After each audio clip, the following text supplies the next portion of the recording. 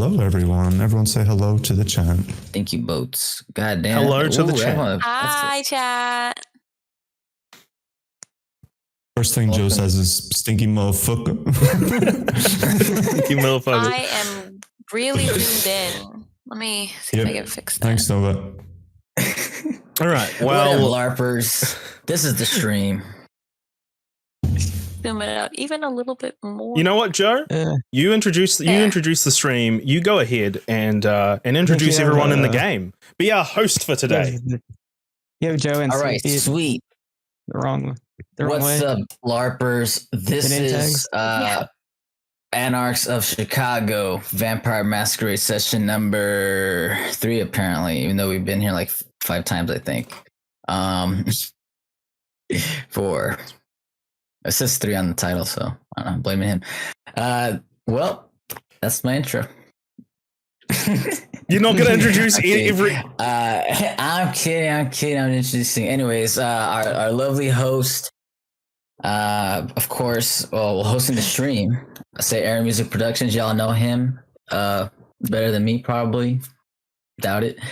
And then we got Ali Stare over here playing as Elena. Am I right? Am I wrong? I don't know. Characters' names are wrong. Right. And then you got Zrader, streamer extraordinaire, cult leader of Cthulhu, as James Baxter.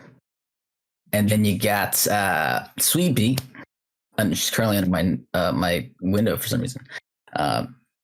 Sweet Beat here. She's playing Elise. I'm playing Ace. Can't you see the box? Oh, what's up, Ace? You're right. You gotta point at the camera and say, what's up, LARPers? And then you got the one and only. Oh, I should probably introduce myself, actually. You got the 2 and only. You got me, Joe. I'm a pro gamer, pro streamer. I play games in the hardest difficulty because I have this this low, I don't know what to say. I'm tired. Anyways, then we got the one and only, the best of the best, top flight, number 1, unemployed writer, aka Chris, aka the Great One. Thank you for that, our Joe. Storyteller. Yeah, of course. I was, now I feel bad about saying this, but I was going to say somehow that little introduction was longer than your recap you did. That's it. That's the famous Jotros. Yeah, that's the Jotro. So that's what you get. Yeah. All right, welcome everyone. Aaron, are you all sorted with all your stuff? Question mark. We good to continue? It, but you can begin if you want. Okay. Well, we're not going to go into an in-depth recap for this session, session 4 of Anarchs of Chicago. Rather, what we're going to do is we're just going to go through the important things that have happened so far. The Chicago University blew up with these 5 kindred here at the site, and it just so happened to be the place that Sheriff Damien of Chicago passed away. And so Prince Jackson has tasked all 5 of these kindred to go out and find who blew up the university, consequently killing his sheriff. Otherwise, it will be their heads. I believe it was 86 hours they were given. They followed a lead, which was Martin, a PI in Avondale and a creepy Nosferatu PI. He was up to some creepy shit with a Ravnos named Shijana. And they did some wheeling and dealing. We're not going to go into detail about what the wheeling and dealing was because that's not important in this session. But what is important is that they discovered 2 leads. One, that he believes it's a gang called Vexed Vitae. And he believes that Vexed Vitae has a connection within Chicago PD. The second thing was that Vexed Vitae is having a turf war in Riverdale with another gang called the 1LK, and they were told to seek out a guy by the name of Olaf, the One-Eyed King, if they wish to pursue that lead. So they basically got 2 leads that they can go off on. However, one member of the coterie didn't go with them, and that was Ace, as I just realized that I have done the exact same thing as Aaron and have them in the wrong boxes. I Give me fucking told you, Chris. When I asked you before we started stream, Hey, are look, they in the wrong order? And you went, I thought they "Nah, were in the mate." right order. I've lost my train of thought here. Ace. A little tired. He went off to. He's had enough of that shit. And he met up with the Noel McCrane, a fellow kindred who told him to go to Riverdale Community Center to meet her sire, Marcel, who wanted a chat to help him out in the city. And that's where we left off, with the day, the night ending and it coming to day, with the rest of the coterie staying at T's apartment and Ace staying at Riverdale Community Center. And that is where we're gonna, we're not gonna open quite there. So, give me a second to change the music. Dun, dun, dun. There we go. I hate you, John.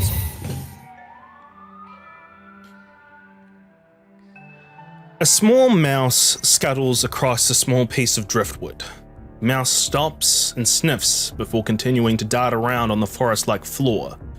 As the mouse ducks around, it leaps onto another piece of driftwood, but as it lands, in a split second, a snake's head coils from its camouflage and snaps at the mouse.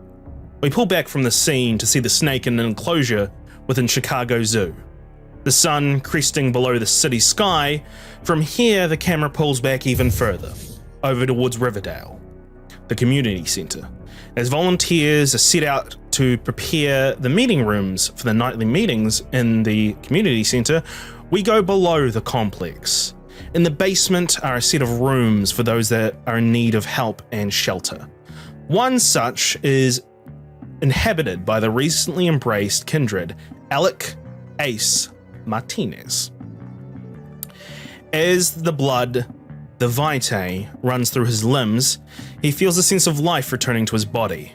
As the springs on his bed creak, he finds himself in one of the small rooms. On a small bedside table next to him sits 2 blood bags of red liquid. Everyone give me rouse checks, please.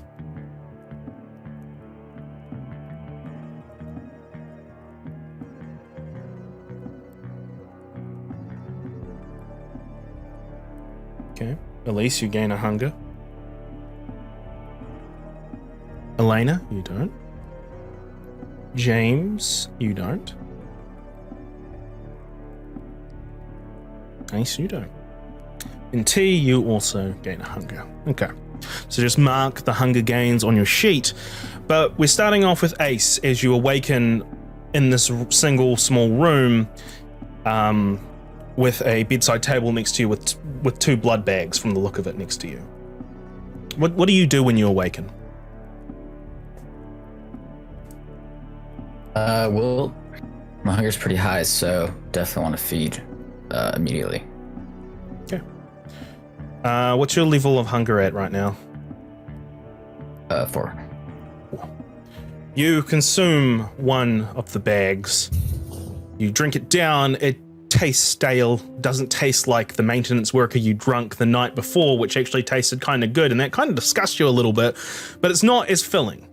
So you pop the second blood bag and you drink that, and you can take 1 hunger off by drinking those 2 blood bags.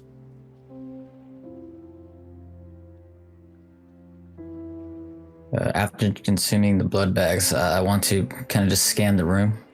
Okay. You scan the room. It's a small, quaint room with amenities inside that would fit for anybody for an overnight stay. It's very basic, no windows. You see a small desk across from you with a small lamp, a notebook, and a pen on it. There's a door, only one door to this room. And in a darkened corner, you almost glance over it. You don't really notice it at first, but you do notice it eventually. You see what looks to be a table of some sort, maybe. And on the table sits a small red sculpture of what looks to be a man. And you can see 2 sticks of incense burning softly filling the room with the smell of juniper and cedar. Can I move towards the desk that has the notebook? And Yes, okay. I want to open it and see if there's any writing in it. You open the book. Just from a glance, you can see it looks fairly new. It doesn't look like anyone's touched it. And as you flip through the pages, sure enough, all the pages are black.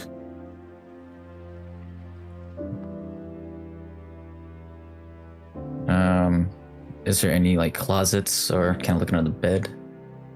You can look under the bed for sure. Just a cursory inspection of this room, it looks like it is immaculately clean.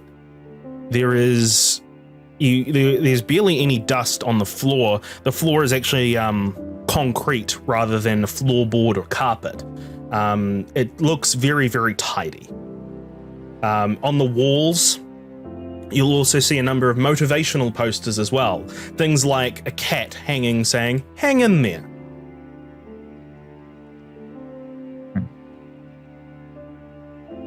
Funny. Can I start heading towards the door? Like, I have all my clothes on, right? I'm not naked. Yes. You're not naked Alright, or cool. anything. You just went straight to the bed in your clothes and you've just woken up in your clothes. In fact, I believe there'd still be a little bit stained from the blood the night beforehand, unless you asked Marcel for a change of clothes, which he would have obliged. Yeah, I think I think it was at the end of the session he was gonna provide some clothes. So Yeah, I put on so in whatever fact, new what- clothes that he yeah. gave me. Yeah, so in fact, one of the other things you notice when you wake up is at the foot of your bed are neatly folded clothes. Are they weird looking? They look very basic. It's literally like a set of track pants and just a t-shirt of some kind of band. You're not sure what the band is, but looks like something from a very long time, an era long ago. Okay. Put the clothes on, obviously, and then pretty much step out of the room. You step out of the room, and what you see a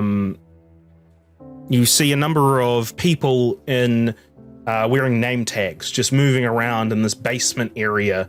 You can see that it's like you go out of the room and there's a hallway, and the hallway leads into another room that has a set of stairs. But these people who are wearing name tags, they don't seem to pay you any mind. They're going about some sort of business.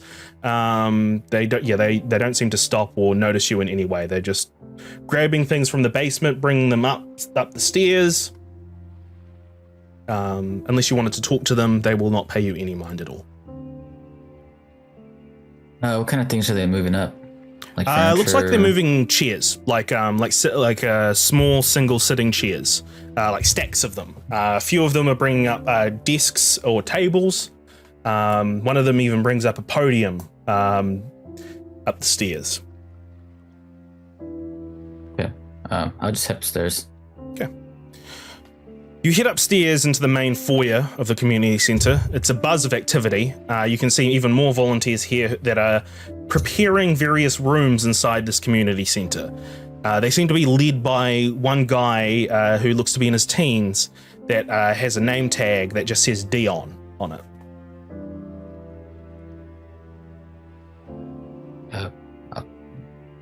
Hey, Dion.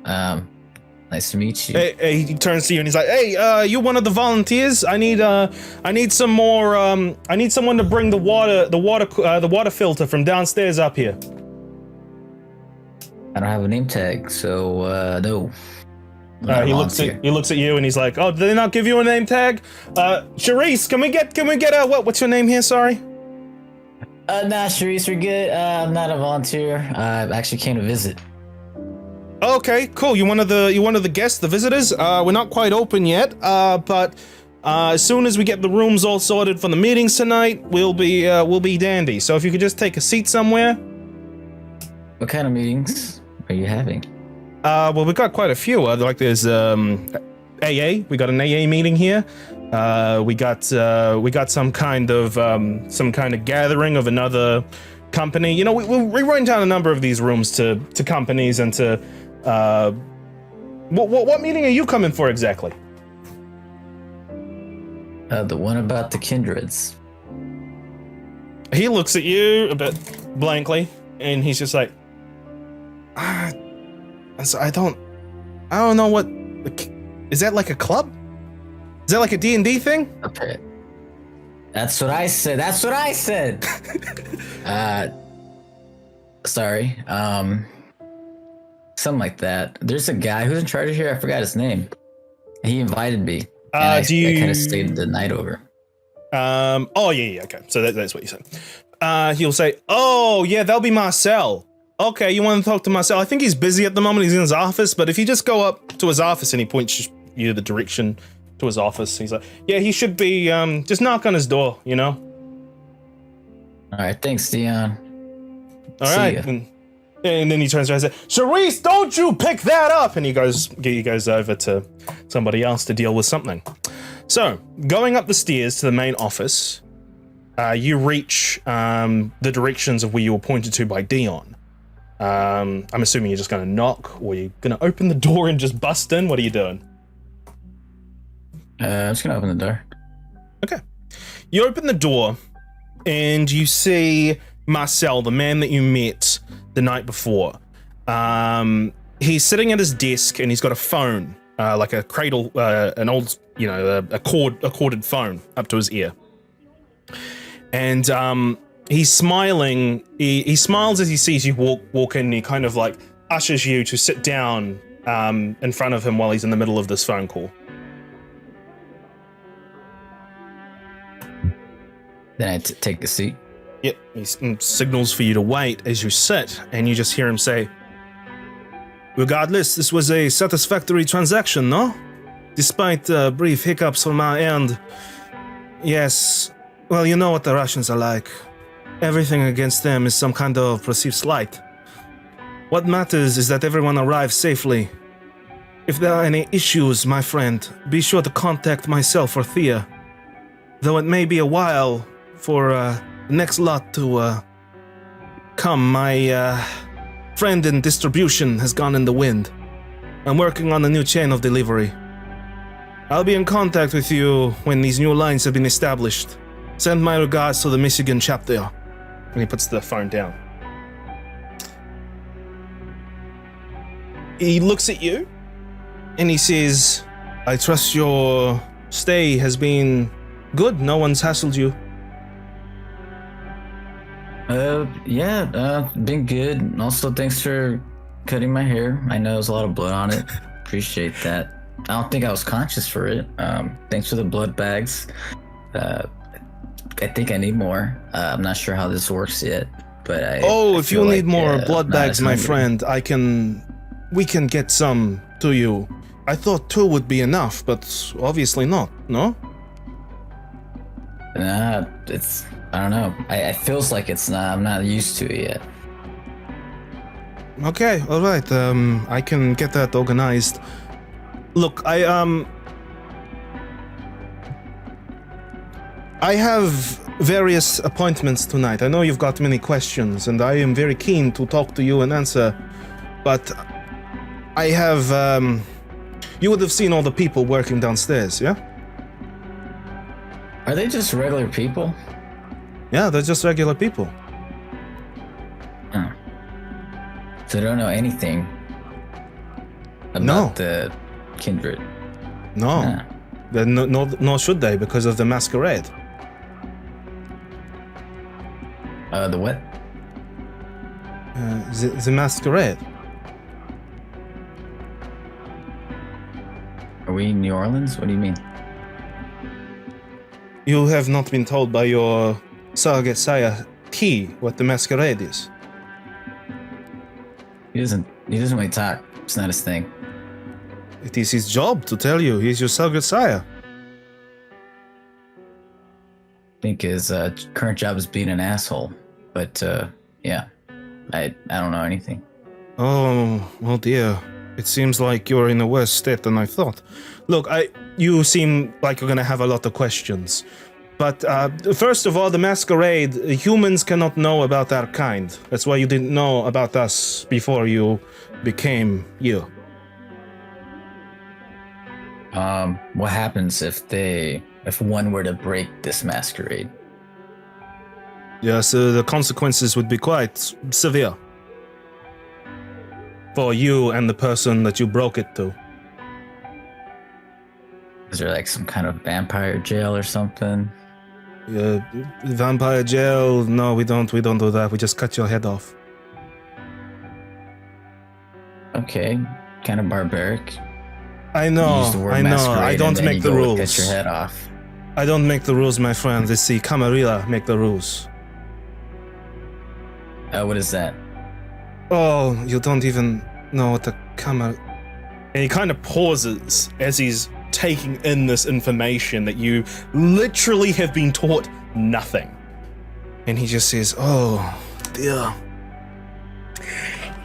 Alright, well, as I said, I'm quite busy tonight, but how about, I'm going to be running the AA meeting, Addicts Anonymous. How about you come in and join in with the meeting? Maybe listen to some of the problems that the others have.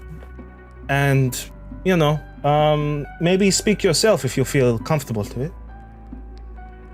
These are like regular people? Yeah, regular people. Their vices are drugs, alcohol, sex, pornography. I even had one time some guy who was addicted to... sorry. As exciting as that doesn't sound like, no, kind of good. You kind of brought me over here. I was in a situation. Yes, and I can see from talking to you for a brief time that the situation's a lot worse than I thought. Look, you are new in this world. Your sire is meant to tell you and teach you all these things, but it seems like the Malkavian, he's just left you drift in the wind.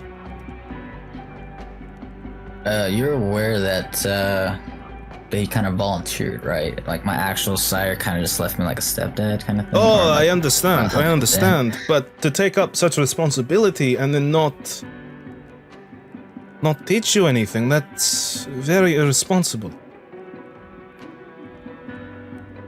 So I feel like it is my obligation to help you to at least understand the basics. But the problem is I am busy with prior commitments right now. So all I'm asking is for an hour or so of your time to sit in on this meeting, partake if you want, talk about the addiction that's inside of you. You've felt it, haven't you? The gnawing, the clawing for blood? Can I even talk about that? I thought we were protecting the masquerade. Yes, but you can talk about it like the yawning and clawing for heroin. You don't have to say blood. Alright. I'll give it a shot. I'll humor you since you've taken care of me, so. But don't forget about the blood bags, though. Can I have those? Oh, and he opens up a drawer. Actually, no, he won't have a drawer. He'll have like a little mini fridge in his desk. He'll open it up and he'll say, so 2 were not enough. He reaches in, mumbles to himself as he's reaching in. Here. And he throws 4 blood bags on the desk in front of him. Hopefully that should satisfy you, no? Well, as you seem to have a very voracious appetite. I mean, I hope so. I hope so. There's a lot, so I hope it does. Thank you. You better quickly consume before we leave. You don't want to be seen with blood bags walking around. Like right in front of you? I can, if it makes you feel better. And he just kind of twists his chair around like this and just looks out the window. Yeah, cool, thank you. I'm gonna I'll do real quick too. I consumed all of them quickly. Yeah, you gain, you lose 2 hunger.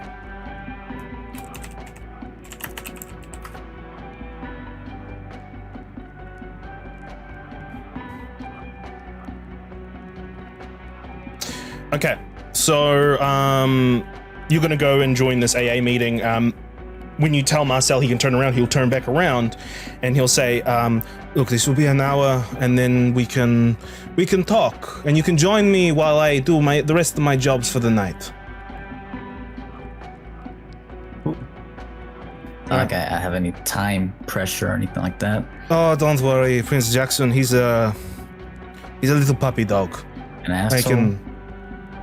Yeah, he can be an asshole, but to be a leader, you have to have a firm grasp, an iron grasp. Good, fair point. I think you're probably the first vampire that's not an asshole that I've met. Sorry, Kindred. Thank you, my friend. You've just not seen my bad side yet. Sorry, what did you say? I was making a joke. I was saying that is vampire a racial slur. Like, he'll chuckle and he'll just say, Aaron keeps stopping me. That's why. It's because we prefer. It's part of the whole masquerade thing. You know, humans, they know what vampires are, but they don't know what a kindred is. You know, you could say you're a kindred spirit with someone.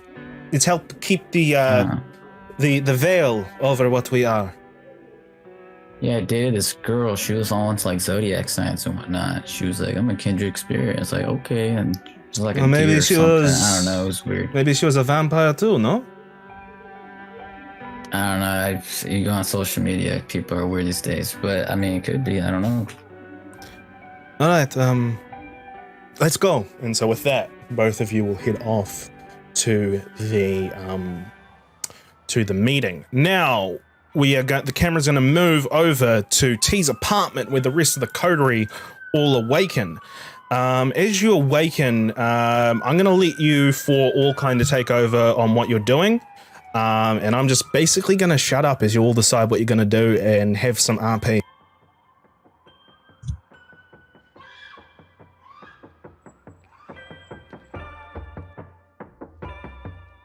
Don't all speak at once.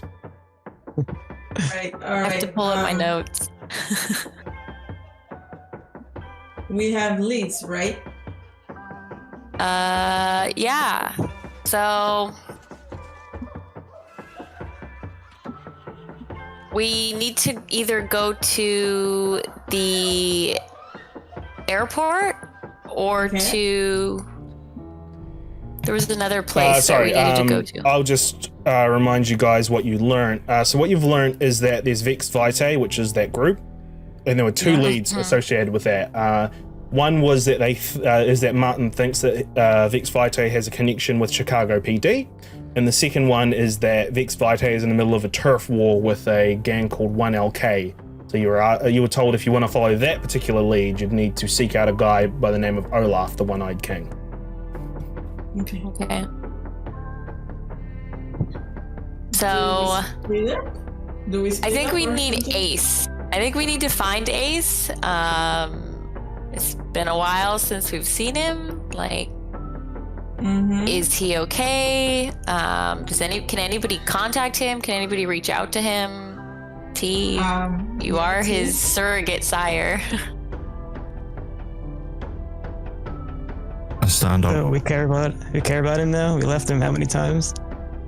I mean, we should care about him for the fact that he does have connections that can help us hunt down who killed the sheriff. Like, he is a valuable resource with his connections to the CIA.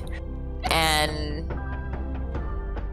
I don't think we should let that necessarily fall apart just yet. Okay. Yeah, if he wants to get himself killed, walk out into the sun because he's a monster and he can't accept it, like, that's his own business. But like, we need him for the few days that we have him to give us the information that he can get.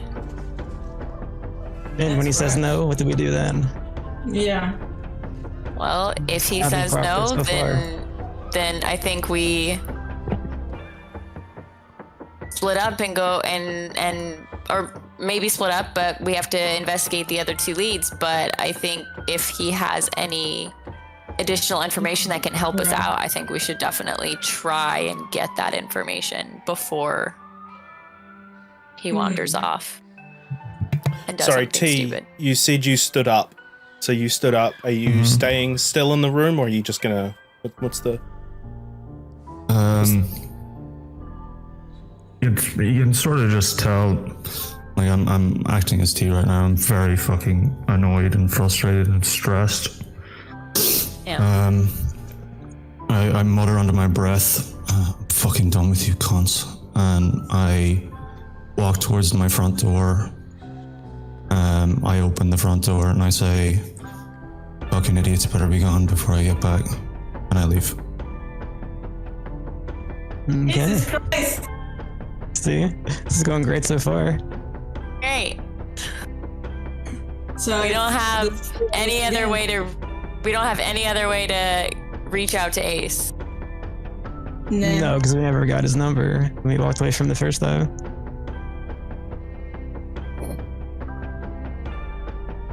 Well, I guess the only thing we can do now is go to one of the leads we got. We won't find Ace, we won't find T.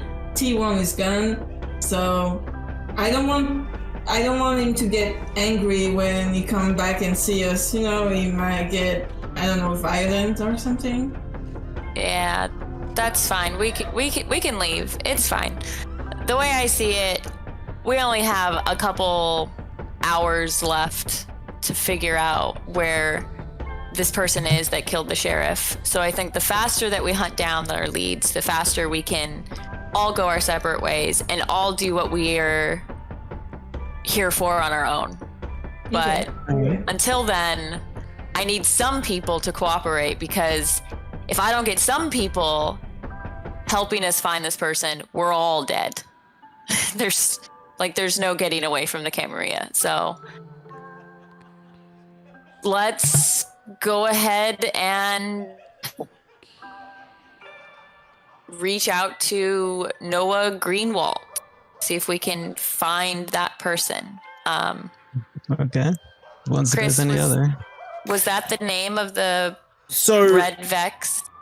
no, you didn't actually get any real names with Vexed Vitae. Noah Grewal is a guy who is in charge of O'Hare Airport, who is suspected to have ties with the Second Inquisition and was one of the first names given to James and Elena about possible leads of somewhere where to go. Now, specifically for Vexed Vitae, the only information you have is that they have connections to Chicago PD. They have connections to Chicago PD. They robbed a factory outside of Chicago, and they are having a turf war in Riverdale with a gang called 1LK. Those are literally the only three leads you've got on Vexed Vitae. There's not a lot that we can do. We need to get information. Like, we need to get to one of these locations, but I'm at a loss as to how to do that, because without Ace, with his connections, I don't know where we go next. Maybe we can do it backwards. We go to the Chicago PD one to get information on Ace.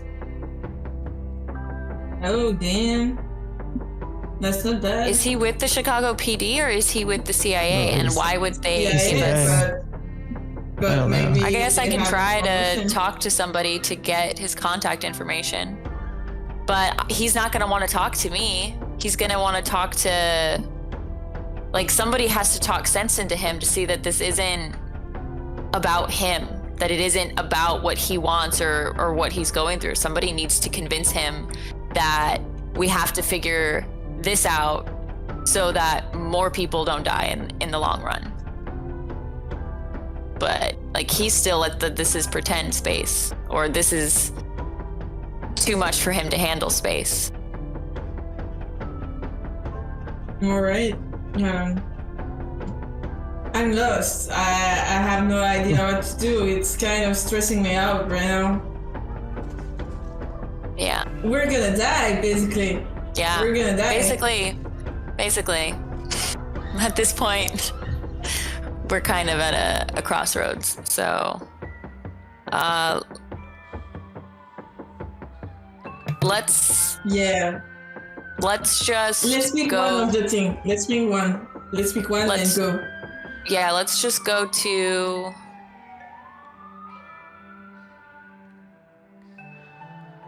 Chicago PD. The idea of James wasn't so bad to ask about Ace through the PD. I don't know. I don't think he's with the police department. No, he's not, but CIA, so going to the police department isn't going to help us get information on Ace. can And we go don't need to the CIA? information. We just need him to give us his information. And he's not going to do that. Okay. Wasn't there, Chris, correct me if I'm wrong, Olaf? Someone Olaf. called Olaf? Olaf, the One-Eyed King, who is apparently the person you need to try and seek out if you want to try to get in touch with 1LK, the gang that is having a turf war with Vexed Vitae. And does anybody have any connections that they can reach out in order to contact him? I'm not sure, but I do have criminal connections if they could contact them. oh, Okay. Right. Police the diamonds. Yeah, the diamonds. The diamonds. Yeah, right. So you, how exactly are you going to get in contact with them? Are you just going to call up one of your contacts in the diamonds to see if you... I mean, that would be the simplest way, right? Sure. You get your flip phone out. You dial in. Well, actually, how would you dial in a number? Because you can't. Yeah, that's what I was read. thinking. All right. Well, we'll deal with this problem now. You flip your phone open. You try to look through your contacts, and you're just like, okay, all right. I think I can figure this out. And both of you see James struggling as he's looking at his phone. do you know the name? Can we help you? Do I know the number like off my head? Do you know the name of the person? Yeah. You'll know the name of the person. You just can't find the person's contact because they're all kind of weird, squiggly lines. I'll reach my hand out and say, give me the phone and tell me the name. Okay. So what name are we saying, Chris? Let's just go with Well, that was the contact. Yeah. Just give me a sec. I'm gonna have to look this up. Bum bum bum ba-dum bum bum doom.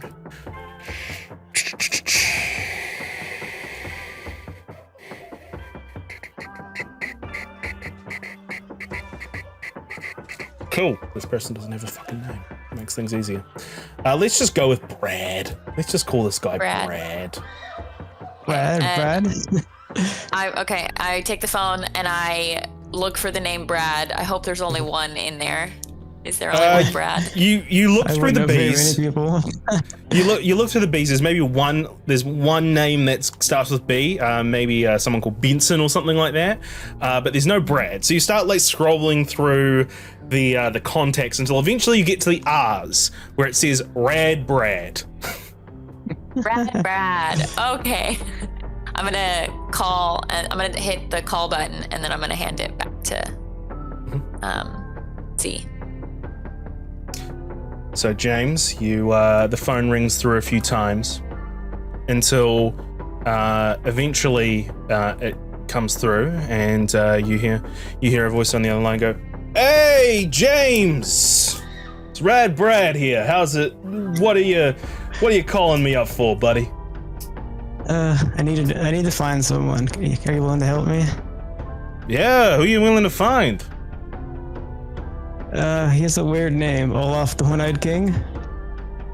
The fuck is this? Some kind of what? The One-Eyed?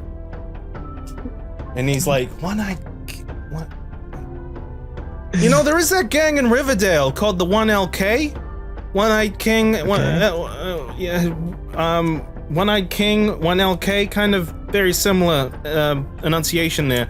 All right, yeah. I mean, I don't really know much about him. I don't know who this Olaf person is, but I know a cat by the name of T-Bone. He's in the 1LK. Can you get us an address? Yeah, sure. Yeah, T-Bone. He's he is. As I desperately look through my notes because I didn't highlight things.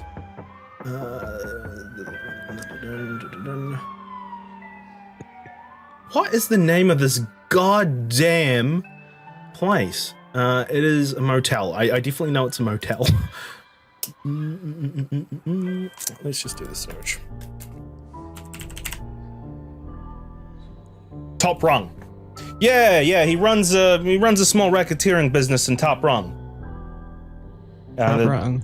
Yeah, it's a motel, and it gives you the address of the motel off such and such street in the corner of such and such street. And he's like, yeah, cool. James, glad I could help you out there. Just be warned though, well, okay, they're serious motherfuckers. Okay, well, I don't have much of a choice today. But thank you for your help, Brad. You've been really rad. I just hang up. All right, so do we have an address so that we can get this going? Top Rung in such and such street. Fantastic. Let's. Do you guys need to stop at your places to get anything? Do you guys need any like Should we weapons all take care of our hunger?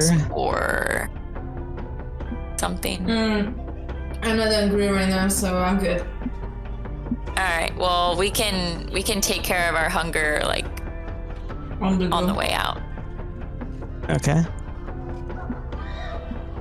Cool. So is anybody taking care of their hunger, by the way? We're gonna head out and then try and find somebody. Wait, are you just outside? No, I'm long gone, but I'm trying to take care of my hunger. Because I am on max. It's not a good place to be.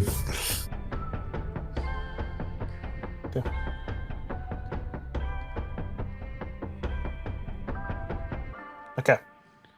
So, we will cut back to you three in a moment. Mm-hmm. Meanwhile, we will cut to Ace, who... No, sorry, not Ace, T. T, who... so you're going to deal with your hunger, that's correct? What's your... What are you going to do? You've just gone out of your apartment, you've walked a few blocks, and then you think, oh, maybe I should have something to feed, someone to feed off before I continue on with the rest of my night. To be honest, I'll fuck anything that moves, so... Cool. If there's anyone, I'll try and seduce them. Give me a investigation plus wits.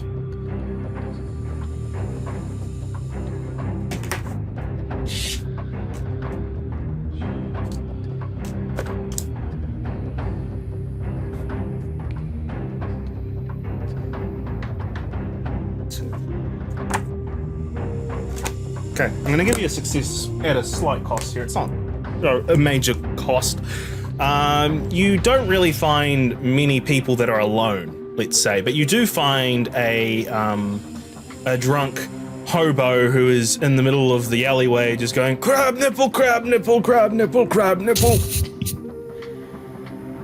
Sure. I'll attempt to seduce that hobo. You come up to them, their breath is just reeking of alcohol, and oh, this is crab nipple.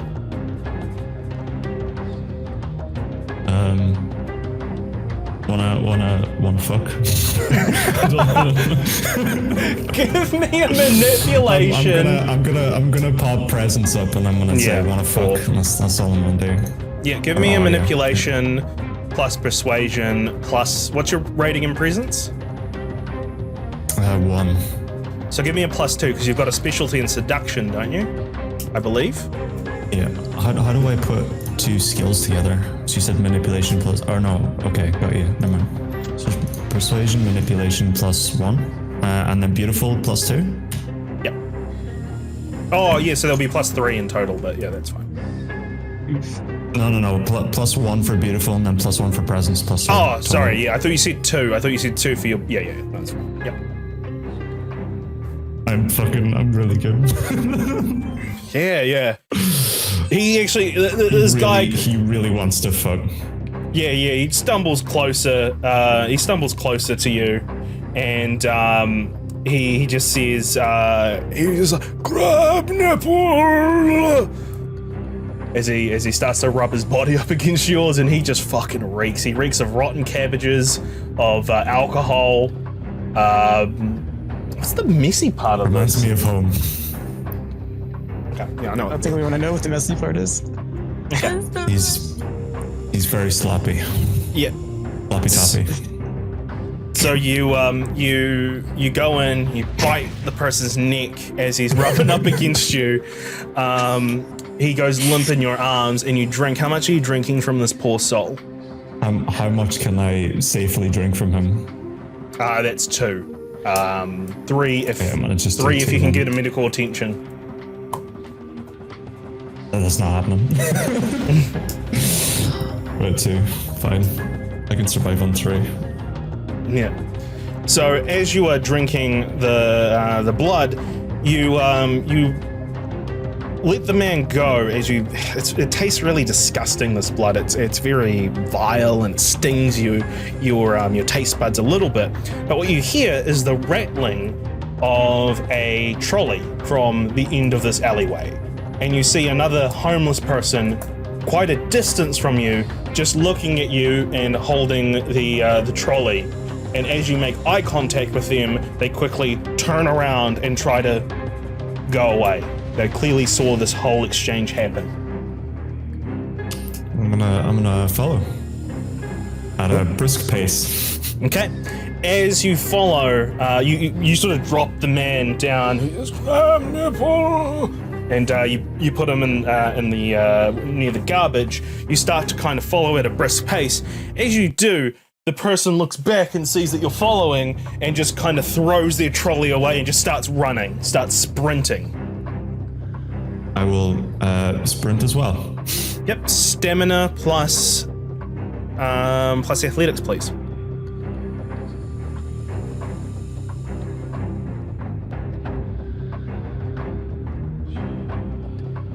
The person, you're not sure if it was male, female, or what, manages to elude you. They go around a corner in the alleyway. You follow, but as you follow, you see that they are no longer there, somewhere hidden perhaps, but they're definitely not in sight anymore. Can I roll awareness, see if I can hear or see anything? Okay, give me Awareness a plus wits plus awareness. I've been good rolls today, guys. You hear the whimper behind a dumpster nearby.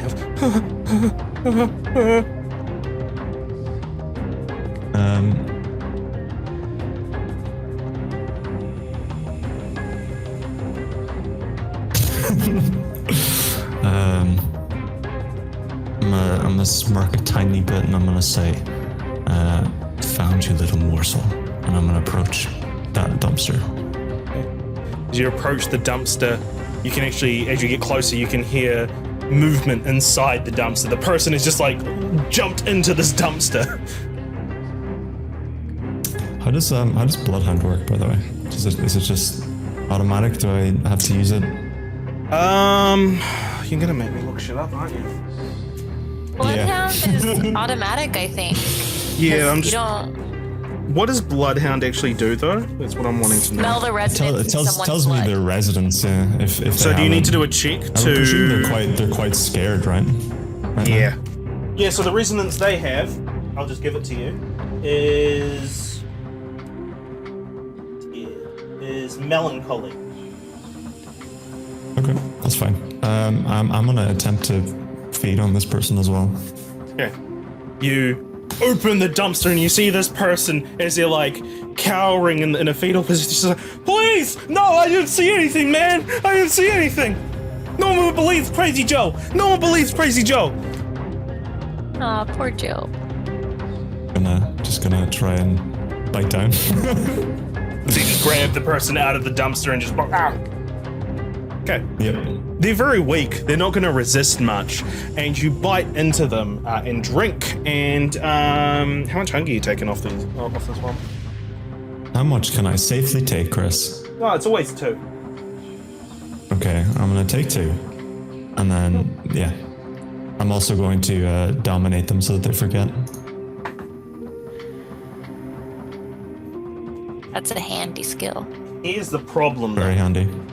I'm going to say that this whole sort of cat and mouse chase has definitely been longer than 5 minutes. that's fine. I will dominate as much as I can off them. Cool. All right. So you get a temporary dot. Actually, you did have a temporary dot last time, didn't you? So you would have lost that dot. I removed it as soon as I went up to 5. I still have the ability typed out just because handy. Yep. But yeah. So you get a dot in Fortitude this time. Fortitude. So move on. Okay. After this whole endeavor, I'm going to just go to a local pub in whatever area I'm in. I'm Just assuming you're going to go to a pub where a certain friend of yours frequents. Sure. Yeah. This particular club would be a place called, well, not club, sorry, a pub. This particular pub would be called Crook's Lounge. And we'll go there in a second. But first, let's head over to Ace. All right, Ace. I have a question. Sure. What are do we have a resource for the different resonances and what points they give us when we drink it? Yes. It's On the Can you send that to me, Aaron? I can send you a screenshot of it, yeah. Or just like tell me where I can go to find it. yeah, I it'll can be- send it, Chris, if you can continue on with the Yep. scene. Thank you. Thank Thank you. you. Okay. So.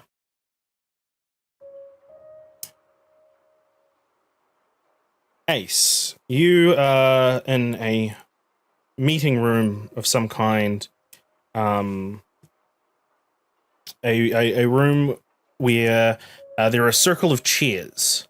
You were told by Marcel to sit in one, and soon all the other seats start getting filled up over the course of the next 10 or 15 minutes. The circle so there's a circle of chairs, and you can see that this is an AA meeting, an Addicts Anonymous. In one of these chairs, Marcel sits, and the meeting starts, and I'm not going to go into detail about what everyone says, but everyone starts talking about, they start going around in a circle, people volunteering information about their various addictions. You hear about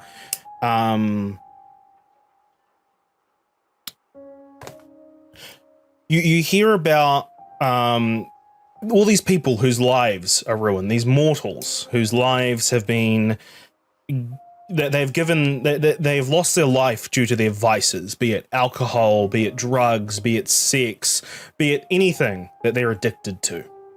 And they're all harrowing tales in one way or another. Marcel, for his part, all he really does is he just talks to the person who is speaking, prompting them to continue or to or just being a shoulder to lean on sometimes. And Ace, you sit there absorbing the loss and hardship these fellow people have had to endure due to their various crippling addictions. After about 30 or so minutes, Marcel, the room goes quiet. A few people are crying, a few people are sobbing, and Marcel turns to you, Ace, and says, "My friends, do you want to speak about your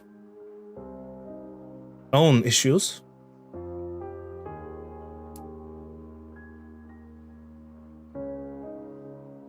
Well, kind of hard to talk about, especially since I've never really talked to anyone about it. It's okay, we are all friends here. Sometimes, well, just like every one of you, you change. It changes you. It makes you question who you are, right? You don't recognize yourself when you do these things. And it's like something that's out of your hand, out of your control. You don't mean to purposely do it, but you still do it anyways. As it's like if you're a shell and you're an autopilot and you're inside just watching yourself do something that you don't want to do. And sometimes the people around you are just like they don't care or they don't understand. And it just makes you feel alone. It makes you feel like no one actually does want to help you. It's like some kind of beast that's inside that flips your world upside down and it affects the lives around you, even harms others. But you don't mean to do it. Which hurts a lot more. Marcel. I don't know. Nods. Sorry, were you Just something I don't know. It's something that I just have to get control of my life. Marcel nods and he says, "It can be very isolating with a condition such as addiction, the vices that we all have suffered. But know that you are here among friends and those that will support you. We've all gone through the same thing, although not exactly the same, as you will be aware. But we all have that thing inside us, the thing that forces us to seek out and harm those around us for what we really want, what we really crave. But just know, my friend, you are loved, and together we can overcome this crippling problem that we all have found ourselves in." With that, you get a few reassuring pats from the people nearby you. Understanding. Everyone has this air of understanding. You're all in the same spot. Obviously, you know that it's not the same. But at its core, it is, in a way. Marcel will lean back and he'll say, "I have a little activity for us to do before we end tonight's proceedings." He looks down and grabs, he's got like a small little tote bag. And he starts grabbing things out of it. He grabs these little small red clay stones and he starts passing them around the circle. Everyone's passing these red stones to each other. So by the time it's all done, everyone's got a red clay stone. You look at it, it just looks like a bit of clay. He then produces, he goes into the middle of the circle, puts down some paint and a bunch of brushes, and he says, "I find it helps to overcome your addictions if you can paint your source of pain onto these stones. So I invite you all to grab some paint and paint whatever you want on the stone, clay, your source of pain, be it your addiction, be it the people you've hurt. Go." So everyone starts going to the middle of the circle now and grabbing bits of paint and brushes. Ace, do you join with them? No, just contemplating, looking at the stone. Okay. Everyone else is busy painting on their bits of stone. Marcel will come up to you and he'll say, "Is there a problem, my friend?"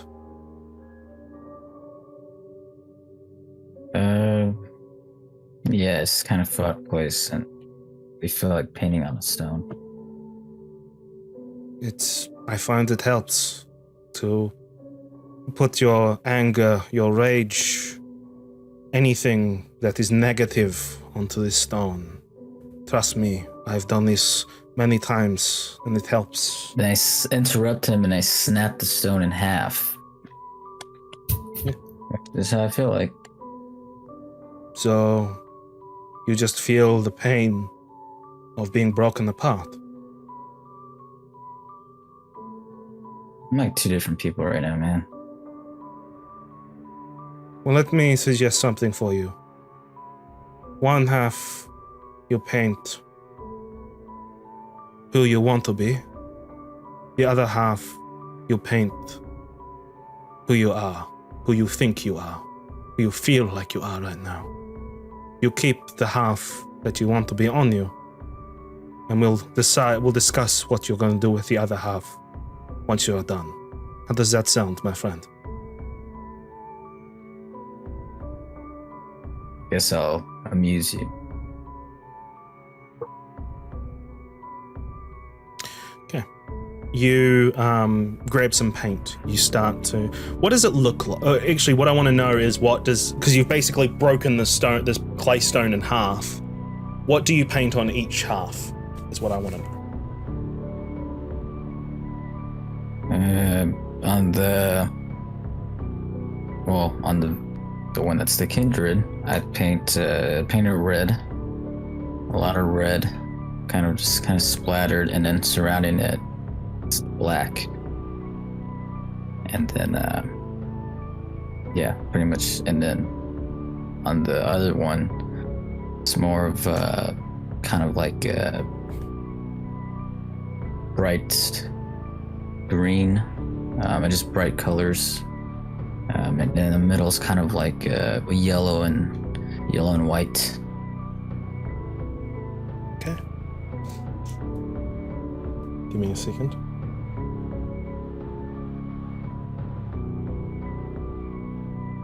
Okay.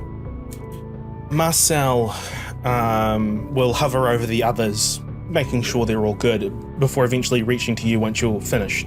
He'll say, "May I have a look at what you've painted?" Go for it. Help yourself.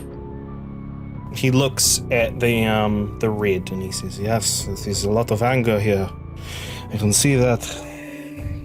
But this other one, green, red, white, yellow, such great, vibrant colors. I think you've made a good choice, my friend."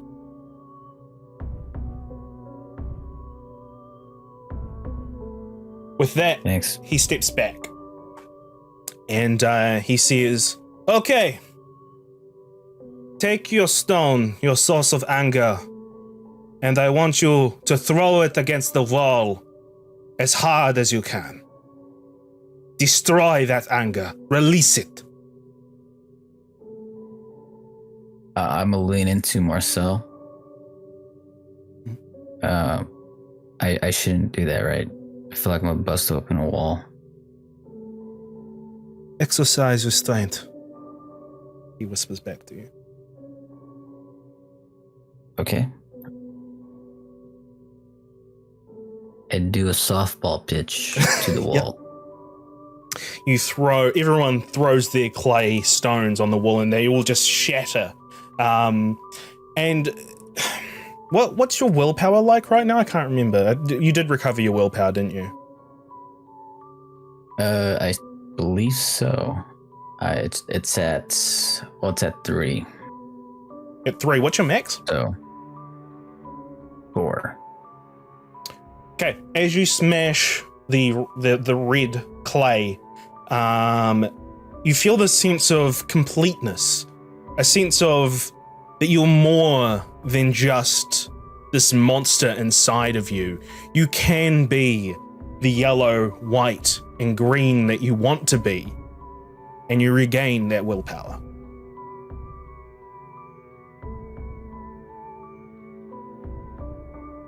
With that, Marcel will say, "That was a very productive session, everyone. Thank you. I will see you all in a month's time." Everyone starts to leave or mingle amongst each other. And as they do, Marcel walks up to you, Ace, and puts his arm around your shoulder, if you permit it.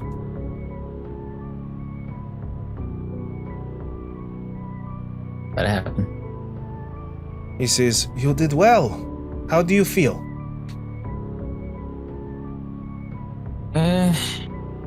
Feel like an after-school special, but yeah, I feel a little better. It is good to unburden your soul. Very often you get weighed down by the darkness. We're all just looking for the light at the end of the day.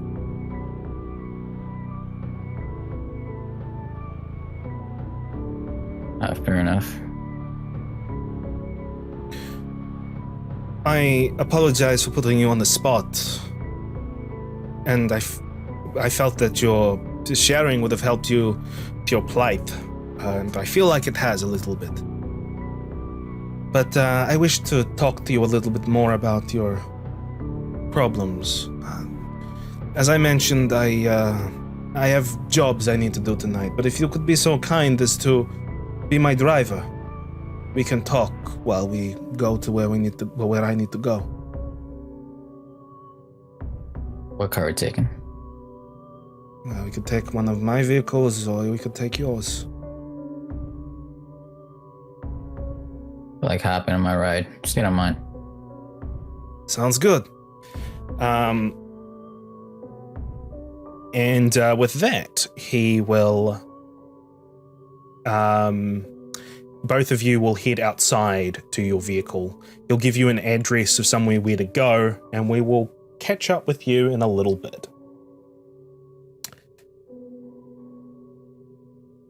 So, we have James, Elise, and Elena. You three hop into James's pickup truck. And we want to eat first. We'll get some food. Cool. What's the... I want to try and find somebody, because I have Bloodhound. I want to try and find somebody that has a resonance of choleric, if I can. Around T's home, like on the outside. Give me... Hang on, I need to actually look up what... Like, if there is a role associated with Bloodhound, because I feel like there should be. So you all entertain the stream while I look through this book. Pretty sure you just have to roll awareness, and if you roll high enough, then you can just Okay, see so people what's awareness? Yeah, okay. It doesn't say a difficulty or anything like that? I'm almost certain it says that in the one note that the storyteller just decides to roll, and if they roll high enough, then they can find someone of that resonance. Almost certain. Well, almost certain is not certain, but we can do that. We can definitely do that. Yeah, so just give me a wits awareness, please. Or a wits investigation. Okay. Either one of the two. Okay. Shouldn't be easy anyways.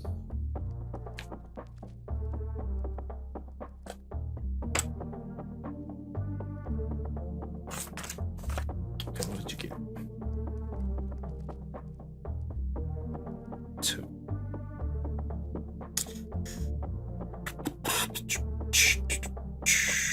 Okay. We will get to that in a second, just because I need to figure out what that 2 means. James and Elena, what are you two doing while Elise goes out? Go down an alleyway to find someone to feed on myself. Okay, so you're gonna feed too. What about you, Elena? If I'm not wrong, my anger is only at 2, so I'm just gonna hang around waiting. Okay. Cool. You hang around the pickup truck.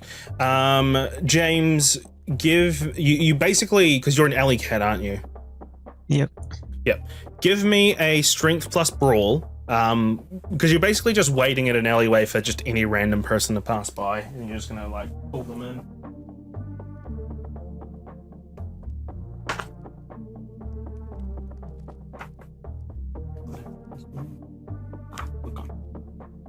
Yeah, there is a specific roll attached to it. Okay. Okay, strength plus brawl, difficult. You manage to, it's pretty easy. Somebody walks past that's just whistling away. You grab them, and then you bite into their neck. 2 hunger, I'm guessing? Yep. Cool. And you drink that. Elise, in the meantime, you look around to... I'm also an alley cat. Yes. But first of all, you are trying to scout out someone that fits that criteria. You actually see quite a few people. You see a group, let's just say. One of them's quite braggadocious and loud and seems to be putting the others down as they're talking. The clear alpha, I guess, of this group. So you follow them alleyway to alleyway a little bit, just keeping your eye on them. And just give me a resolve plus awareness. Because that's the actual roll you need to make for Bloodhound. Okay.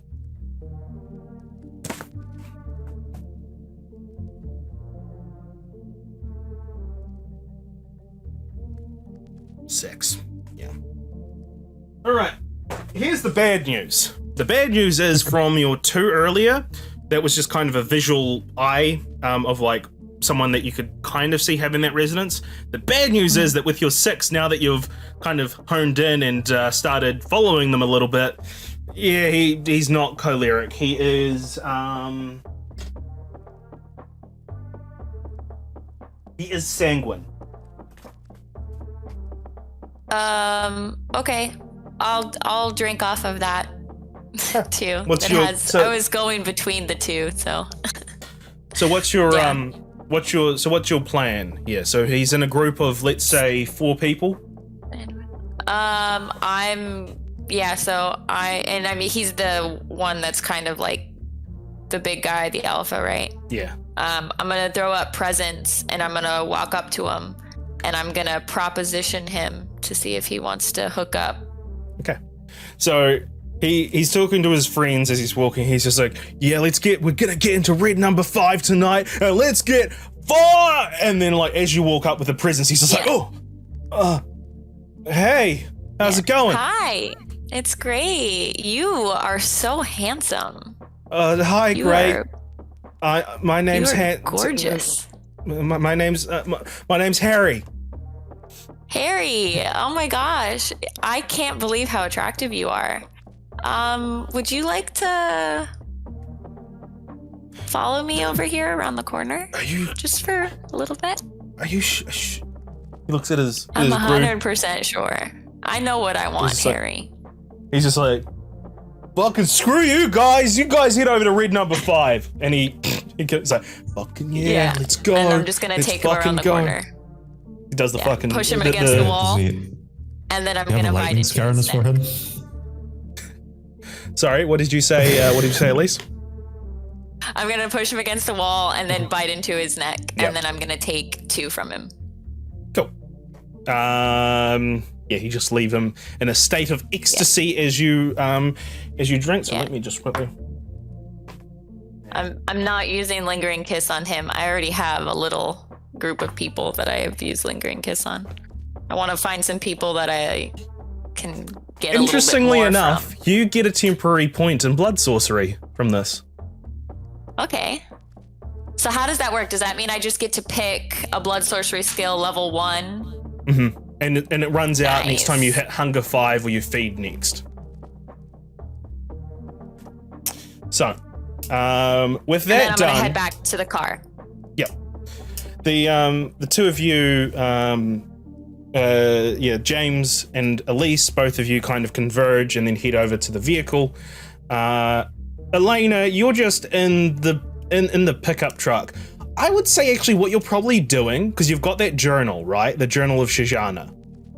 You're probably just looking through it, just like reading the odd page. And it is a very, very sad story about somebody who was in a concentration camp.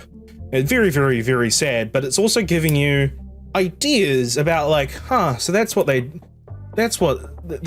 how the body kind of can work. Okay, all right, and then you can. So we'll leave it at that without going into too much detail. but you're suddenly startled as the passenger side door and the driver's door are opened, and both Elise and James hop in.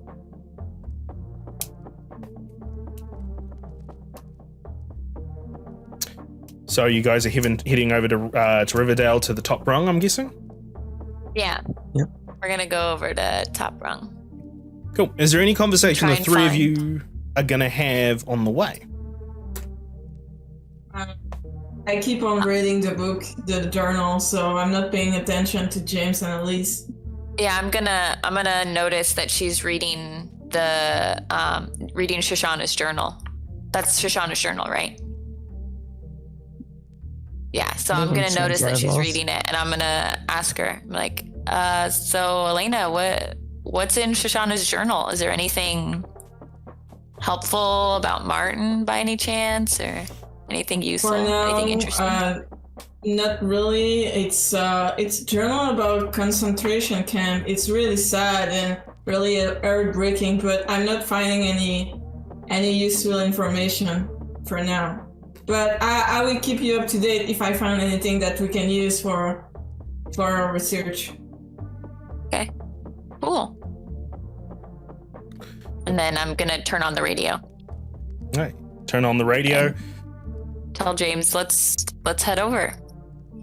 All right.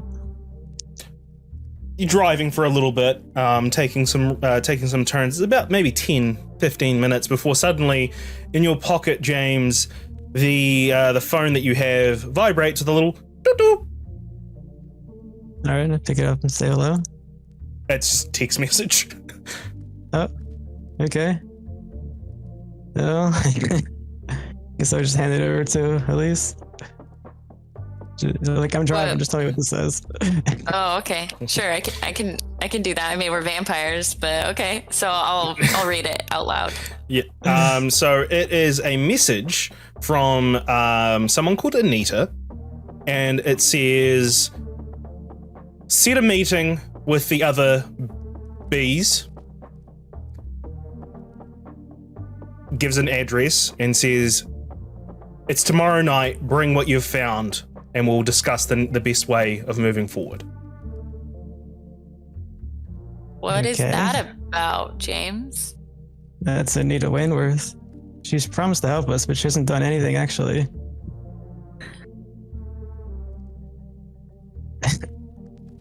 Who's Anita Wainworth? I don't remember her. She's a baron. Have I talked to her, Chris? No. I don't think so. I talked to her in session 1. Yeah, Elena Okay. and James. Okay, and I talked to- wasn't there. Yeah, No. that's how they got Oh. the information for Martin, Noah Grewal, and Crook. Got it. Okay. So it looks like tomorrow night we Well, have to have this solved.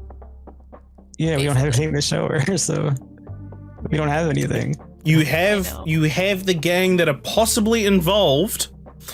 Yeah. More information that you gather tonight might help things. Anita specifically said that she was going to try to get the group out of this whole thing. The Anarchs weren't going to let Prince Jackson just kill a bunch of people for no goddamn good reason.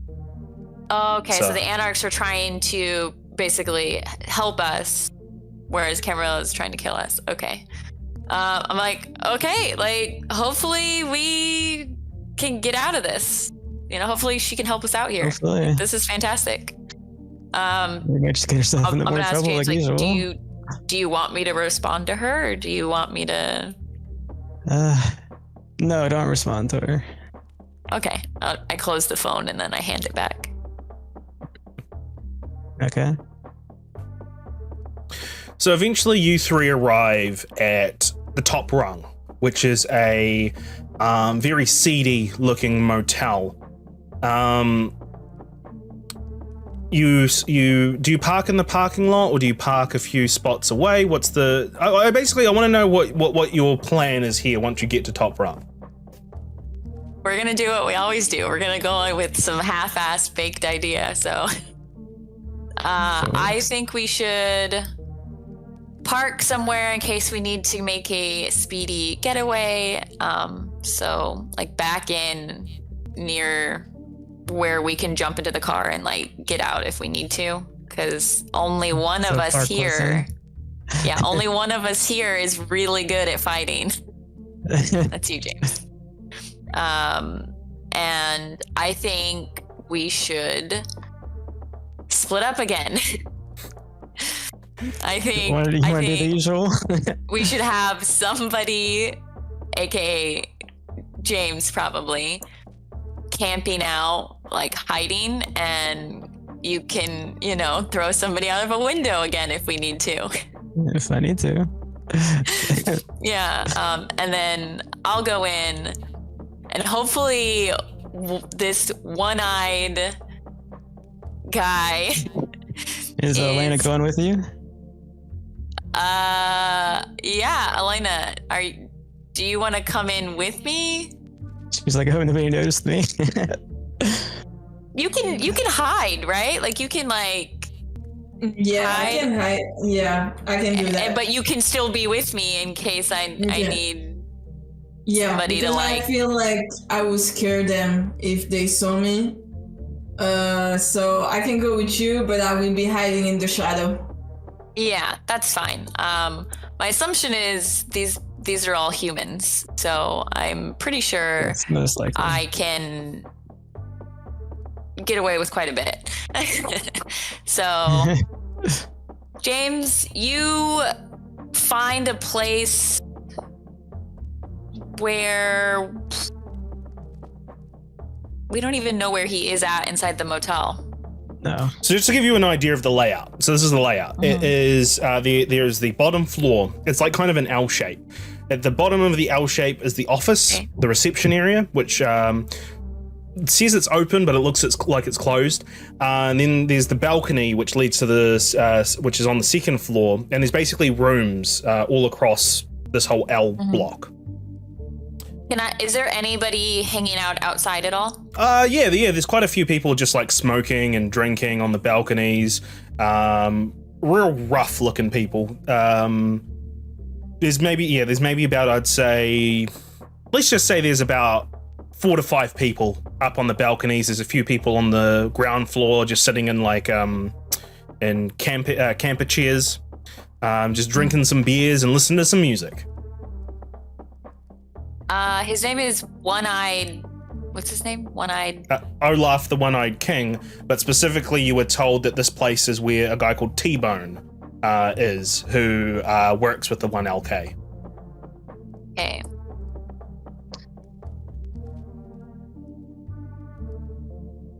Okay.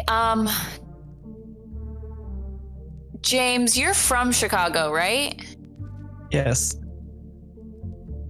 And you have criminal contacts with the Diamonds? Yes, just the Diamonds. Just the Diamonds. Do you know do you know the relationship between the Diamonds and the 1LK? Like, are they kosher or are they... To be honest, James, you hadn't even really heard of the group called 1LK before yesterday night. Because if I'd heard of them, I wouldn't have had the call first. Okay. While we're in the car, I'm gonna call up my criminal contact again. Okay. All right. You're gonna call up Cody from the All right. Cody. Yeah, he likes to party. Yeah. Party Cody. I want to call him up and see if I can get the lay of the land and see I know that the 1LK is a gang and they're rough, but are they in with the Diamonds? Are they in with mine, which are the Capone gang? Who is who right. And what I can leverage. All right. So you call your criminal contact, the guy by the name of Cody. After a few rings, you hear him very exacerbatedly, just like, Jesus, Betty, is that? Wait, no. Oh, it's you, Elise. Cody. Look, I'm really busy right now. I got shit that's going on. What's going on? Jesus fucking Christ. Look, some really weird shit is happening, okay? I'm out of town right now, but I can't seem to... I shouldn't be talking about this shit over the phone. Anyway, what how can I help you? Hey, you know I'm new to the Chicago area. I have, like, the information you gave me last time was amazing. Thank you so much, Cody. Ooh, storyteller question. God, I really wish I was in Chicago. Does presence work over the phone? Nope. It's just there is an upgrade to presence that allows that to work. I don't know which one it was. Okay. And I'm like, I wish you were in Chicago too, Cody. Like, is there something that like you need help with in order to get back here? Like, you're kind of I think you're a big deal. Thank you, Elise. I look, maybe a priest. I don't know what kind of weird shit I'm in right now. It's some real. You ever played? You got a PS4? You ever played that game? You know that one by Hideo Kojima. You know the one with what's it called? PT. That's why you played that game. Yeah. Where you just loop around constantly. Yeah, I mean that's kind I of love those games. I love horror. Yeah. That's kind of. Ah, shit. No, as I said, I shouldn't be really talking about this. Anyway, what do you need? I can't. I need to know about the 1LK gang. Yeah, 1LK. I need to know really? who Okay, the 1LK gang is connected to, because I am about to go meet them. I am going to go talk to Olaf, the One-Eyed King, and I need some leverage. I need to get in on their good side because I need some information from them. Right. Okay, well, all I'll say, 1LK, led by some kind of hobo dude, you know, Olaf, the guy that you said, he's a real hobo. Got it. He's kind of got his people in like in line, you know, like he's got them.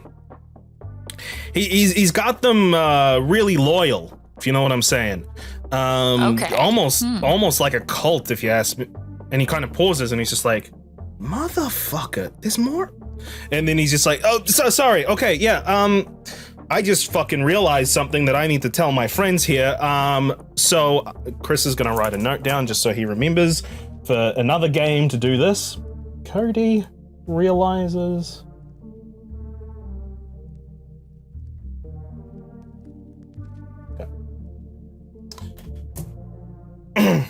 Yeah, he's just like, okay, yeah, so, hobo dude, they're into some really fucking fucked up shit, man. Like, you got your kind of human trading, if you get my drift. Got it. Yeah. Trafficking. You know, for okay. old men's pleasure. Oof. Okay, great. And what about T-Bone?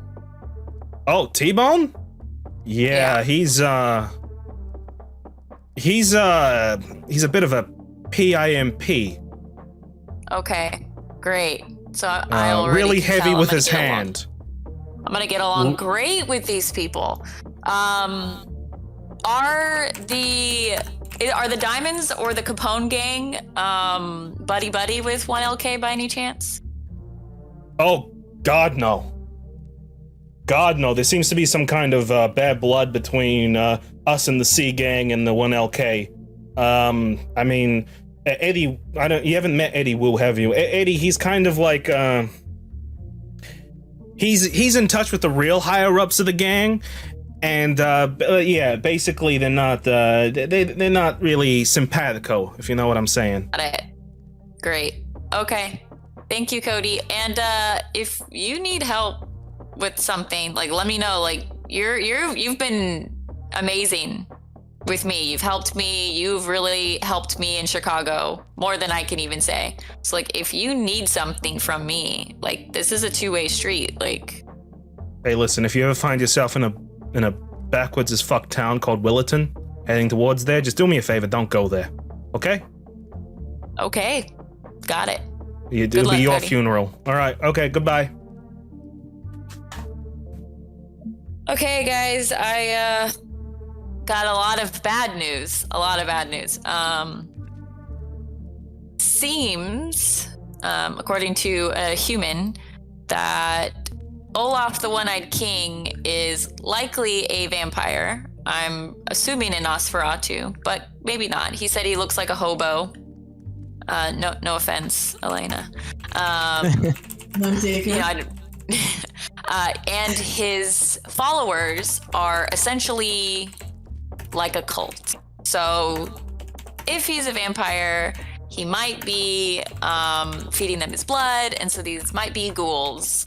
So this, and I'm interpreting this just from the conversation I had with a human, so obviously he doesn't know what's going on, but it's looking like this is the situation. And all of them are into human trafficking and prostitution. So seems bad. This is gonna be interesting. I'm not quite sure how we're gonna get through this without bloodshed, but we're gonna try. I don't have any. Go with bloodshed. We can directly start a fight. I'm sure James can handle it. I'm gonna try fight everybody.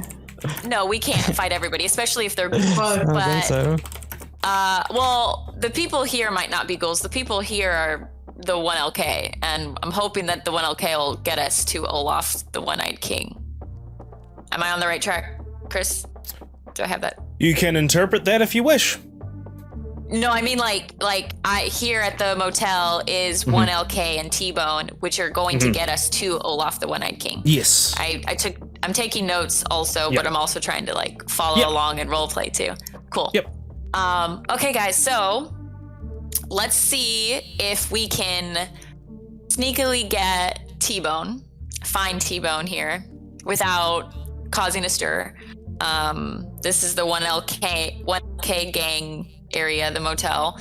Seems like they're into prostitution. T-Bone in particular is a pimp, and let's do it with as little bloodshed as possible. I'm gonna see if I'm gonna throw up presents, and then I'm gonna like get out of the car and see if I can see anybody who seems to be a leader, like telling people to do something or anything like that, from who I see outside the motel. Okay. So it's just you exiting right now, with maybe James taking a position of stealth. Elena as well following you from shadow to shadow. Was that correct? Did I? Yeah. Yeah. Elena, can you roll me a stealth plus intelligence, please? Okay. Just to sort of see where, Intelligence should be all right with your, 2. 2's enough. 2's enough to see where the dark spots of this place are, where you can kind of dart, and the intelligence tells you when you need to leave. When you need to go from shadow to shadow. But at least you're trying to look for somebody who's clearly in charge here. Yeah, trying to see if I see a ringleader. That's the problem when you come up. These people don't look like they're here for business. They just look like they're here chilling out. So there's no leader per se. But when you start to approach, you actually start getting some wolf whistles from the people in the balcony. I have presence up. Yeah, from the people in the balcony, and then the people seated. Can I also put up aspects, because I have heightened senses and I want to do hearing? Well, this is a bad place. Can I hear? Is it? Oh no, just sorry. What are you trying to hear? I want to try and hear as I'm walking along the motel, like inside of the rooms. Am I able to do that?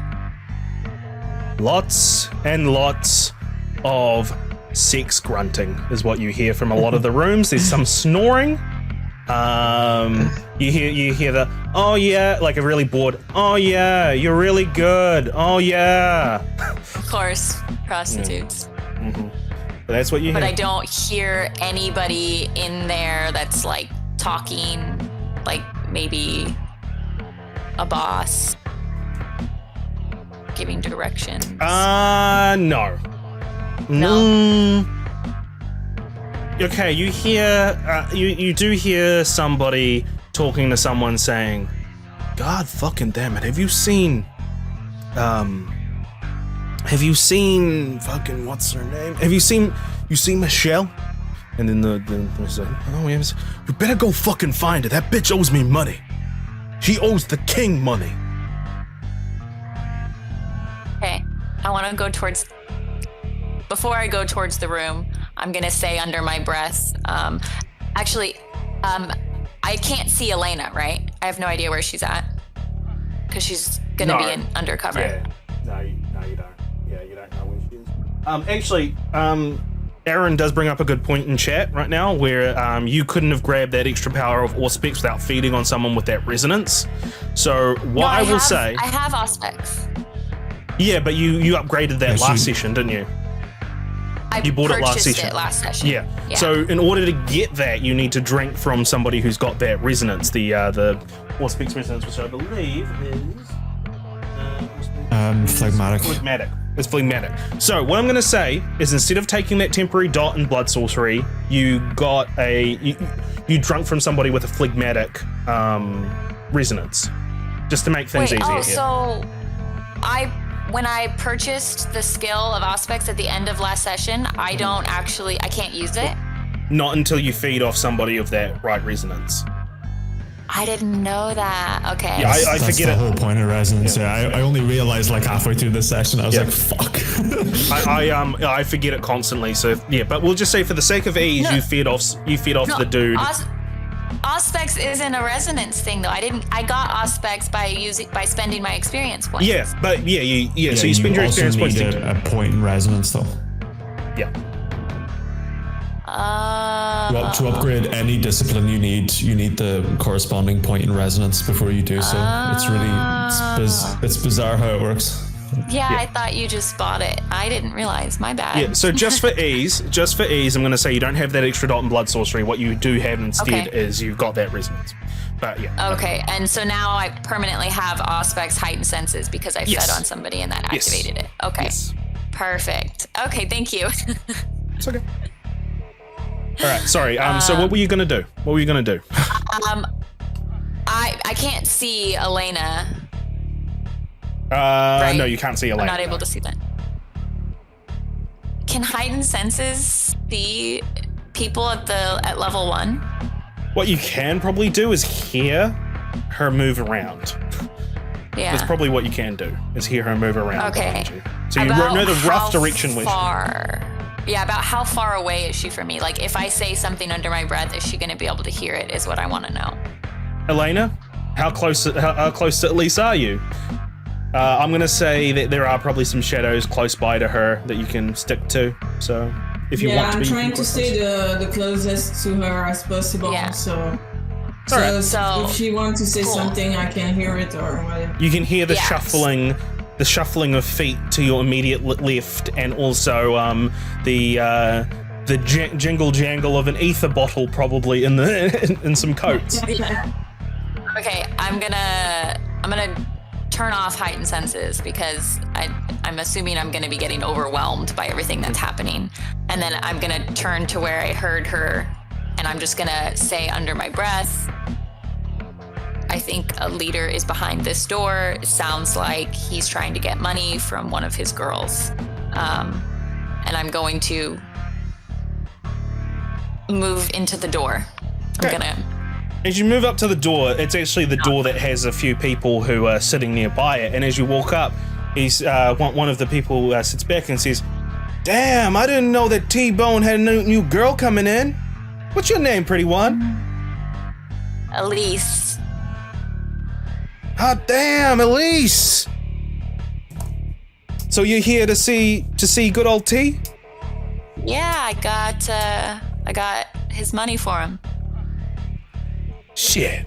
Give me a subterfuge plus manipulation plus 2 for your presence.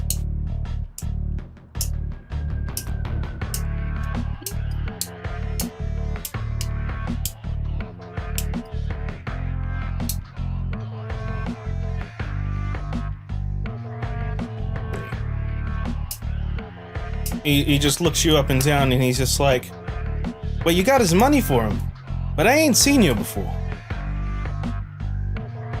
Yeah, I'm brand new. And yeah, you must be really brand new for me not to see you before, sweet thing. Yeah, I am. You're right. He does want the money. I'm assuming I should get it to him quick before he gets very upset with me.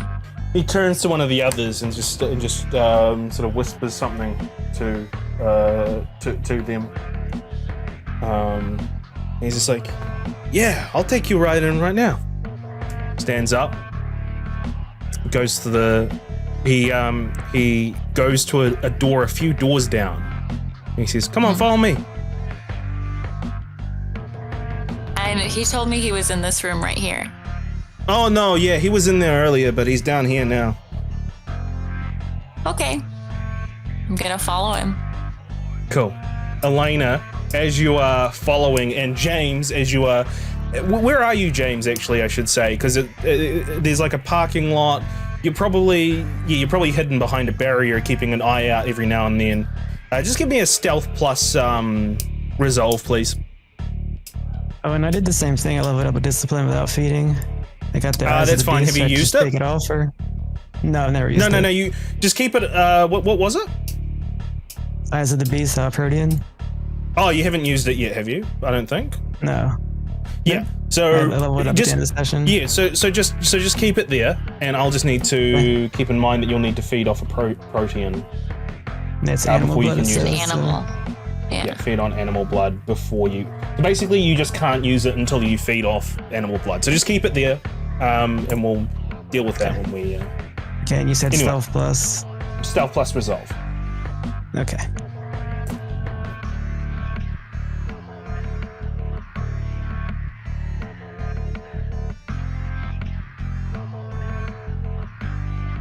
Okay. So, as Elise, so you're able to stay in stealth. James pops up, you pop up your head every now and then, and you can see Elise being led by a guy down to another room down on the ground floor. But as they make their way to the door, you see two people who were with him suddenly check the back of their pants. And you can see that they've got pistol handles there, and they start following at a respectable distance. Well, I want to follow them too, then. Dan, what's your? I think actually this because I just saw Aaron's message. We should we'll go for a bit of a break. We'll go for a quick break right now, just so he can fix his issues, and we'll be back in a moment. All right.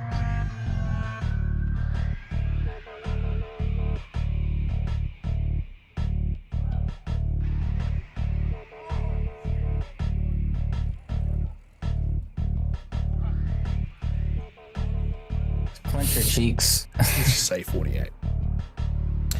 Okay. Welcome back, everyone. I think we're going to continue with that scene that was going on before. So, just to recap, this is what's happening. Elise walked up to a possible gang member and said, "Hey, yo, I got money for T-Bone." And he's like, "Hey, I haven't seen you before." And she tried to convince him that she's new. And his response was, "Okay, follow me," moving her away from the room where she heard T-Bone before, or somebody who possibly could be T-Bone, to somewhere else. And as she moved away, Elena, you would have been following as well in the shadows, but James, you saw two guys follow, get up from their chairs and start walking a distance. So, Elise, James, you said you were going to try to follow?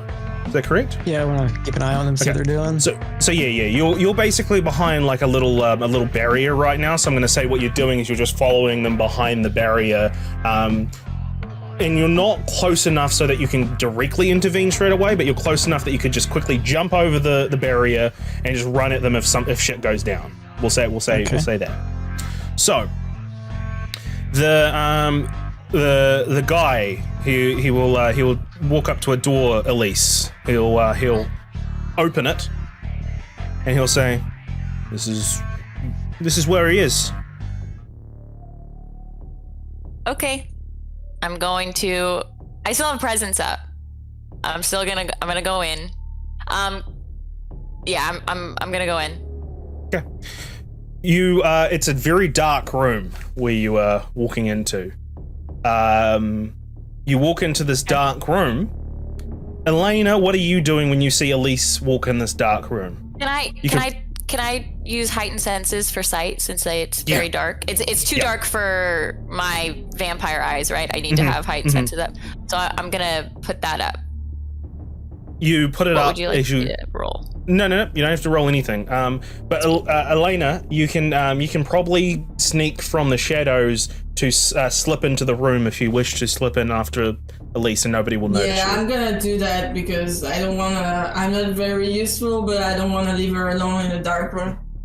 What you see, Elise, when you walk in, is you see an empty room, and in the middle of this empty room is a sheet of tarpaulin that is just laid there. What is that? Just a tarp? Yeah, just a blue tarp on the floor. Oh, okay. Yeah. I didn't know it was called tarpaulin. Hey, I learned something. I had no idea it had a full name. I just thought it was tarp. Wow. James, what you see is you see the guy who opened the door for Elise turn around to his two friends, nod at them. They get their guns out. He reaches behind himself and grabs his own gun out and follows into the room. What do you do? Well, I got no choice but to go and attack them. I clearly see what's going on here. So so is the so I want to know, because obviously I've walked into the room. Elena's in here as well now.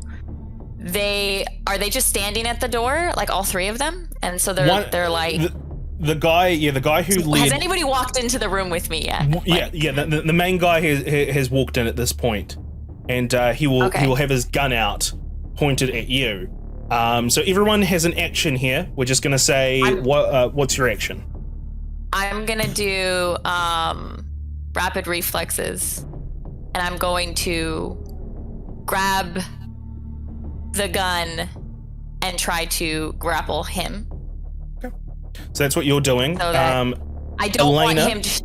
I don't want the gun to go off. That's my goal. Like I'm trying to get the gun away from him. We'll get what you roll in a second. Elena, what are you doing? Is there a chance that I can chloroform one of the guys?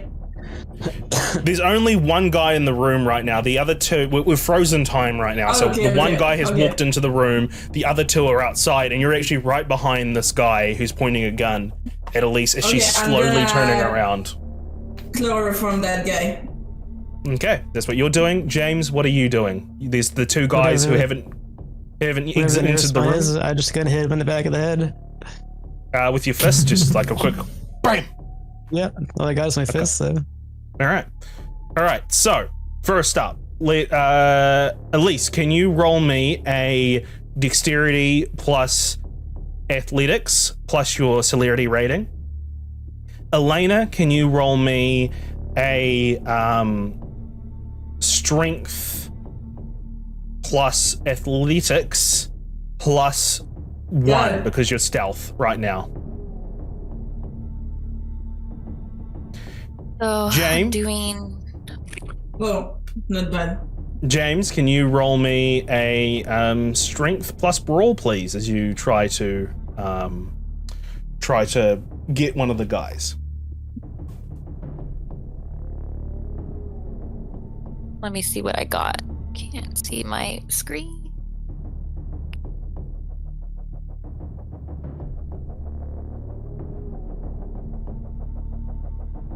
All right, this is what happens. Okay.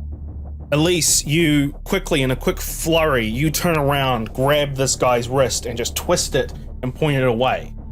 Meanwhile, Elena goes from behind and chloroforms. This is when suddenly Elena just appears in front of you as you see her hand come over the guy's mouth with a rag on it. James, you leap over the barrier and you just run, and you're just going to quickly do a quick karate chop.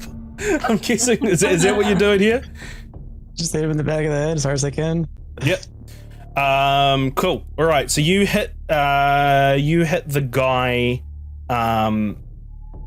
So the guy that's in the room is currently completely grappled and starting to starting to pass out. James, you hit the guy, which forces his friend to turn around. He's like, "What the fuck?" As he starts pointing a gun towards you. The guy who you've hit is down on the ground. He's dropped his gun, and he's just nursing the back of his head as you hit him quite hard. What's me and Elena see that James is now there? Yeah. I'm going to say you can see that James is now at the door outside, with this other guy who's slowly turning around to face James with the gun.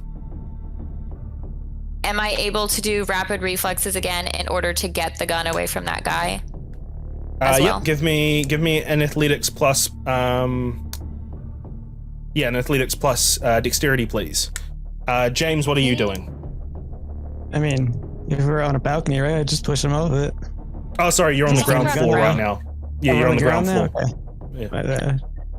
Well, if he's pointing a gun out a window. No, I'm gonna use my willpower for that. Guess I would just try to grab the gun so he doesn't shoot me. I mean, I wouldn't know what Elise is doing, so I would just instinctively grab the gun. What about you, Elena? Actually, I'm going to assume, Elena, what you're doing is just holding the rag still on this guy. Yeah. And then I take him to the shadow to hide him. Okay. And you do so. All right. What did everyone roll? James, you've got to roll. You got to roll a strength plus brawl, please, James. Yep.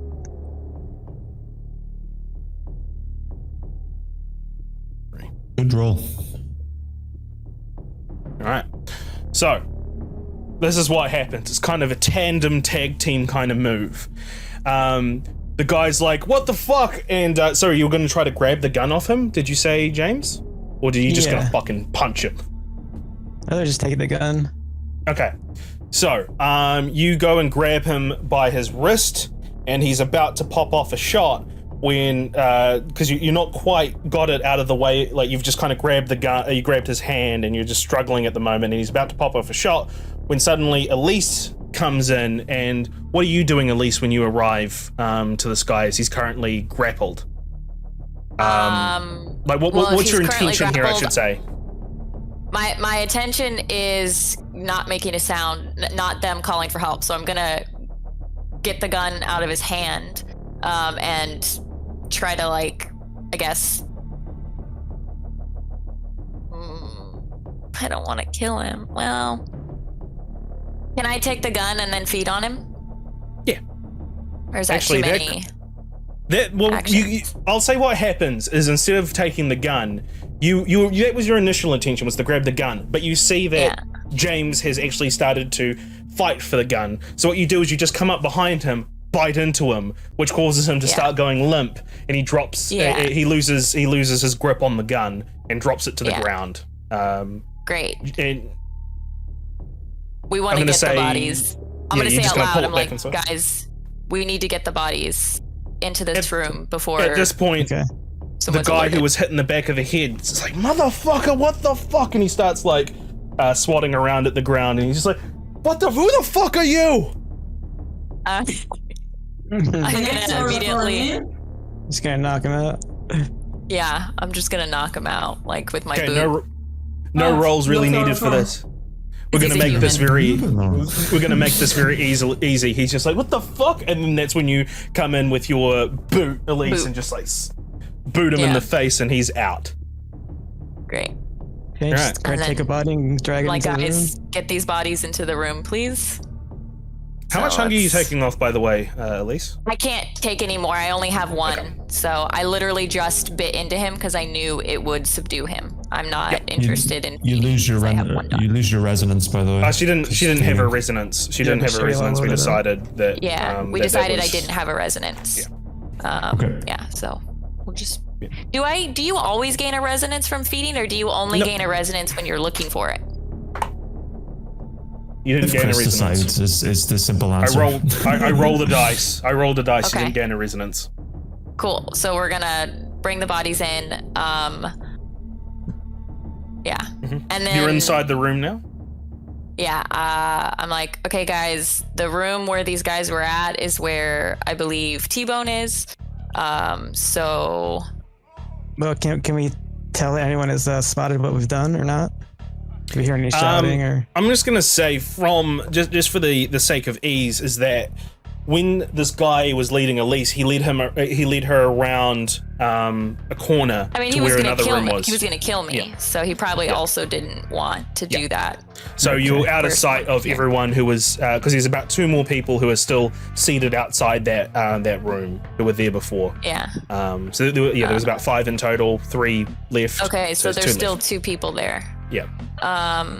I'm like, okay, so the room where these guys were seated at, James, I'm assuming you saw, and I know Elena definitely saw, is where T-Bone's at. There's still 2 more people there, so I think we're gonna need to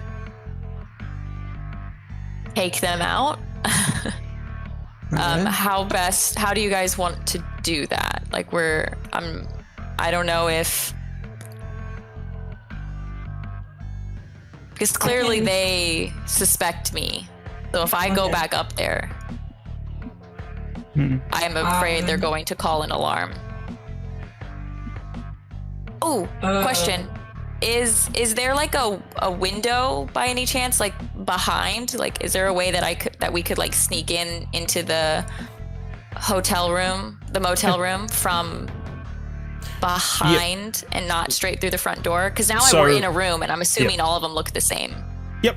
So what you do is you go and explore this room and see what's there, and you can see that although the layout is different, obviously because it's in a different area, there is a bathroom, and the bathroom has a view into the alleyway behind, where you poke your head out and you can see that all the other rooms on the first floor have a window from the alleyway.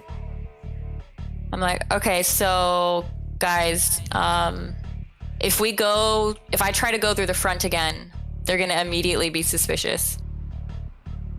But if all of the rooms look like this, there is a window that I can probably climb into, we could climb into, and we could subdue whoever's inside. Okay. What do you think? Elena gonna be able to get up there? It's a first floor. It's a first floor window. Okay, so we could just go right in the window. It sounded like there were at least 2 people inside of the room. It was, I'm assuming, T-Bone talking to somebody else to run an errand. I don't know if that person left or if they're still there, but there could be more people inside the room. And once So we we have do to something take in the that room, into- the 2 guards will come in as well. Once we do something in the room, the 2 guards will probably hear it. This is true. What if we chloroform him and kidnap him? That would work for me. I still have a few left, so. Like, So we need if he's the only one in the room.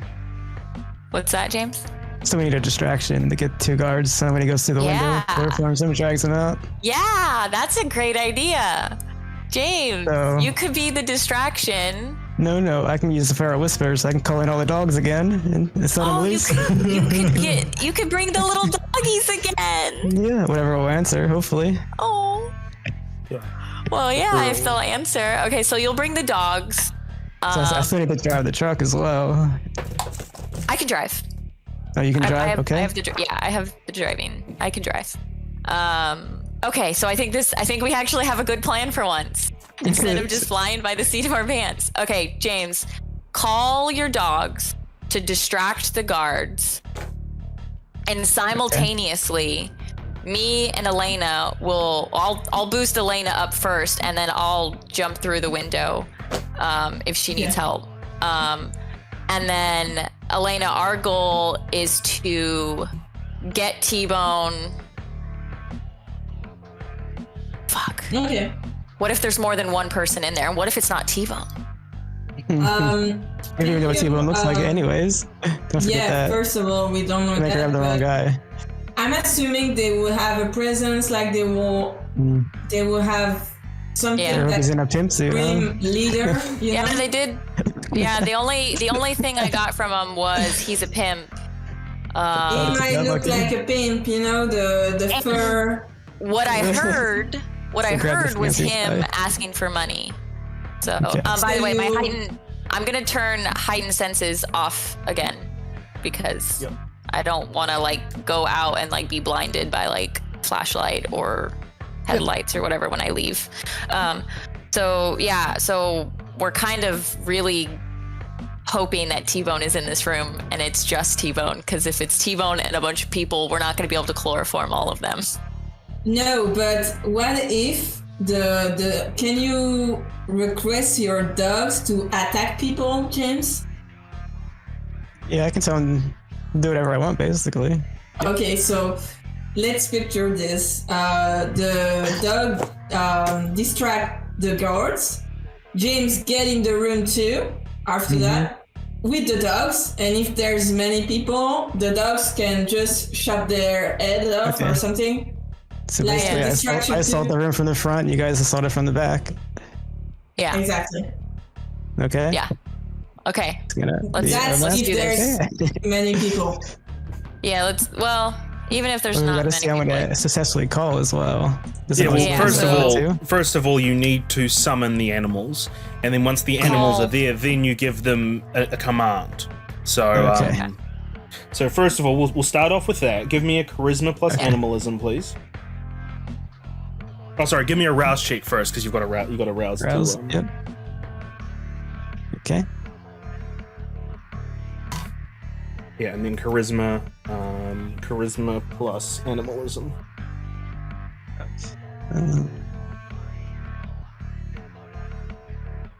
Oh no, got this problem again. Oops. Where did I put charisma in it? I didn't put charisma on there though. But was it on the drop-down menu though?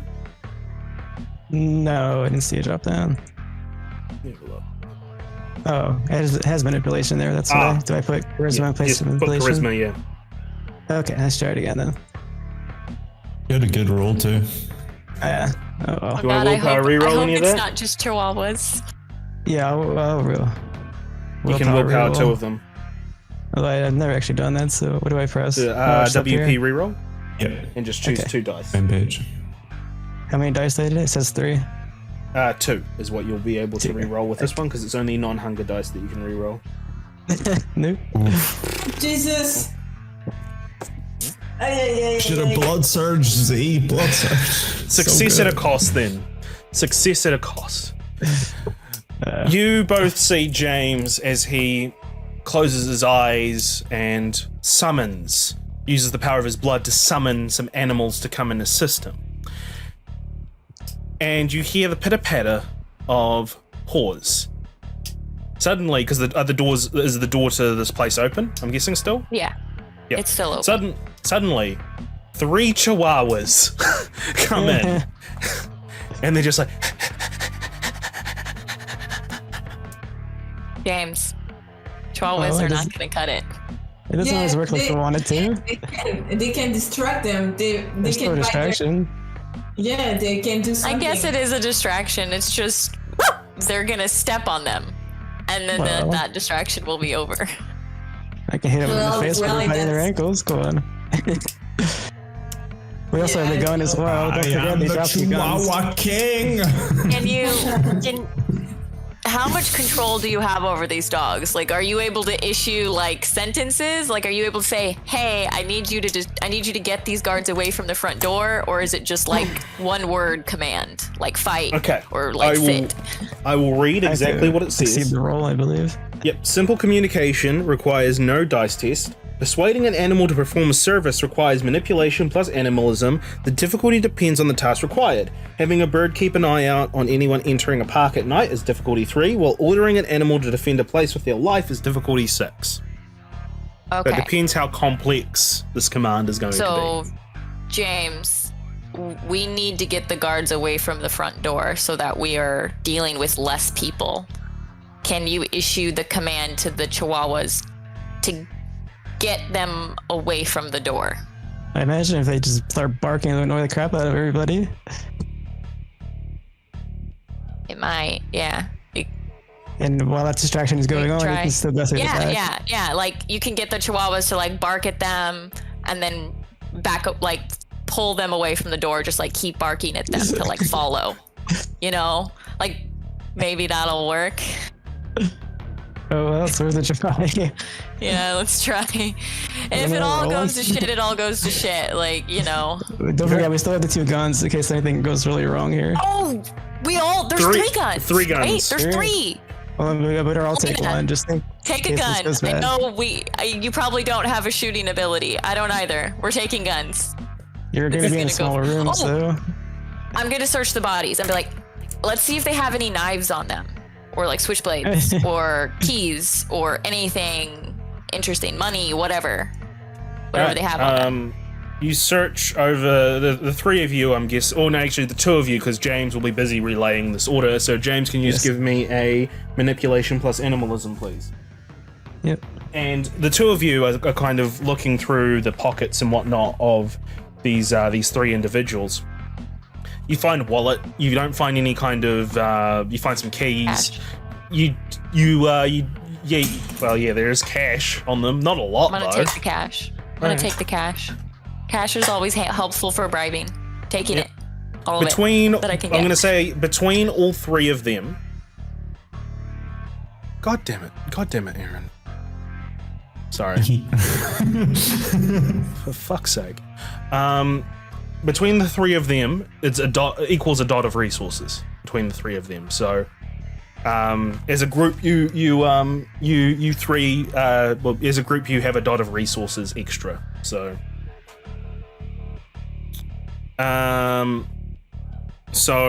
you any switchblades or no switchblades, but a lot of condoms on the main dude.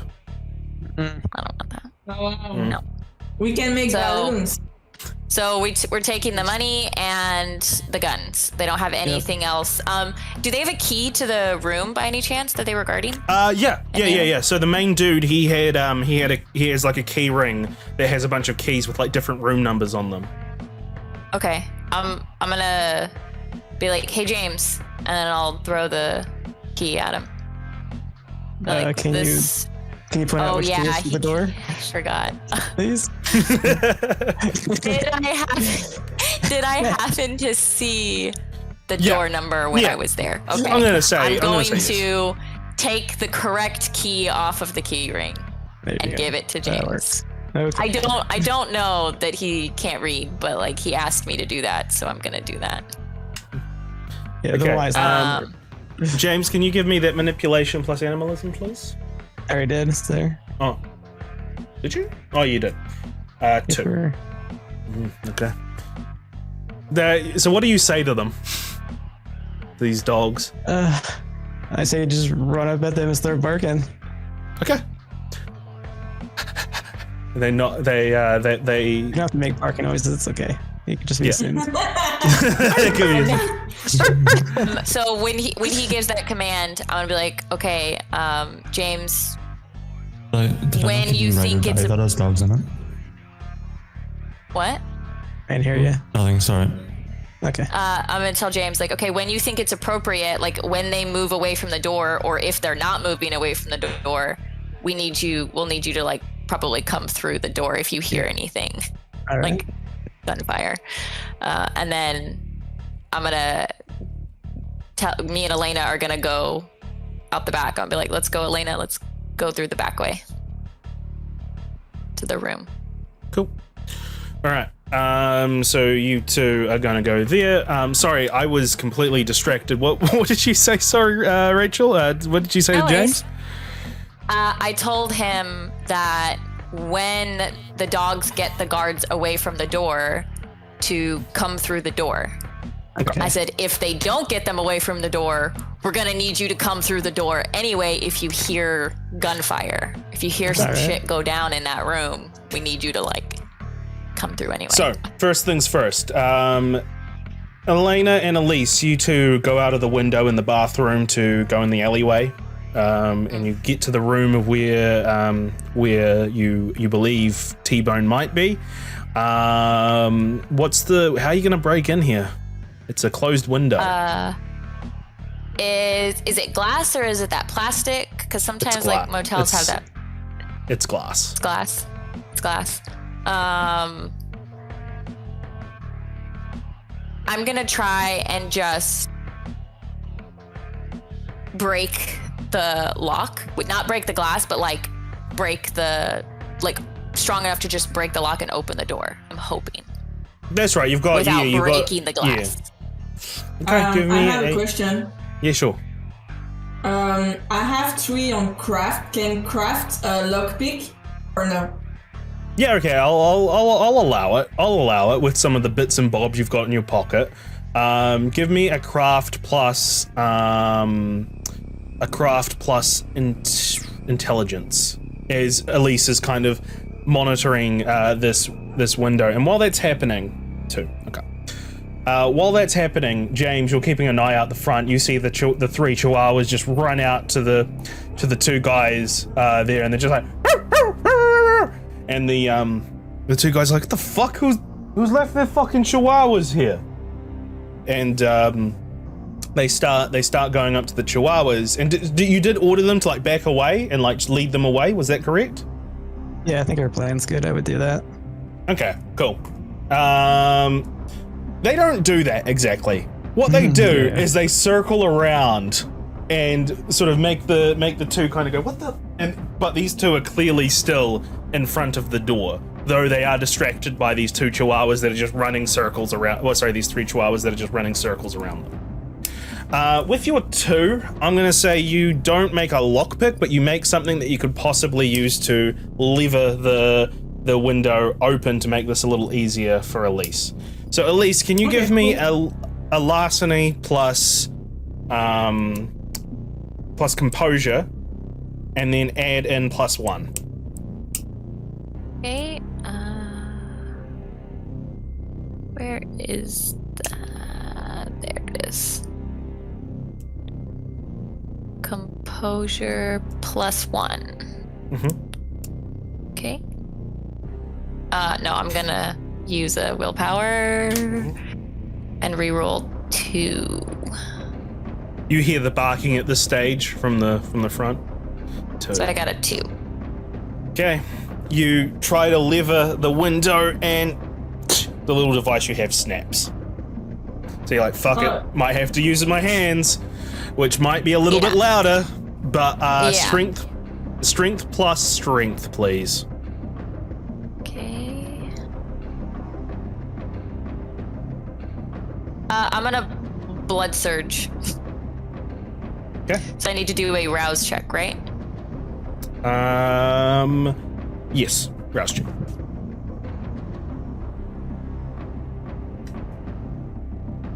Strength plus strength, and then what do I add 2 to that for blood surge? Blood and 2. XP. 2. Yeah, 2. It says 2. Yep. Oops.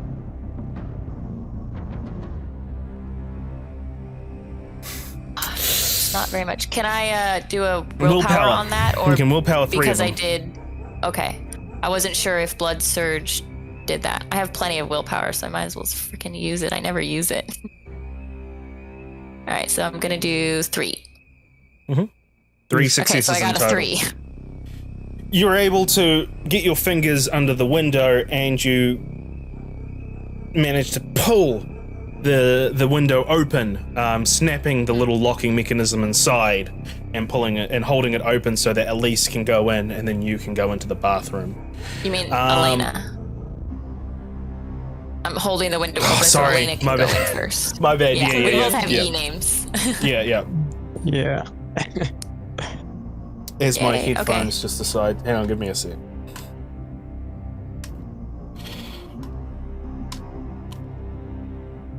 All right. Oh, Yes. she's in the bathroom. Am I in the bathroom now? Yes, both of you are in the bathroom. Yeah. I'm gonna turn on heightened senses for my ears so that I can hear what's going on. You in the hear a room. lot of barking outside. You No, hear. here. You hear a guy. Sorry, give me a sec. Sure.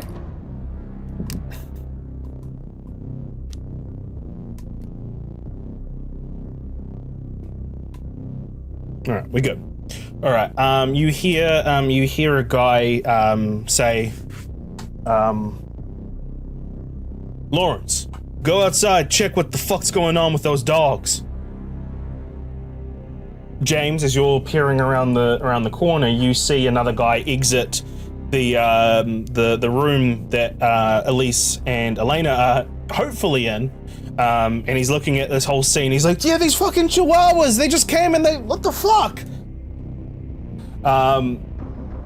What is Elise? Has the door shut? You hear the door open. I don't hear it shut. You don't hear it shut. Okay.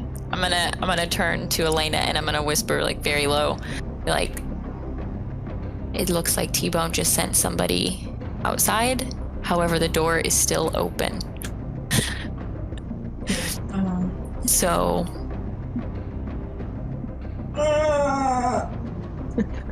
I'm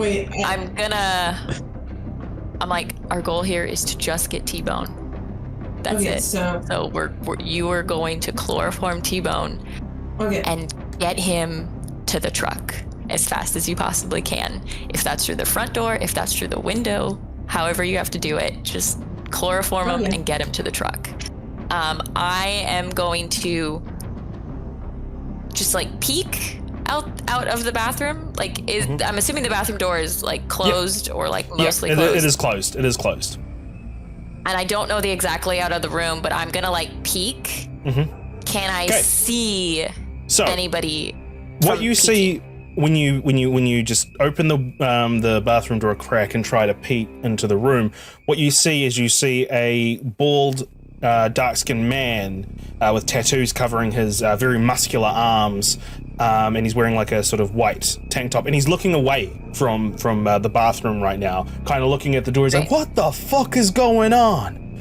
And as you kind of peer out a little bit more, what you see is on the bed is a naked woman who seems to be passed out. Okay, cool.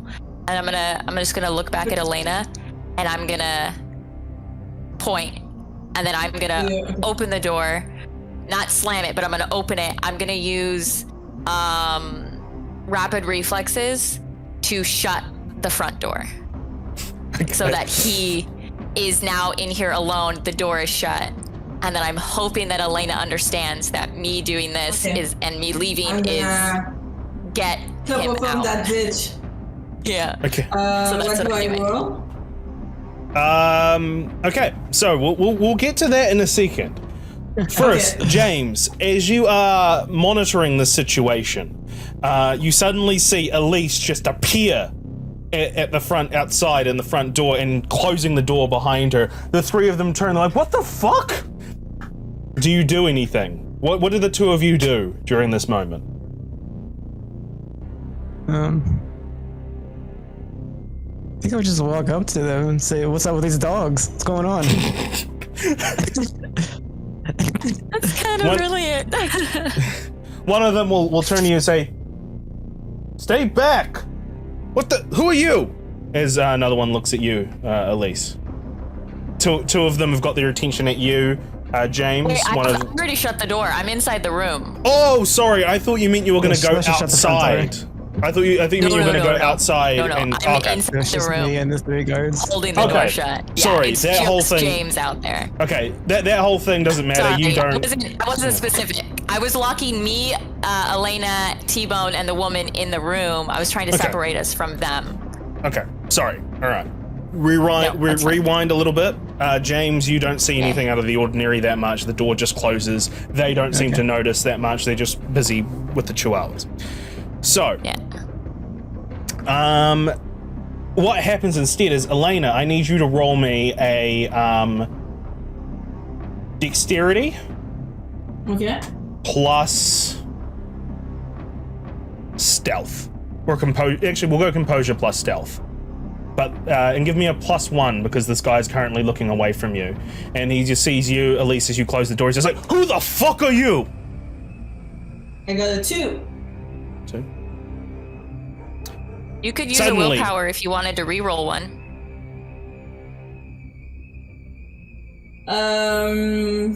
Okay, I'm gonna do that. That will be a good idea, actually. You can re-roll one. Enough. So I press WP reroll? Yeah, WP reroll, yeah. and then you put in how many dice you want to reroll. In this case, you can only reroll 1 because you can't reroll blood dice. Okay. Bye. So 2. Okay. So, what happens is, Elena, as you try to make your way stealthily through, suddenly, your foot crunches on something, and he turns around and sees you. He's like, "What the fuck? Who are you? Get in here!" And James, that's when you hear somebody yell from inside that room, "Get in here!" As the three suddenly are like, "What the hell?" and start the door. What are you doing, James? I'm gonna take the gun and I'm gonna shoot at him. Cool. Give me a composure plus firearms, please. Okay. Elena, this guy is like, "What the fuck?" At least you're like holding back this door. What are you gonna do, Elena? Oh, Elena is Gonna try to chloroform him anyway, like push against him against the wall and hold him by the throat and chloroform him. Strength plus brawl. Okay. Oh my god, this is gonna be bad. You can rouse the blood to get 2 extra dice if you wish. blood surge. Yeah, blood surge. So rouse. Yep. Okay. And now you ask me for brawl and strength. Yeah, and then add 2. 3. Cool. He's just like, "What the fuck?" And he starts to faint from your ether. Suddenly shots start firing out from behind the door. What's going on? I'm gonna yell, "Elena, get him to the car." Yeah. So I'm taking the body. I was about to forget him actually. I'm taking the body through the windows. Cool. And I'm going to the truck. Yeah. You're able to do that. I'm gonna yell as loud as I can, "James, get to the car." And then I'm gonna do rapid reflexes out of the window as well. Cool. James, you hear that. You're popping off shots. Yeah, what did you get for your composure plus firearms? Did you roll it? Got a 2. 2 successes. Okay. You just fire blindly around the corner, but you're not able to get anyone from what you see. But suddenly shots start coming back your way. Can you roll me an athletics plus dexterity plus 3? Just because you're behind cover right now.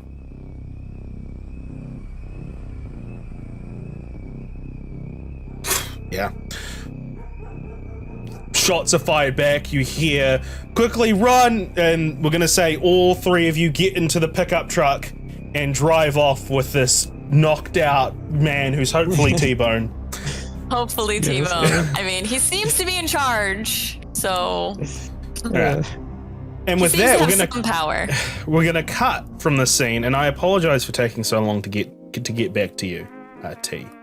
But we are gonna cut back to you, T, as you have now made your way into Crook's Lounge in North Chicago.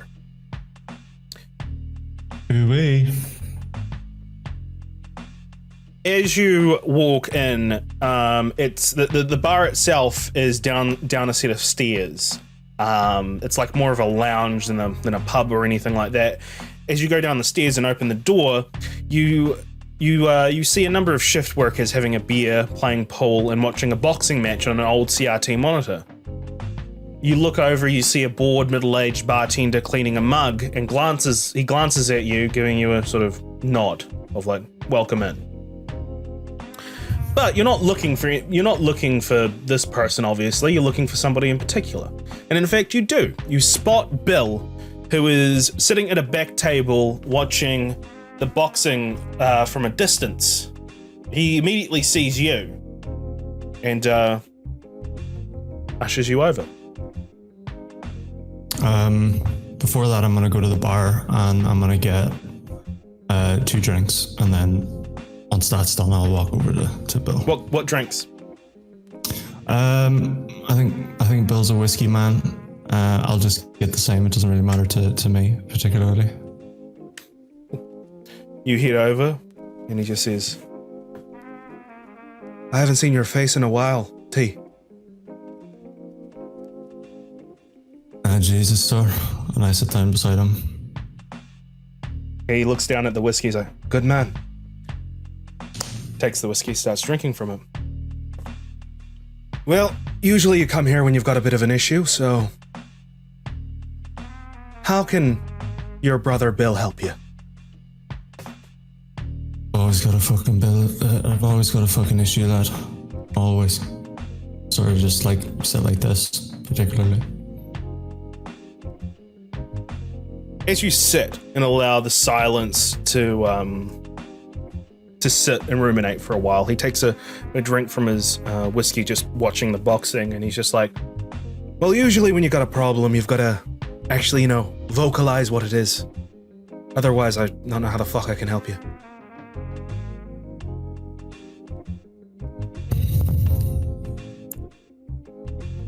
Listen, Bill. Billy. I just want to sit here, mate. That's all I want. I can't be fucked anymore. I'm so fucking tired. Alright, well... How about we watch the boxing then? And? You sit back, watching the boxing. So that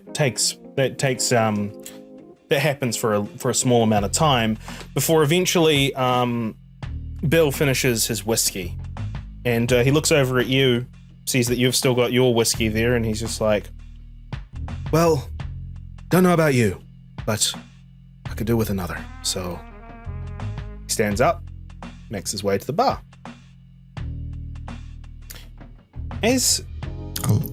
I look down at the glass real quick, and I just sort of stare at it, and then I just down it.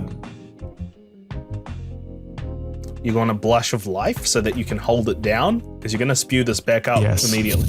Yeah, so roll. Give me a rouse check to blush of life, so that you can at least hold this down. I mean, like, look, you're going to blush of life either way. It's just you might gain a hunger. Okay. Yeah. I was going to, and I didn't forget. You look down at the glass. You're just like, fuck it. Take a drink. Drink it all in one gulp. Put it down. Reminiscent of the past. Quite a long time ago by now. As you look down at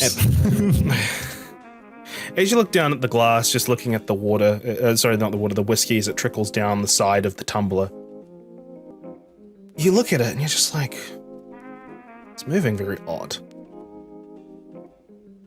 You start like inspecting it a little bit closer.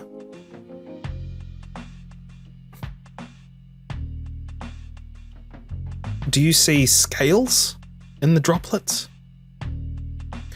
Before you can really understand what the hell is going on with your glass or what you're seeing, suddenly you hear Bill yell out very loudly, "What the fuck is your problem, you fucking cunt?" As you see that Bill has spilled his whiskey all over himself, and there's some drunk British tourists who are just in the bar and just like, "You're in my fucking way, man." And he's like, "Oh no." And it looks like a fight is about to ensue between Bill and these three British tourists. What are you going to do? I stand up.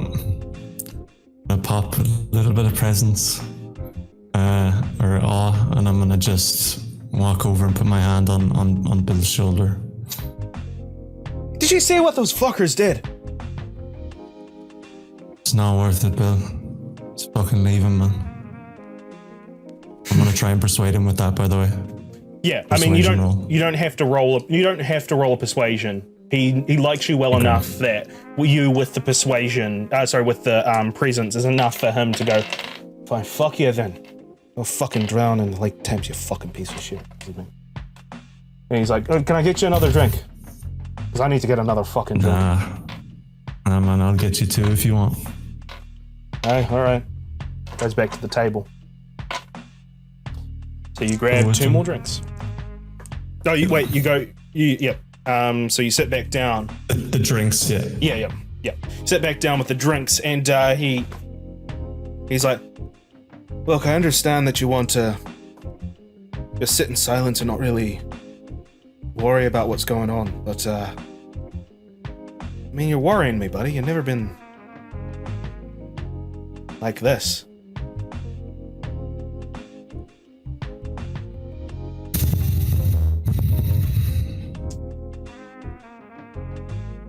Bill, my entire life, I've been thrust into things I didn't want to do. My entire life. Back in Ireland, my parents constantly putting me in things I didn't want to do. Simple as. The point where I said, fuck them. And I met Joanne, and she also dragged me into this shit, and now I'm over here. And now I'm in more business and more, and just I don't want to anymore. Well, I want to do what I want to do for once. you know what I'd say? Fuck him. Do what you want to do. And he raises the whiskey to chink his glass with yours. Yep, I oblige. Drinks back. Fuck me! Say we sit there for a few minutes, and then I sort of start just going on a little bit of a rant, and I start saying,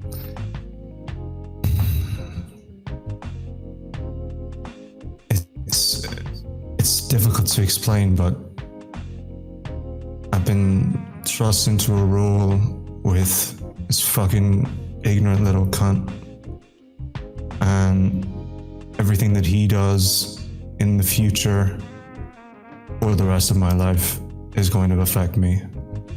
The But fuck is that? regardless, treats me like shit, and he blames me for all of his misdeeds and for everything that happens to him. I'm sitting here like, it wasn't my choice. I was asked a question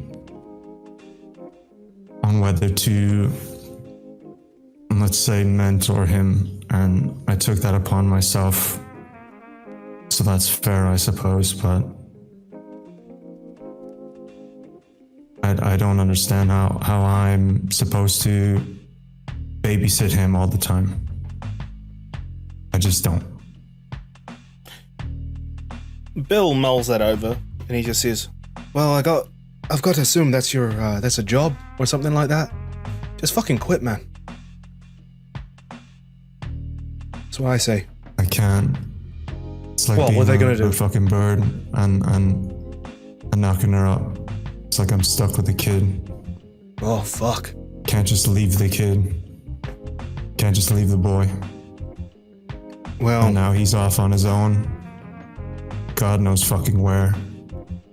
And the other people who are a part of this job keep saying, where is he? What are you doing? I'm just like, I don't control this kid. well, You shouldn't be standing next to me all the time. I mean, if you're in charge of him, maybe you can tell him what to do. I don't. Oh, Bill, fucking, you know how I am with being told what to do. He's a million times worse. Oh, fucking A. You sure you didn't knock someone up? Sure it's not your kid? Come on. Not that stupid. He shrugs, and he's like, well, look,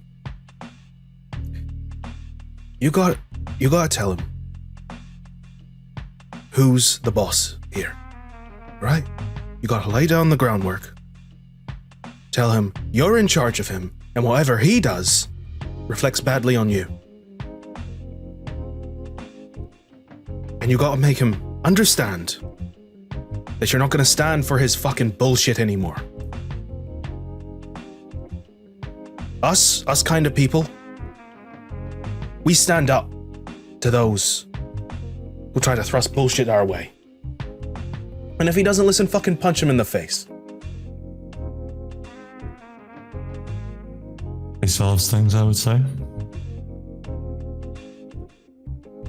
Suppose you're right, Bill, as always. And Bill stands up and he's like, I think that deserves another round. And he heads over to the bar, giving you more time to think and mull over. As you do, the door to the bar opens. Someone walks in, someone you haven't seen for a few nights. The hound Alexa walks in and sees UT, making their way straight to you. Alexa says, okay, you've been given a timeline, a task, and you're here just, what, drinking? Can't really drink now, can I? Well, then what the fuck are you doing? What I want to do. Well, unfortunately, you don't have that luxury. We don't have that luxury. And as they say, we don't have that luxury, Bill comes up and is like, oh, fucking A, who's this? The name's Bill. And Alexa just stares at Bill and just says, walk away. Bill looks at you, T, holding 2 drinks. What do you say to Bill when Alexa says walk away? I wink at him. I think that's enough.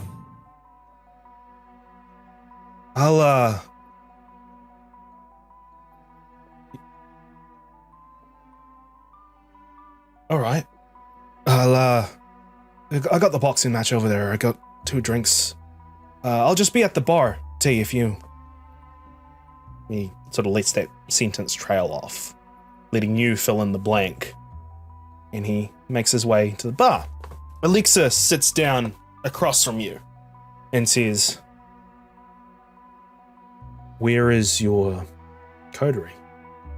Where is the boy? Fuck if I know.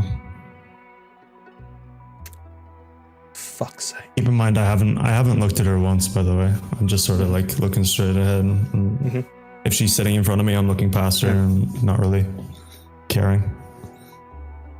You better fucking snap back to it. If you don't get your fucking shit together, it's not just your head, it's all of their heads.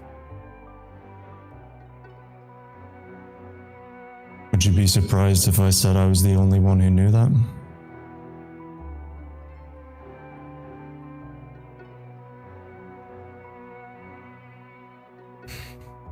Come with me. Alexa stands up, expecting you to follow. What do you do? I follow.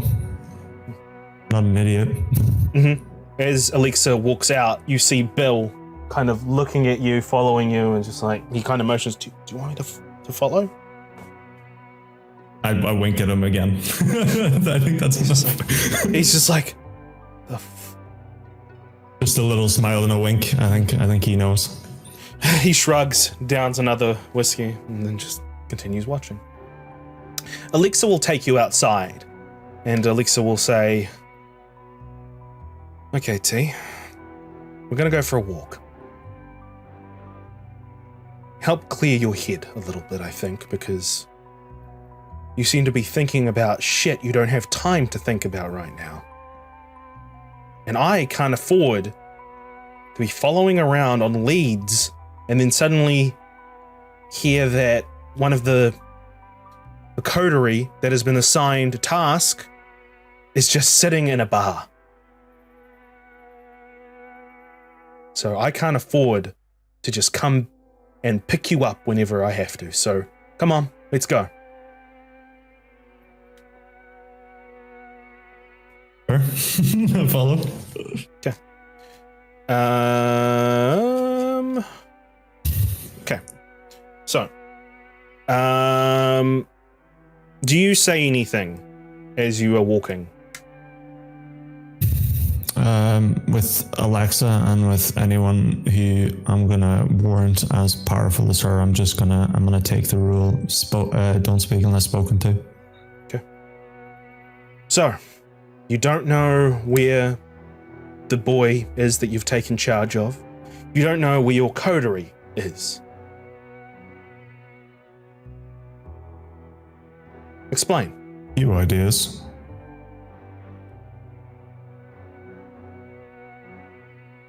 That doesn't explain. Explain. I start listing out the places that they potentially could be, other than Ace, of course. Mm-hmm. I don't know them offhand, but I have them all in my notes, so I definitely know them. Police station. Riverdale. Okay. But do you mention that you don't know where Ace is? Nope. Okay. Do you mention that you know where... So you just say, like, oh, they could be here, they could be there, instead of, like, going, at least James and Elena could be here. Like, you don't specifically... No, I just mentioned... I clumped them all together as a single group. Cool. All right. So, they're just walking. Just like, okay. How is the boy? An idiot. Yeah, but it's your job to make them not an idiot. That's the burden you took. I don't answer.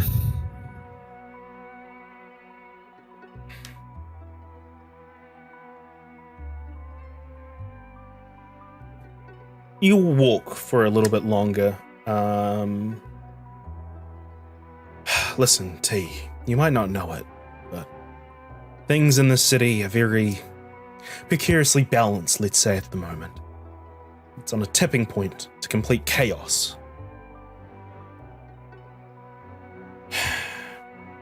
Saddest thing is that the kindred in the city, none of them seem to care. They just go on like business as usual. We got the Second Inquisition breathing down our necks. The Anarchs are all flocking together. Those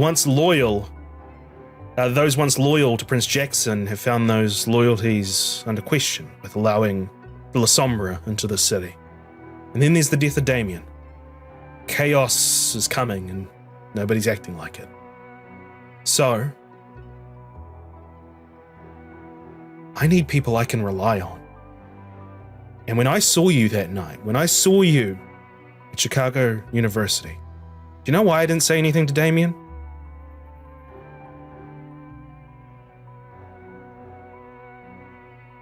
Because the whispers in my head told me not to.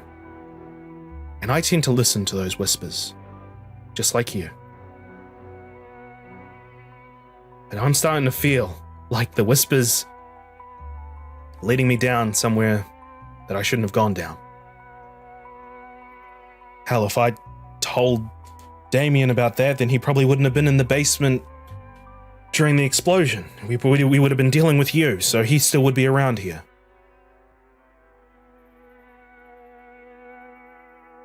Can I roll insight on that? Yeah, insight plus... Yeah. Because I think T's smart enough to know that she doesn't give a shit about Damien. Insight plus what? Insight plus wits. I'm not going to rouse that. I thought about it, but no. I will re-roll though, because I can.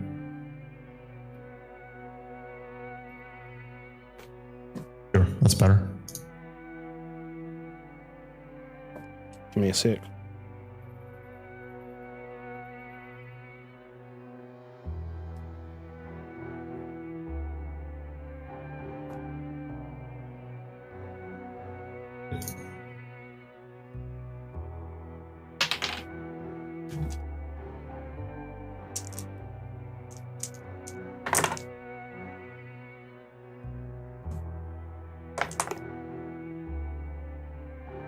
He rolls, holy shit.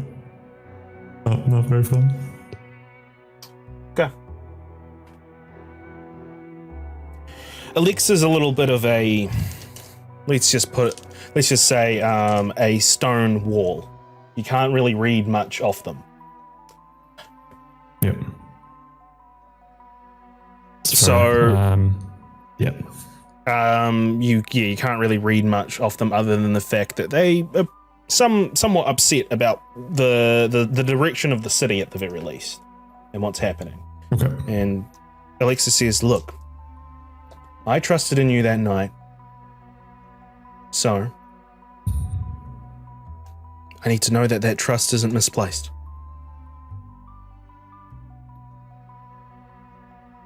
And then learning about who your sire is, I should say.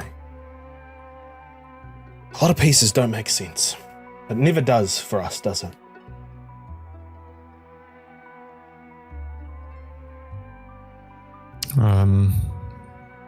Just kind of nod.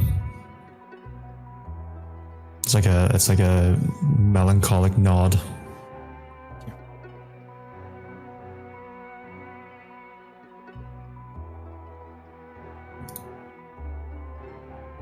I'm not sure what grand plan this thing that talks to us is doing, or even if it's to benefit us or if we're just pawns on a chessboard.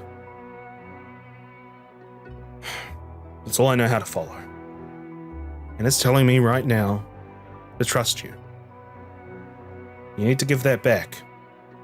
So, you need to find the boy. You understand?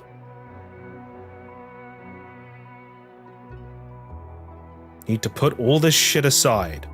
All this... whatever's going on in your head, you need to just throw it all aside and follow.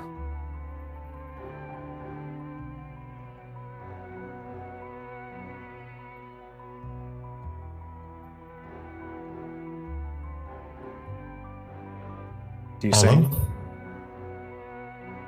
Follow. Did you cut out, or is that the end of the sentence? Oh, sorry. Yeah, that's the end of the sentence. You just need to. You need to follow. Yeah, you just need to follow. Yeah. Yeah. So I get what she means by context. Okay. Yeah. Yeah. That's fine. Yeah. I just sort of nod. I'm not really saying much to her. You turn a few more corners. It's about maybe half an hour or so of silence unless you say anything. But eventually, Alexa stops and turns to you and says, "I'm going to take you somewhere that I think you need to be. Someone you need to meet someone here. I don't know who though, but I'm going to take you there. But before I leave you, just when you get back with your group, your coterie, and you all start singing Kumbaya around a campfire, make sure to tell, what's her name? Elena? Yeah, tell Elena that I need to talk to her."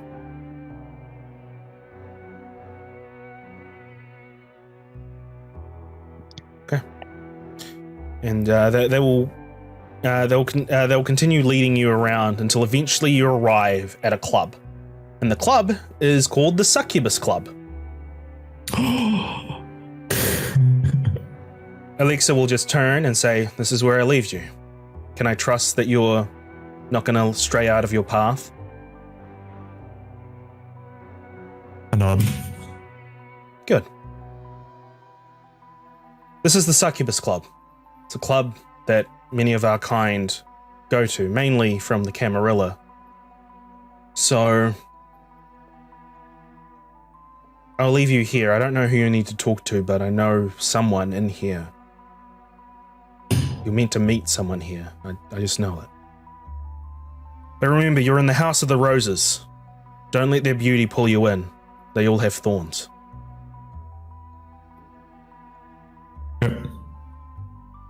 Alexa will leave, allowing you to enter. Before I enter, I will pop awe, and I will pop my newfound ability of unswayable mind. Yeah. And then you can do whatever you want, swap scenes, anything like that. Cool. All right, and that's where we're going to swap scenes. All right, just a quick reminder, how much time have I got? About an hour and a half. Cool. Should we go on a quick break? Do we need a quick break? I need a break. If no one else. All right. Yeah, and I need a coffee. Yeah, we'll go on a quick break. Yeah. So don't go anywhere, gamers. And We'll be right back. We'll start back my up. shtick. We'll start back up with Ace when we come back. So Yeah. LARPers, don't go anywhere.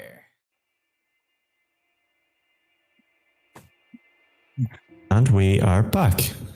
welcome back. We're going to continue on. So we're going LARPers to. are back. Speaking of LARPers, we are going to continue with Ace, who is driving Marcel at the moment through the streets of Chicago. Now, you were given an address, which I just need to scroll down a little bit, and the address was around Jackson Park. So you're it's not that far away, but you're just kind of taking some roads. Do you say anything to Marcel? Or are you just kind of waiting for him to talk before you speak? I pretty much engaged the conversation. I asked him, so what we're doing? I have a old friend I need to visit, someone who's very similar to you down on their luck. Very old. I suppose you don't know what the clans are, do you?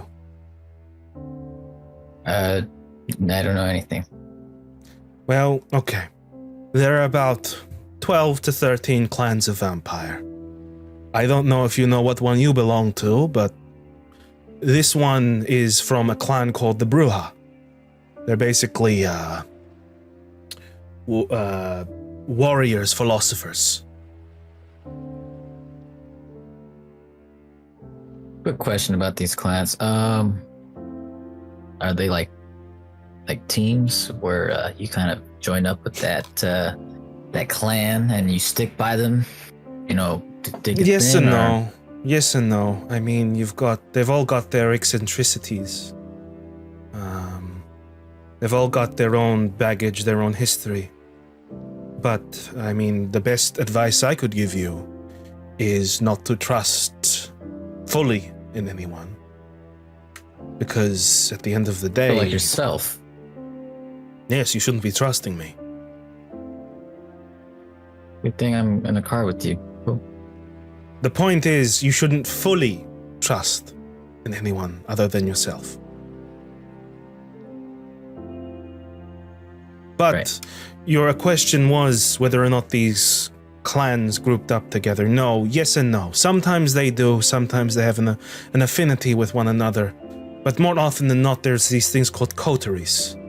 Groups similar to your group, but ones that they feel like they can... I think someone mentioned that.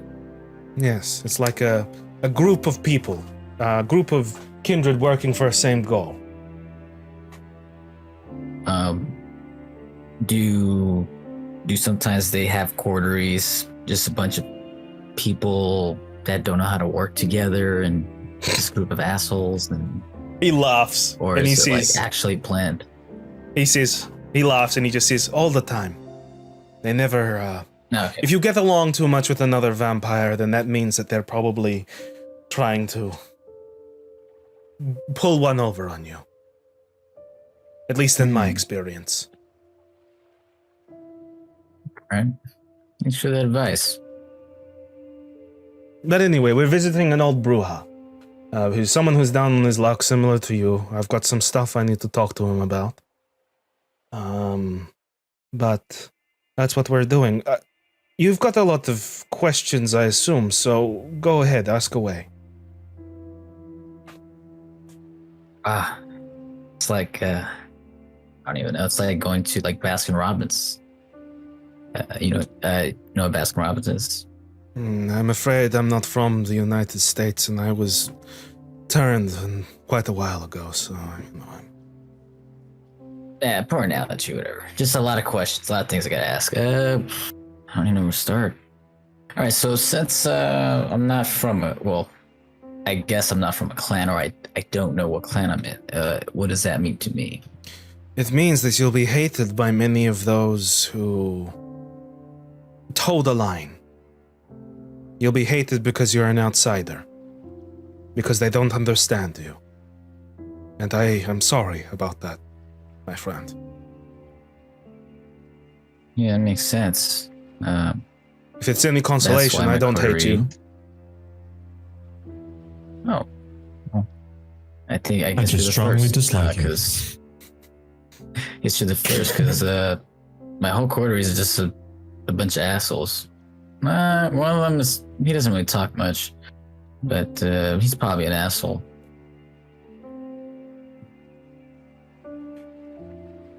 He just says, yes.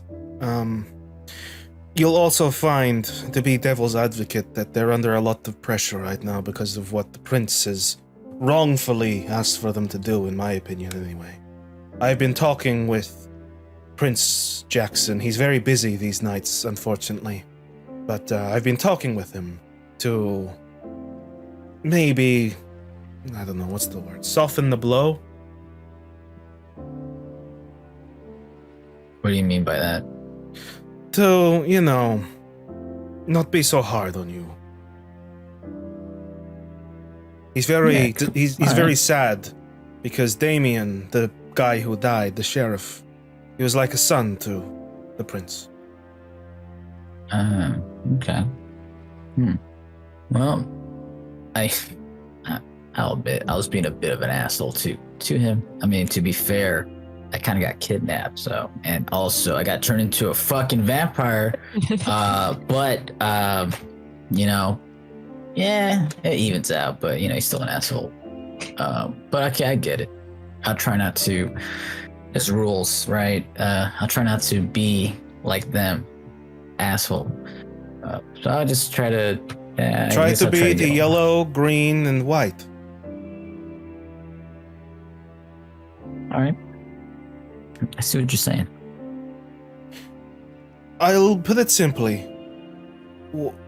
You seem to see this, you being turned, as something like your soul is damned. Like your life has ended. Am I correct in that assumption? Yeah. You have been given a rare opportunity. Something that not many get. You have a lifetime. You have multiple lifetimes now to do whatever it is you want to do, as long as you're smart. I've known kindred that have been alive for centuries, and I hear rumors of those that are even older.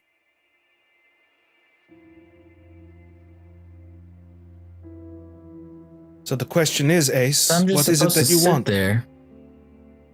Am I supposed to just sit there and accept other vampires harming people in front of me?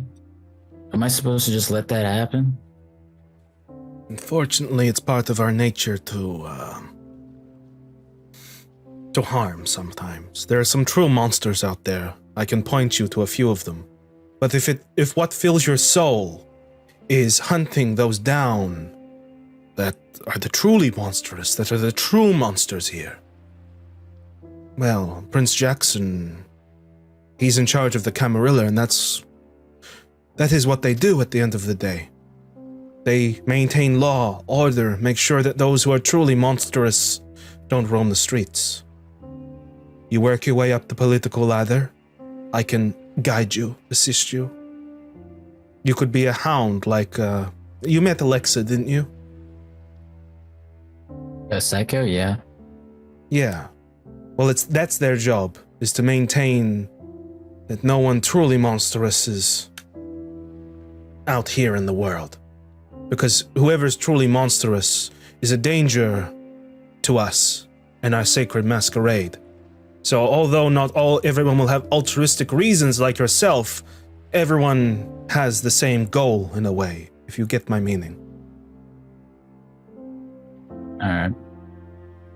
I understand, actually. Makes sense.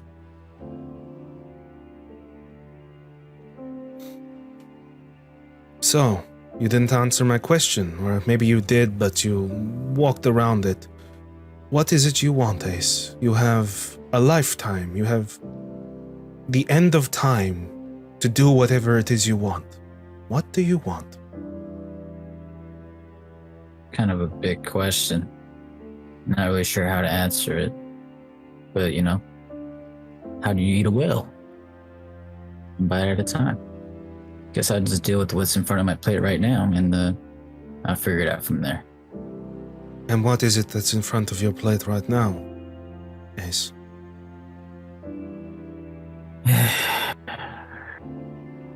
I guess I gotta make some amends. And then deal with the head asshole of the Chicago Vampire Club. He laughs and he says, well, that is quite reasonable. What you've mentioned in brief passing that your coterie are all assholes. Surely not all of them are irredeemable. Yeah, you're right. Yeah, you're right.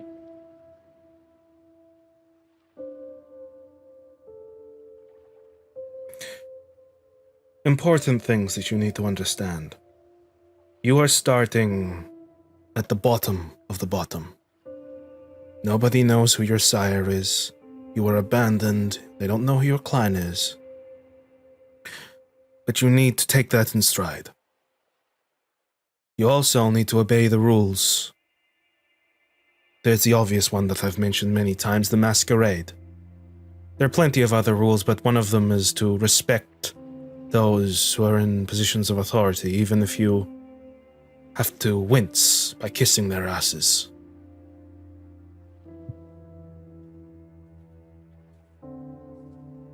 That's gonna be hard. I know, it is hard. But sometimes you learn how to block your nose from the stench just in time to kiss what needs to be kissed and move on. As I said, you have a lifetime now. A lifetime... Sorry, not a lifetime. I keep on saying lifetime. You have you have eternity now. Eternity to do what you need to do. To take those out who need to be taken out. It might not be tonight, but maybe someday. 100 years, 200, 1,000 years. Don't let anyone step on you. Well, sorry, don't let anyone hold you down in terms of, don't feel like you're powerless, let's say. That's what I'm trying to say here.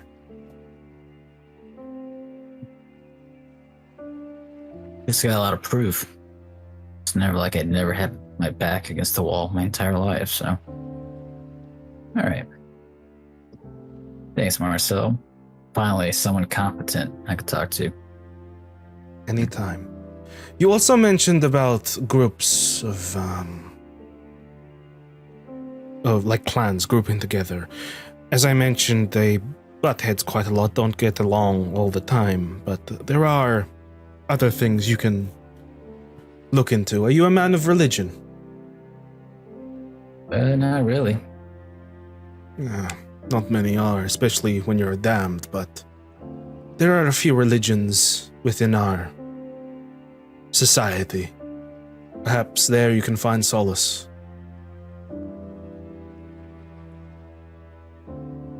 Alright, I'll take that into consideration. We're nearly there.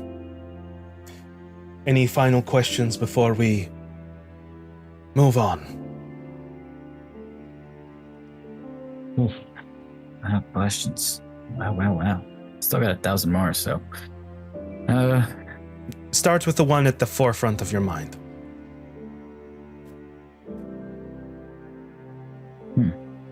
If I do find my sire, what happens to, I'm pretty sure you're aware, who's my adopted, or who's adopted me.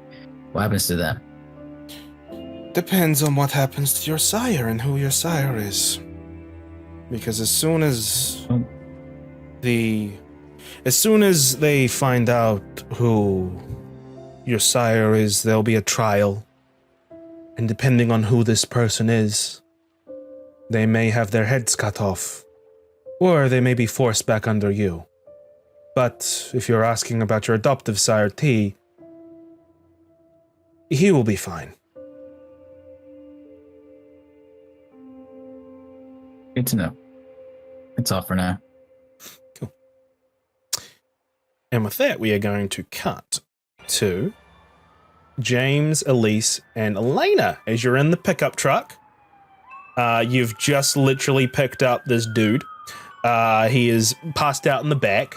Where are you going? You've driven out of Riverdale, we'll say, but you don't really have a destination of where you're going. Yeah.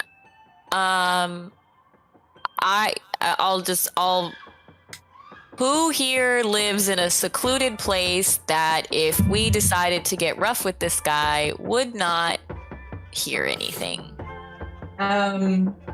Me. Cool. Be Can sure- we go to your haven in order to do this? Like, are you cool with that? Because, I know some kindred get very sensitive about their havens, but also we need to solve this mystery too, so. I'll be really honest with you. If you go to my haven, you will have opinions about me, and if you get cross with me, you'll end up like what you'll see in my haven. All right? Okay, Elena. To be Then we can go to my haven. honest with you, I already have judgments on you. So let's. I'm fine with that. Opinions. Just free opinions. You can have your opinion, just don't act on it. Nope. Is all I'm saying. I'm good. Well, I want to see this haven though. I don't want to mess with that necromancer shit. I'm good. Let's go to your haven and torture this guy to give us the information we need. Maybe we kill him and eat him. I don't know. We'll see what happens. Let's go. And I give my address to. I give direction. Because it's not exactly an address. So the directions. The directions lead you, James, because you're driving. They lead you to a lake. A river coming off Lake Michigan, going into the sewers. So, Elise, I'm not sure how you feel about that, but as soon as you realize you're going to the sewers, Feel awful. yeah, I feel you will terrible. probably feel very, very awful. But you, who's carrying the unconscious body of this guy that you've kidnapped? I'll carry him down. Strong one. Okay. You make your way into the tunnel, into the sewers. Water's dripping everywhere. Elena leading the way to her haven. And you, I'm gonna say, because normally you probably have a hidden, like a door that's hidden behind something. So you probably move it aside, open it, and walk in. First will probably be James, and then will be Elise. Now, Elena, I want you to describe what exactly these two see as they walk in. My time to shine. So you see, it looked like a cell. Basically, it's made of bricks, not bricks, but stones on the wall. It's very gloomy. It has water dripping down from the ceiling and things like that. It smells of it ranch. Basically, it really ranch. It smells of blood, but like not fresh blood. Something that have been there for a while. There's a table, there's a bed on the side, but you can see it's not very much used. And there's a table in the center, one that you can find in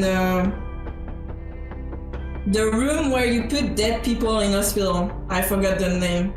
The morgue. The morgue. The morgue, yes. You find a table like that, and some cage for, you might be guessing anima or something, but some cage. And there's a lot of blood on said table because I didn't get the time to clean after I got kind of kidnapped by the big guy. So yeah, that's how It's a bit is. of a mess. It's a bit of a mess. Sorry, Elise. This is Yeah. disgusting. So Elena, Revolting. How do you function in here? How are you alive? How are you undead?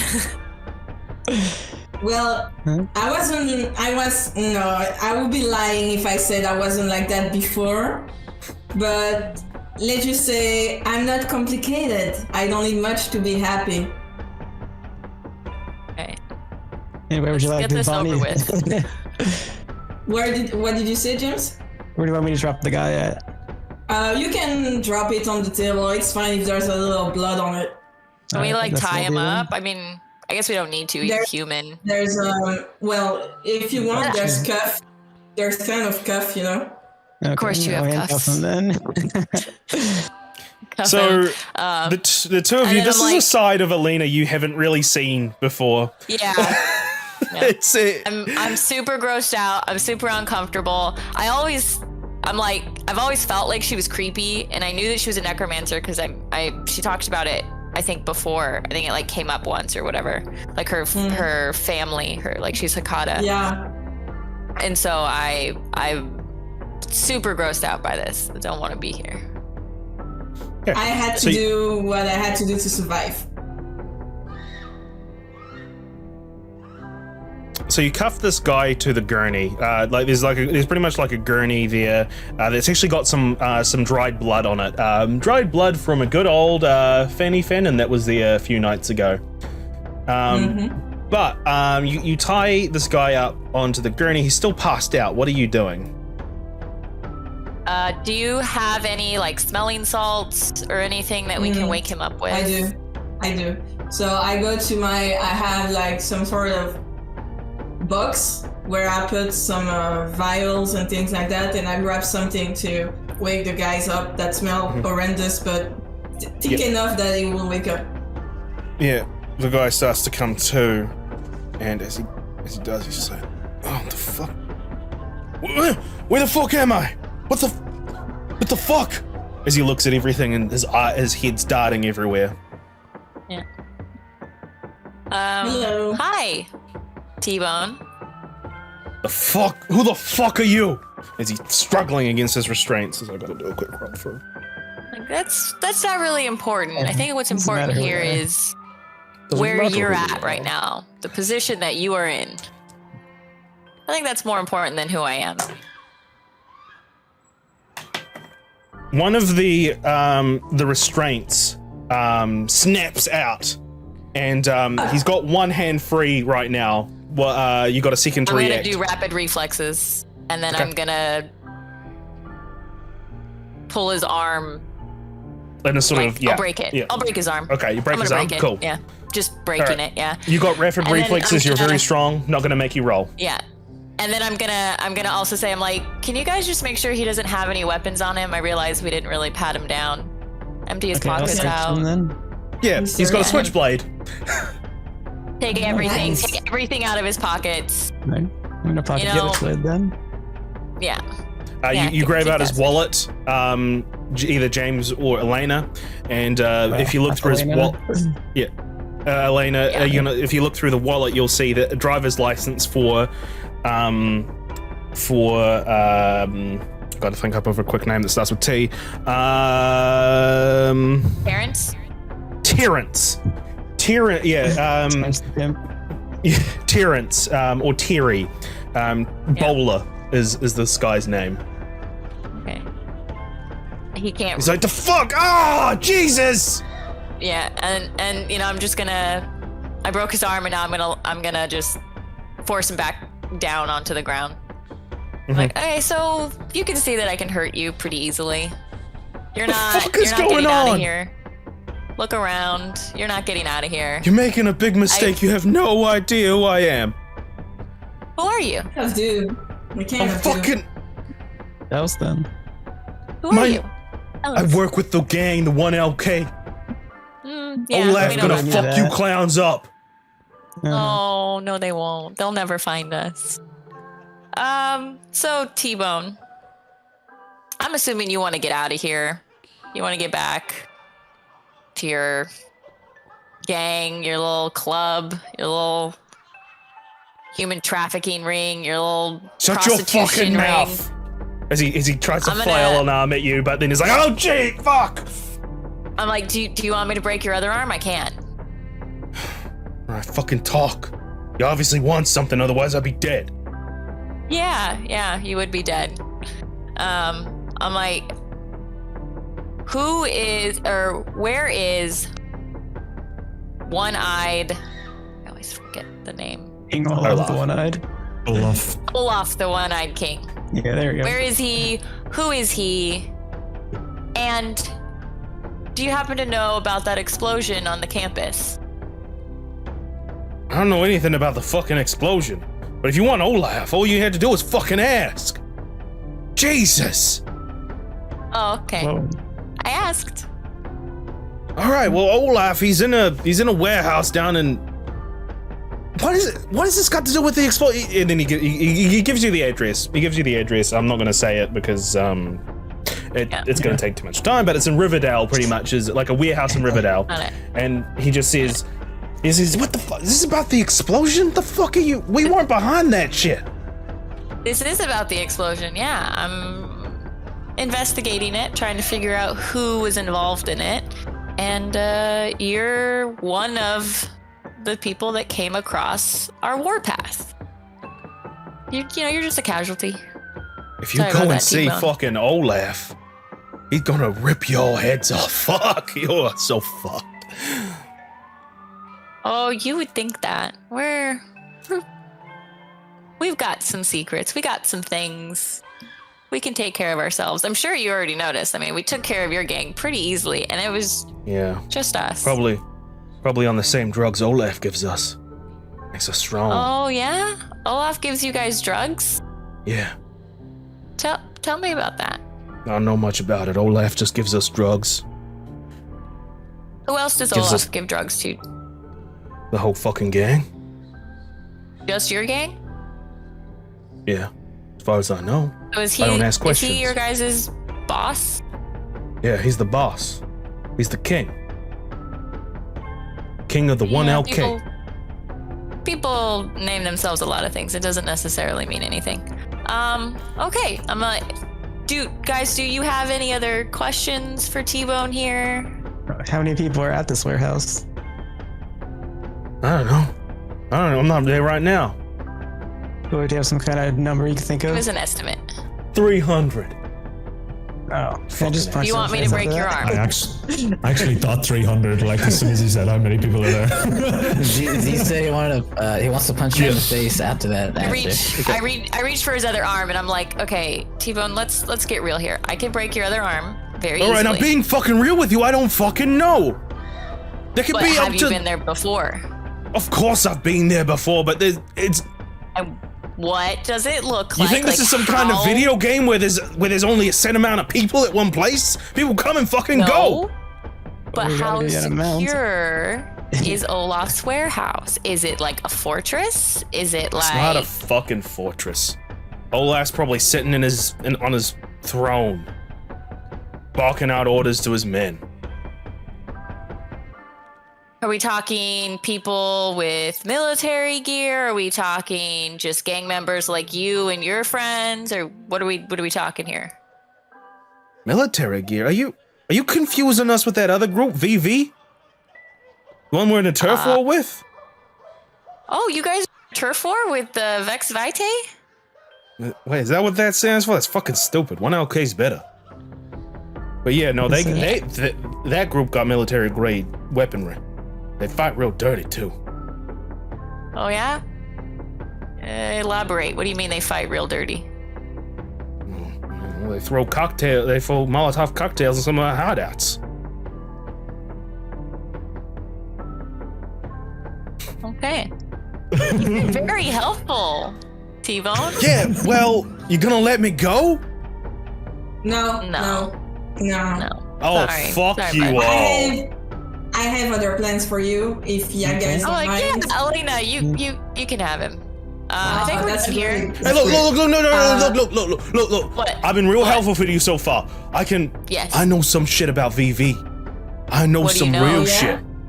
That I know that actually there are. might get you a free pass here, because Vexed Vitae is the next one on our list that we All right. needed to investigate. Listen. You let me out of these restraints. I obviously am unarmed. One of my arms is fucking dangling out of a socket right now. I can't do shit. Yeah. So you let me out of these restraints, and I will tell you outside of wherever the fuck we are. I need guarantees that I'm gonna be safe. Okay. Can I give him? Can I use medicine to give him a tranquilizant? Something to calm him down in case, like, he will be able to talk. Oh yeah, you want to basically, yeah. I'm gonna say because you've got a bunch of stuff like that here anyway, so I'm not gonna make you roll any medicines or anything like that. Yeah. So what happens is he just says that. Yeah, sorry. So he's gonna say that you're gonna want to. Are you asking us out loud if you want to do that? Or are you asking just the storyteller, Elena? I'm asking the storyteller, but since you said yes, right, Chris? Yeah, you can just do it. Yeah. Okay. I think we can get him out of the restraint and go outside, but I should maybe give him something to calm him down so he doesn't run away, but he's still able to speak. Yeah. Does that work for you, T-Bone, or do we keep you in the restraint? What, you gonna fucking drug me up? Yes. No. Well, you're used I'm to not it, gonna so run. it's fine. I'm not gonna run. I mean, we don't know that. Just drug him. Yeah. Just drug him anyway. It's either that or we broke your legs. So just drug him. Fucking just drug me already, for fuck's sake. Okay, thank you. Some cooperation is nice. And I give him some tranquilizant, and he's like kind of drugged out, but he can still talk and has his lucidity. So I took him off the restraint. We're gonna take him out. This whole process takes about 10 to 15 minutes, but instead of going through each beat, we're just gonna speed right through that. And all of you will go outside. And he'll need to lean on someone in order, because he can't really stand on. Yeah. He can lean on me. I'm fine with that. Yeah. So the four of you go through the sewer tunnels and are back outside. Elise, your boots are covered in muck and grime. This is the second goddamn time you've been in this. This is disgusting. I hate this. You ruined my shoes, Elena. But I'll pay you some new shoes. Don't worry. The four of you leave, and he's just like, oh, fuck, all right, that shit's fucking... What is it you need to know? What do you know about Vexed Vitae? Oh, you said you had information. Vitae, I think that's the drug that fucking...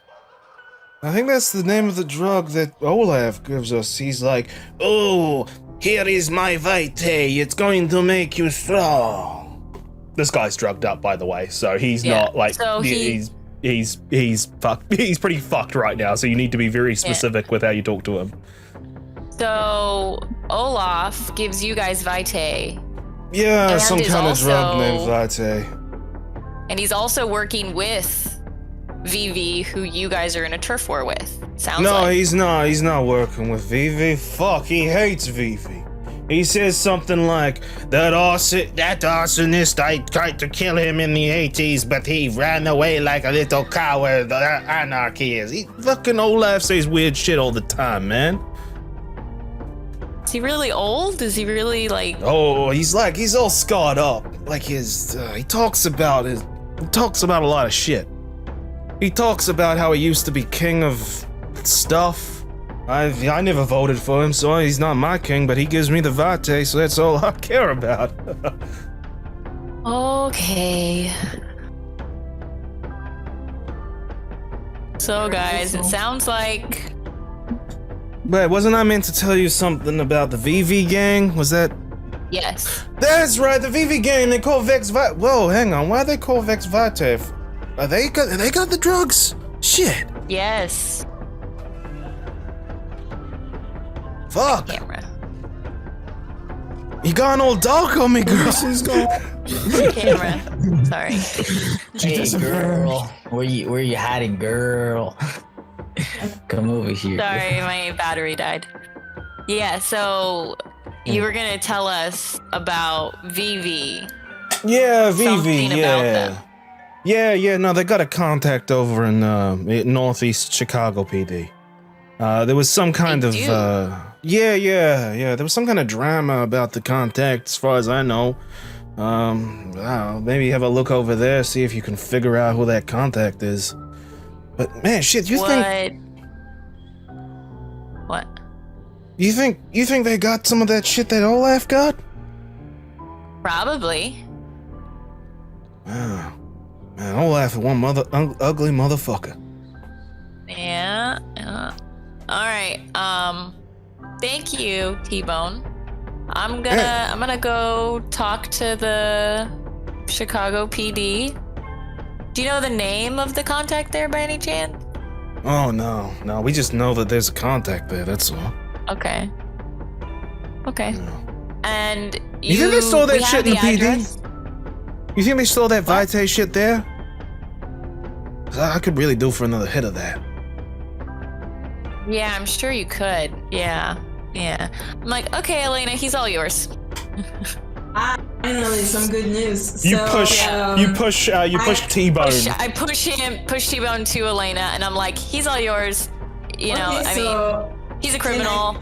He was gonna kill us. Exactly. I don't care what you do with him. He helped us out, but whatever. I chloroform him again. I like that part. And now he's passed out, and I'm like, guys, I'll be back in a minute, and I drag him back in the sewer to my haven, where I lock the door triple time, and I give him a tranquillism to make sure he doesn't wake up too fast. Okay. So I drug him enough that he's passed out for a good time, and by got a body gun security, there I put something on his mouth so he doesn't scream. Okay. You do that. Finally. James and Elise, what are you 2 doing as you wait for Elena to re-emerge from the sewers? I'm gonna talk to him. I'm gonna talk about what information we have. I'm like, so I think from the information we gathered, I am 99% sure that Olaf, the One-Eyed King, is a Nosferatu who is giving a bunch of humans his blood in order to power them up. Seems like the VV gang, Vexed Vitae, is known for military grade stuff. Seems like they might be involved in the explosion at the university. Like, I'm just not 100% sure who VV is exactly and how that relates to Olaf. I wonder if Olaf is technically on our side then. Well, not after tonight. We just rolled this gang. I mean, he doesn't know who did it. Well, I'm sure we'll figure it out. He's a Nosferatu if you think. Yeah, but, you know, we didn't do anything overtly supernatural. Like, I suppose. Elena chloroformed some guys. And, you know, gangs get messed up and roughed up pretty frequently. And yeah, T-Bone's missing, but, like, you know, he's a gang member. He can get, you know, replaced. We'll see. Maybe it'll come back and bite us. Maybe it won't. We'll see. But You want to team up with Olaf? Is that what you're telling me? it seems like Because I'm not okay with that. This guy works in trafficking, and he's not a nice person. I'm You not don't wanna... okay with it, but also, like, it seems like he's a much older vampire Yeah, than so he me, probably that's kill for us sure. rather easily. Huh? He can probably kill us rather easily. Yeah. So I think we have to play this politically and not necessarily with our fists. You think I'm capable of that? No, I don't think you can take down Olaf. Elena He emerges was a around king. this point. Huh? Elena emerges around this point as you say he was a king.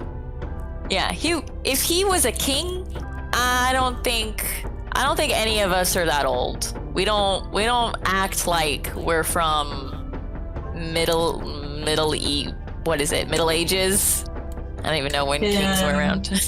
Can we find T again and maybe Ace? I don't know. If we're together, we might have more chance.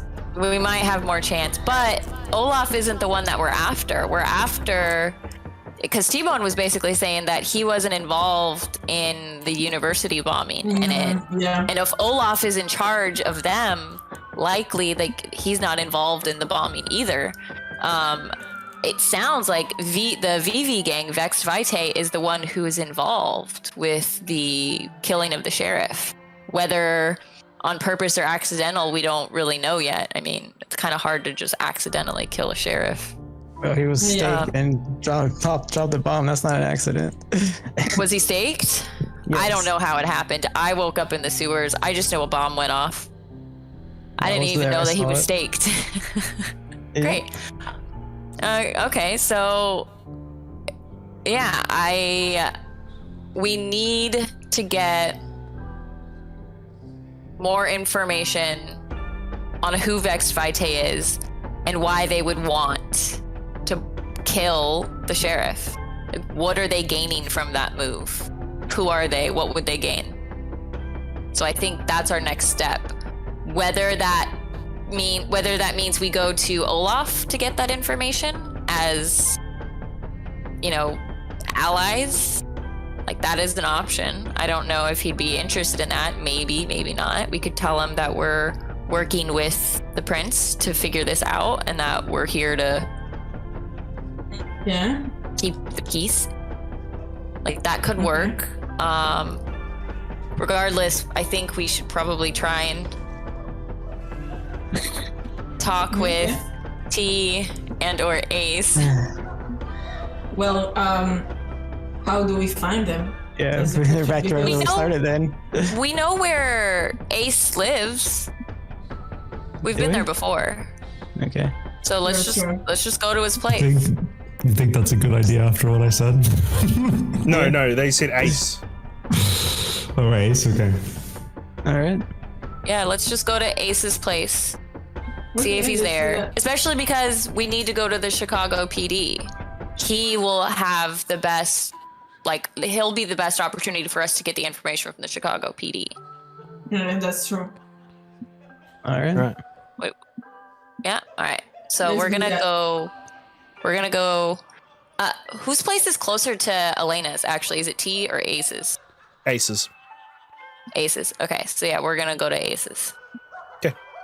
So we will cut from that scene for now. And what we will do is we will cut back over to Ace and Marcel as they make their way through a very similar area of Chicago. So probably at some point the cars are probably just missing each other.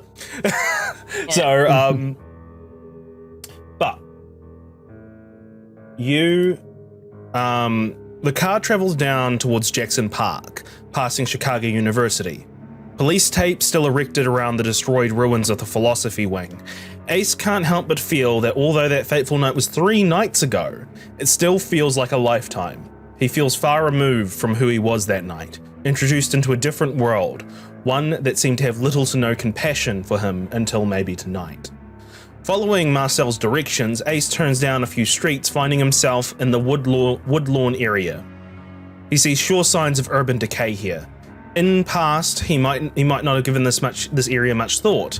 Now his mind races, thinking of what kind of monsters could lurk in the shadows here. Eventually, the car arrives to a lavish-looking townhouse that overlooks Jackson Park. Marcel beckons Ace to park outside. As you park, do you say anything to Marcel?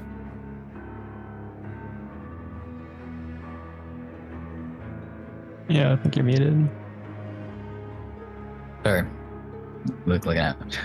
Do you want me to come with you? Yes. I mean, you don't have to come with me if you don't want to, but may as well meet this person. Yeah, I mean, it's best to meet as much vampire as I can. Learn. He nods. And Ace and Marcel head to the door. Arriving at the door, Marcel knocks, and a woman answers. After some quick chitter-chatter, you are welcomed inside. And inside you see an extremely lavish and opulent interior. There's the smell of vanilla that is thick in the air. You are led by this woman up some stairs towards a door. There's a knock at the door. She knocks at the door, opening it, having a small whispered conversation with the other person on the other side, before eventually opening up and allowing you two to enter. You both enter, and you see a giant library. Books fill every shelf here. There is a warmness to this room as you look around, Ace, but the warmness is immediately sucked out of the atmosphere as you notice that there are 2 closed coffins inside this room. A broad-shouldered, dark-skinned man in a suit with slicked back black hair is standing here reading through a book. He snaps the book shut as you two enter and places it back into the shelf. He turns around, flattening his purple tie, smiling at Marcel, stroking his neatly trimmed beard and flashing a silver ring that's on his pinky. He looks over at you, Ace, and he says, "Well, I see you've brought a guest, Marcel. Who might you be?" He smiles at you, Ace. I'm Ace. Nice to meet you. Ace. Nice to meet you too. He says, What is your... as he's about to ask, Marcel says, Ace is a friend of mine. He's having some issues. He was part of that whole unfortunate incident at the Chicago University. He was embroiled in it, and Prince Jackson has tasked him to figure out who did it. The man, Maxwell... did he say... No, he didn't... My name's Maxwell. The man, Maxwell, sort of sighs. And he says, "Well, nothing changes here in this city, does it? I'm sorry to hear your plight, Ace."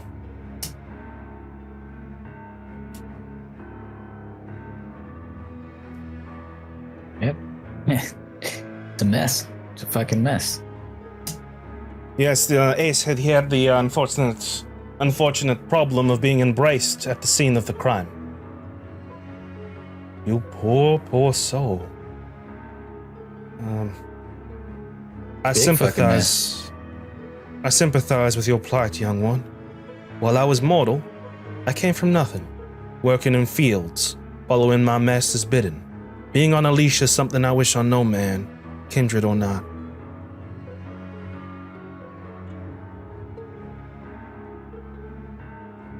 Yeah, I mean, just trying to figure out things, so hopefully climb some ladders. Now you understand. I see you're quick to pick up on things, Ace. Good. He puts his hand on your shoulder very firmly, and it kind of reminds you a little bit of when Jackson put his hand on your shoulder all those nights ago. But it's more of a reassuring firmness this time versus Jackson's firmness of wanting to dominate you in a way. He says, "Stick by my side, Ace. Know the name Maxwell. And you can go places." Marcel didn't happen to tell you who I was, did he? He just said you're a bruja and you're a friend.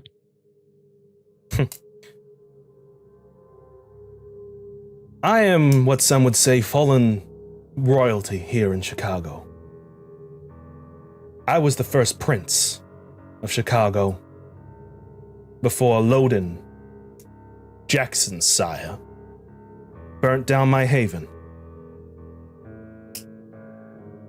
Just like a white man to try to get one over on a black man. Pat you on the back, and he just says, "I'll remember that name, Ace. Now, Marcel, I believe we have some business to conduct."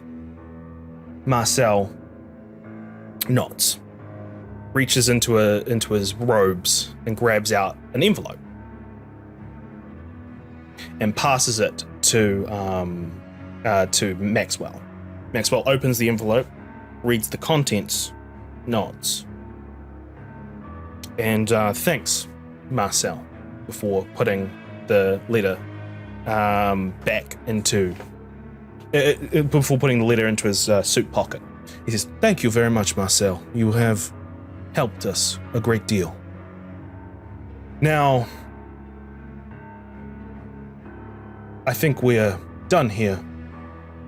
And Marcel looks at you, Ace, seeing if you have any questions to ask this man.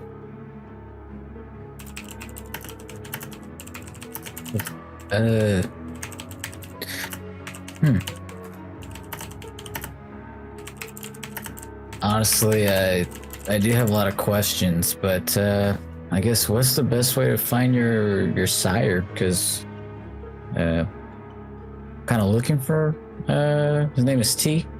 Kind of looking for him. T? I don't know any T. Listen, if you're trying to find your sire, I hear there's blood magics that can be done. If you wanted to get in bed with the Tremere, but who really wants to get in bed with those warlocks? Wait. Warlocks? Wait. What do you mean by warlocks? Marcel chuckles and says, it's very complicated, but there's a clan, a vampire clan, who are like magicians with blood. I said there was a D&D thing, and people were looking at me weird, and there's warlocks. Oh my gosh, okay. Sorry, I just, alright, cool. I'll note that. I'll put that. Alright, sorry. I just didn't know. I'm just learning. I'm learning. And what the smart ones do, Ace, is they learn every single night. And they take what they learn, and they bring it to the streets. Anyway, if that's all, I have business to conduct tonight.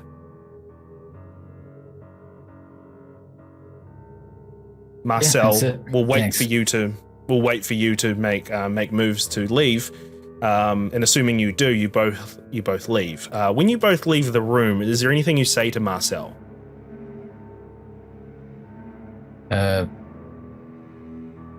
Yes, so about this blood magic. I mean, you obviously know. You know, T's not my actual sire. Can I use this to find my real Yes. You could, but then you'd have to talk with the warlocks, and they're very... You know how you said that your whole coterie were assholes? one? Yeah. Yeah, the Tremere, the warlocks, they're not exactly... They're all they are definitely assholes.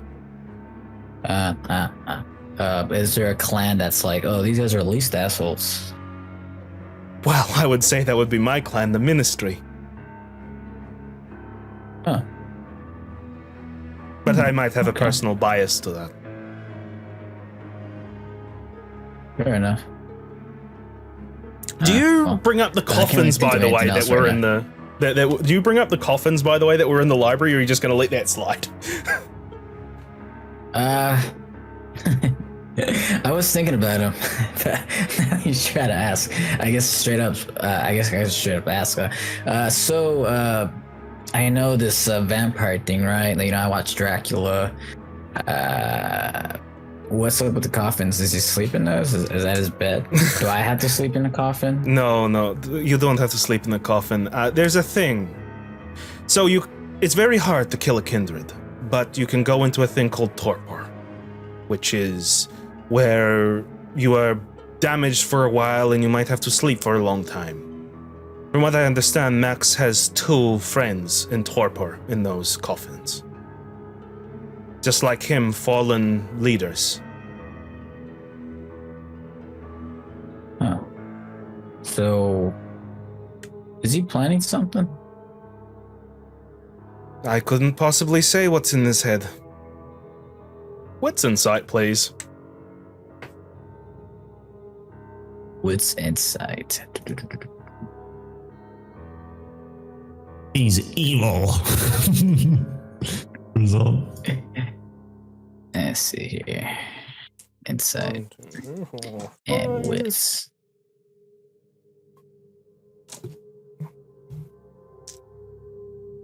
much willpower do you regain at the end of a session?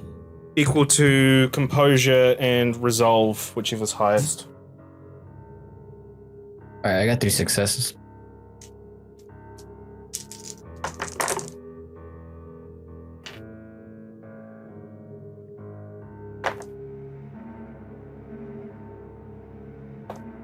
You asked him, is he planning something? And he said he doesn't know. He couldn't possibly know what was inside his head. Yeah.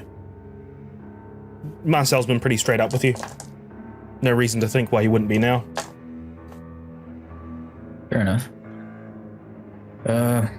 So, you said you're in Jackson's ear, right?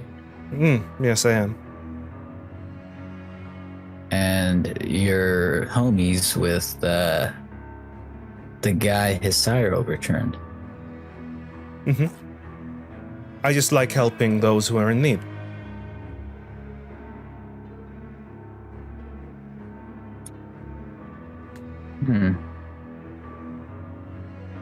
Okay.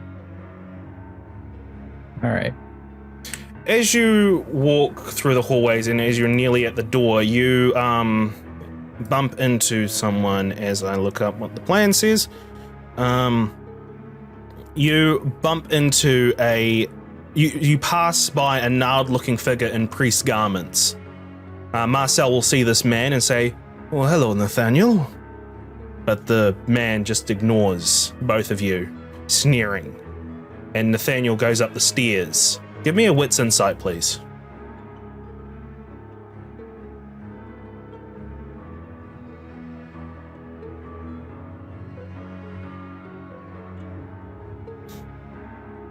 How much longer have I got, Rachel? How much longer have I got? Like 45 minutes or so. Okay, cool. What did you get? I got 2 successes. Do you want to willpower reroll any of that? Yeah. You can reroll 3. Okay. 2. So 4 in total. Okay. You notice that this gnarled-looking man in priest garments is eyeing you up in particular as they walk past. This man has got a dark face with their face all scrunched in, big elf-like ears, and his eyes are red little beady. He's got red beady eyes. Do I know the color of his robe? He's just wearing a black shirt with one of those what are they called? The white collar things that priests wear. Okay, so it's just like a priest's garment. Yeah, like he's just actually dressed like him. Am I allowed to check the security footage that's stored on my phone of the day or the yesterday where? So I open up my phone and I review the security footage, which shows the men who were bombing through things and I try to compare them from what I've seen just now to what's in the footage. Do I notice something? A connection? You do. It's the same guy. You saw that there was a gnarled figure with those hooded figures. The same guy. But as you realize that, Marcel will get to your vehicle and he'll say, "I know you have many questions. I'm trying my best to answer. But first, you'll need to see something. I have told you of your gifts of your new life, and I hope you can appreciate those. But also, you must see the price. Please, we need to see your grandfather."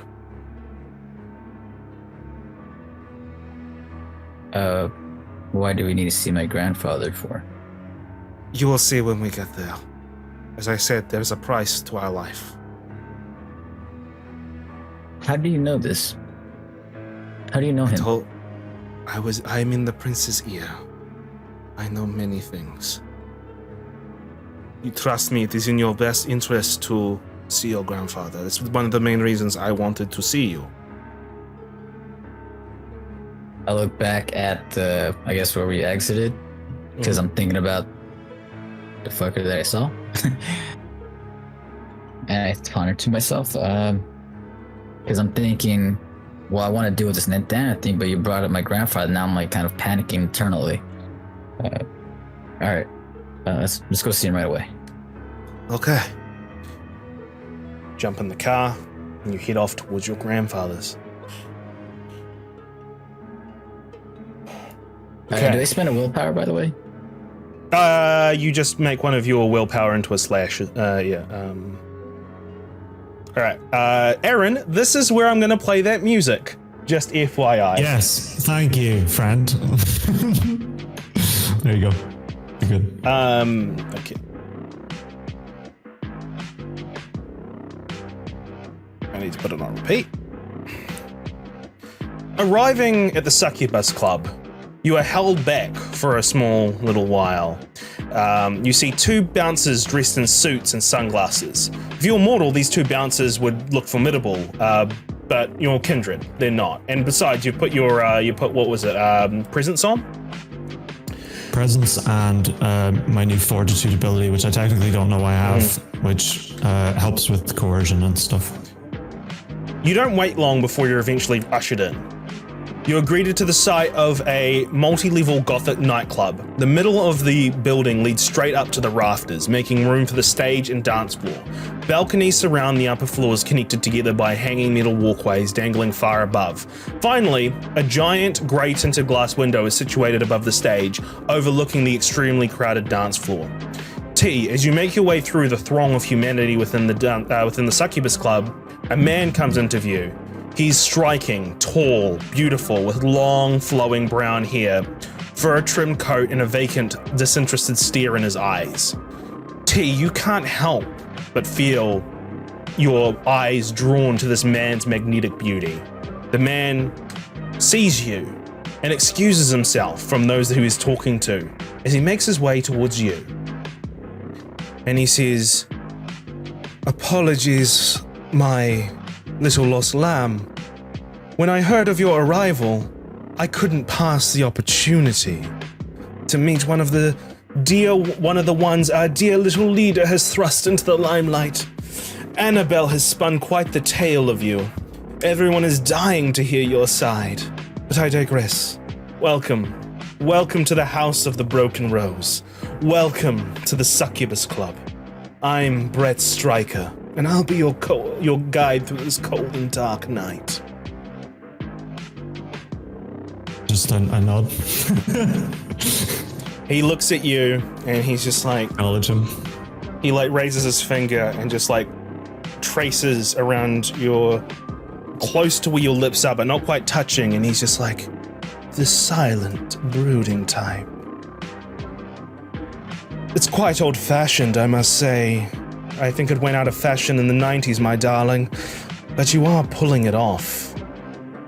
At least allow me your dainty ear for a mere moment. And what exquisite jewelry you have, too. A crucifix representative of the tortured soul inside. So moving, so deliciously beautiful." Subtly roll my eyes at him. Follow, and he kind of flicks his hair back and he's like, "Follow me, my darling." Follow. Does he presence up? Because I can technically roll against that. Do you want to roll against it? Kinda. He is beautiful, my but new ability helps with it. Yep, sure. I need to look up. What, an extra dice?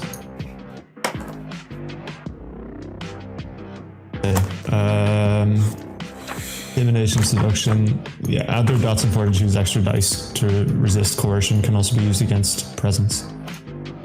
Yep. Give me a composure plus intelligence, please. And then add your bonus dice that you need to add, and I'll do a roll here real quick.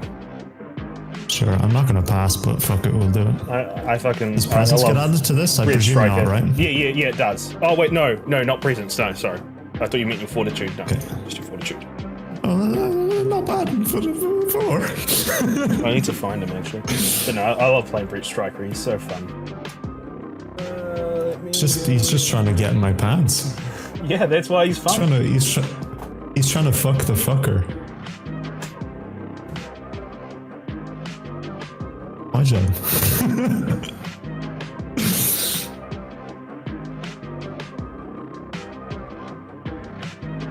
Oh, he rolled fucking terribly. All right, you're able Nice, I to. win. Yeah, you're able to resist his allure, like you resist his supernatural magnetism, but he's still a very beautiful man. Yeah, we'll say I rolled that when he was going through his little shtick, and then I rolled my eyes at him. Like I've beaten his presence. Yeah, he doesn't seem to care that much that you have. That's fine. Okay, so you are ushered through. You arrive at a booth. There's a group of women already occupying the booth. You see Brett Stryker lean in and just he politely but firmly telling them to go to the dance floor.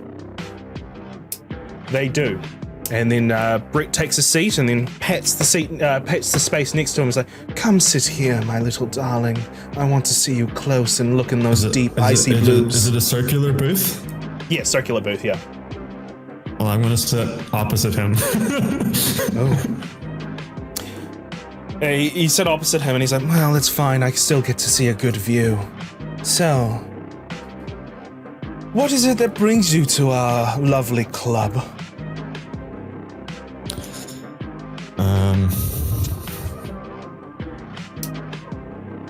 Supposed to see someone. Oh, you've met me. Who else do you need to meet this cold and dark night, my dear? I'm gonna presume here, but I'm gonna say, presume your boss. Annabelle, my sire, the Toreador Primogen. I love her so much. She is the love of my life. So I love her so much, I'd like to squeeze her head right off her body. He kind of whispers that last part to himself, but you hear it. Yeah. But speaking of Annabelle, she has spread quite the tale of you and your coterie. Apparently you're responsible for killing Prince Jackson's little bitch boy. Think what you want. I want to think I want to hear what you've got to say, my dear.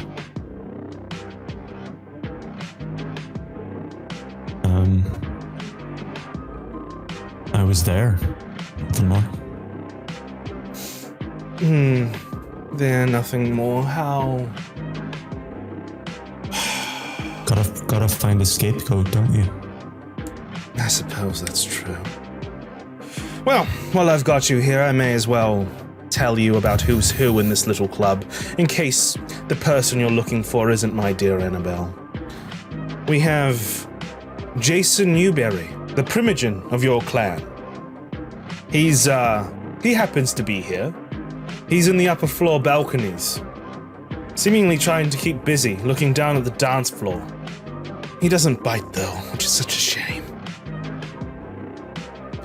Then you've got Nero, the man up there, and he points up in the balconies. You see a guy who's sitting by himself with his eyes closed, and he's just like, that man, he's Nero. He's an old member of the Roses, been asleep for a long time. He sits there and often broods. You might get along with him from the brief interaction I've had with you. Then there's, of course, Annabelle. She's in the private wing. And then T, as you're kind of looking around at all these people, he'll say, you notice the girl that Ace was interacting with in the car, Theonore McCrane. I think you did get her name, so you'll notice her on the dance floor, catching the attention of many who are around her. And he says, "Ah, yes, Miss Noel McCrane has caught your eye. Be careful. The snake can be quite seductive. Can be quite the seductive dance partner. Before you know, it'll be wrapped all around your pretty little. You'll be wrapped all around her pretty little finger." There we go. Got the sentence out in the end. So those are the ones that he points out, and he says, "Oh yes, and there's also Portia, the beautiful Portia. She's somewhere around here. But when she appears, you'll definitely notice her. With the warlocks walking out of the tower, she seems to be the only point of contact with him now. So, I've given you quite the buffet, my dear. I will bid you adieu. But please come see me and Annabelle up in the room up there before you leave. I'd love to see the look on her face as you correct her for her tail weaving.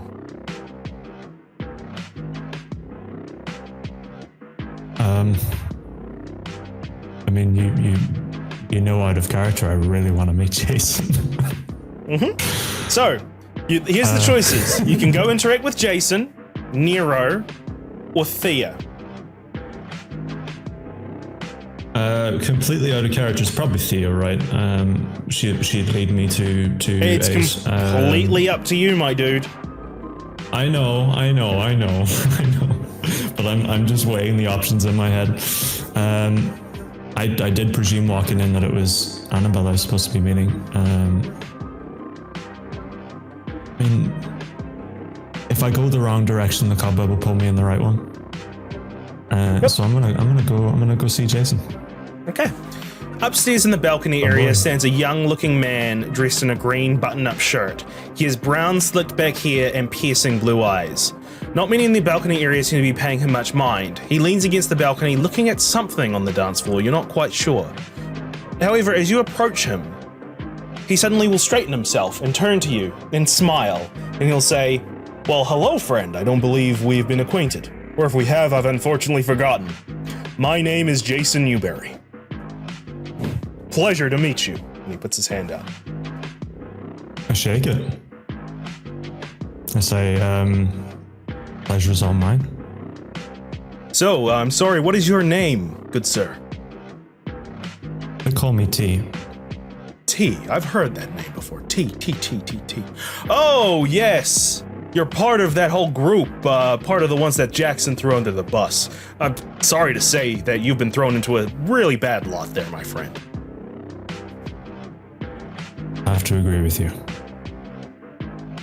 So, how can I help you? If you were looking for favors, unfortunately, I can't help you with much. Jackson and I don't quite see eye to eye a lot of the time. Forgive me for assuming, but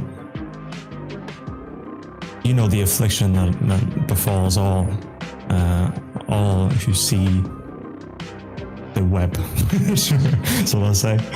I was wondering if you had any insight into something I should be doing, I suppose.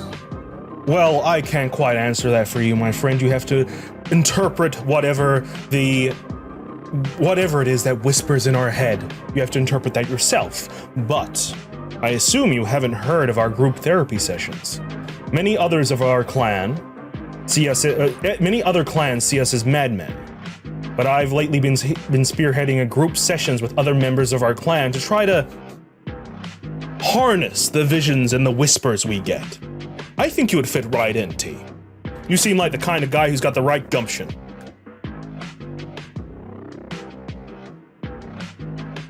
I won't answer, but you can tell I'm not interested. The offer stands, my friend, and I mean, I don't want to pull rank, but I am your primogen after all. My focus gets placed back on him again. So, am I expected to see you at the next meeting next week? Assuming you keep your head for that long, that is. If I'm not dead, yes. Sure. Very well. Well, I'm sorry I can't help you very much in terms of your cobweb issue, but I'm glad to answer any questions that are pressing your mind. How is the boy, by the way? The new kindred, the one who was embraced, the one that you took in. Bravo, kudos to you. Not many would have the guts to do that.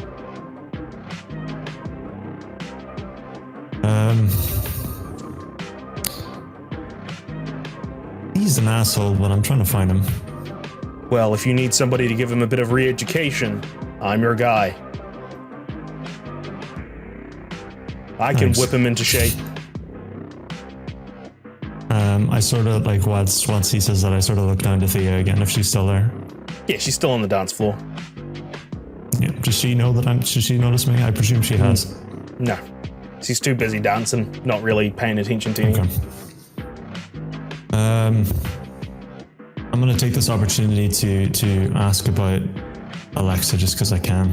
I'm gonna use her name that's in my notes. What do you know of the Greyhound? The Greyhound.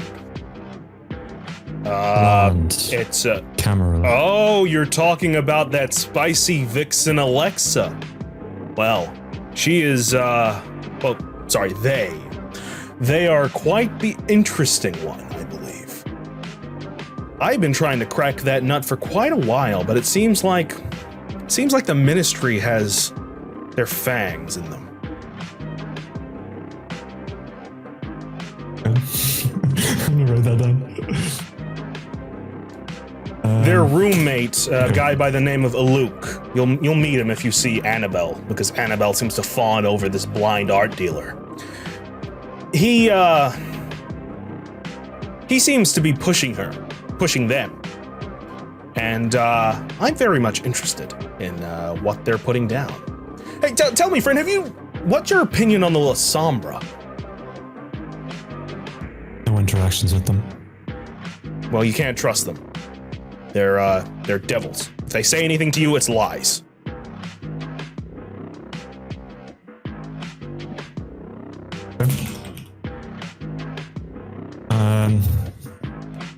Thanks, man. I thank him, and then I proceed to express my want to leave. But thanks, man. I'll see you at the meeting next week then. I do that as I turn around and walk away. All right, T. Okay, and then he turns back around and he looks back out in the balcony at something on the dance floor. You're not too sure what. But you're heading over to Thea now, is that correct? No. Okay, where are you going? Annabelle. See Annabelle. Okay. Sure.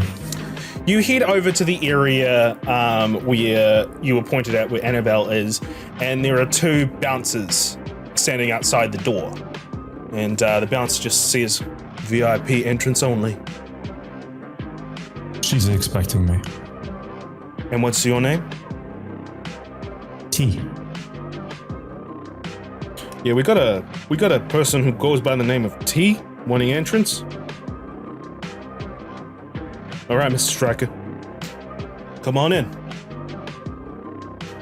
You go inside and you can see. You know what? We're gonna change to the Camarilla music because I feel like it's a bit more appropriate to what's gonna happen here. You go inside and you see Annabelle is this strikingly beautiful blonde woman in a red dress. She's talking to a guy in a suit who's wearing sunglasses, like circular sunglasses, and they're laughing about some kind of art on the wall. Brett Stryker, the guy who you met earlier, meanwhile, is just kind of leaning back onto the wall, very bored, until you enter, and then he looks at you and smiles. Annabelle finally notices your presence and says, "I'm sorry, who let you in?" Your buddy.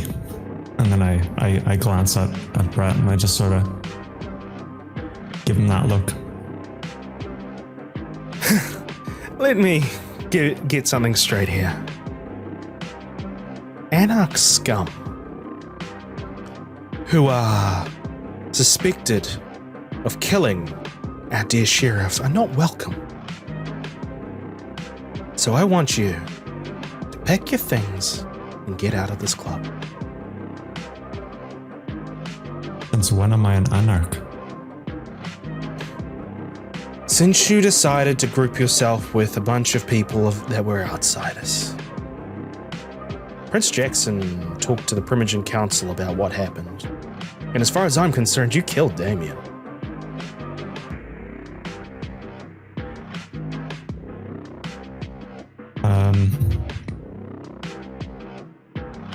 I want to say something on the lines of, well, it was the prince that put us together.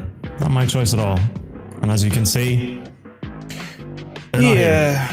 Well, Prince Jackson doesn't exactly have the best judgment now, does he? So, that's why he's got his Primogen Council to help him make decisions. If he had talked to me about it, I would have said to cut all your heads off and just call it a day. Would have been a wise choice. Would have been.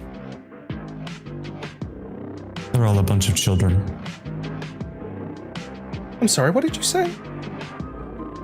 So they're all about a bunch of children in reference to my coterie. What does that make you then? Their babysitter? Exactly. What kind of babysitter just... Where are they? Did you just leave the kids alone to play with the power sockets, or...? One would hope. Well, that's 4 less Anarchs in the city. I'm just, I'm already done with her, so I'm just gonna leave. I'm gonna turn around and go to leave. You go to leave, and the guy who she was talking to walks up to you and see as you're at the door. Annabelle goes to say something, but he turns around and raises his hand, and she just sighs and turns away. The man with the glasses comes up to you, and he's just like, I apologize for the brashness of Annabelle. Aluk of the ministry. He puts his hand out. I'm not gonna shake his hand. Very well. I see we've gone on the wrong foot. Listen. You don't want to be pissing off a Toreador Primogen. Your Malkavian Primogen is not going to protect you. Newberry is a piece of shit.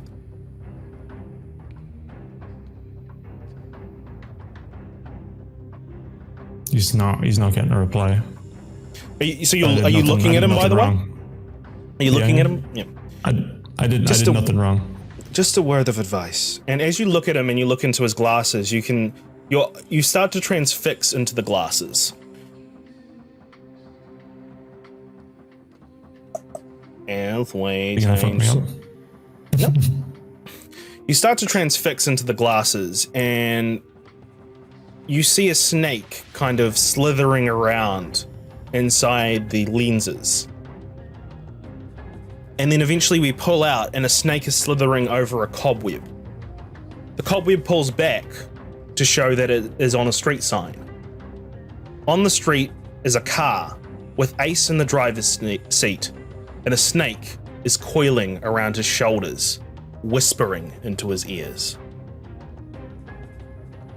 And as we pull out of the street sign, you see exactly where this is.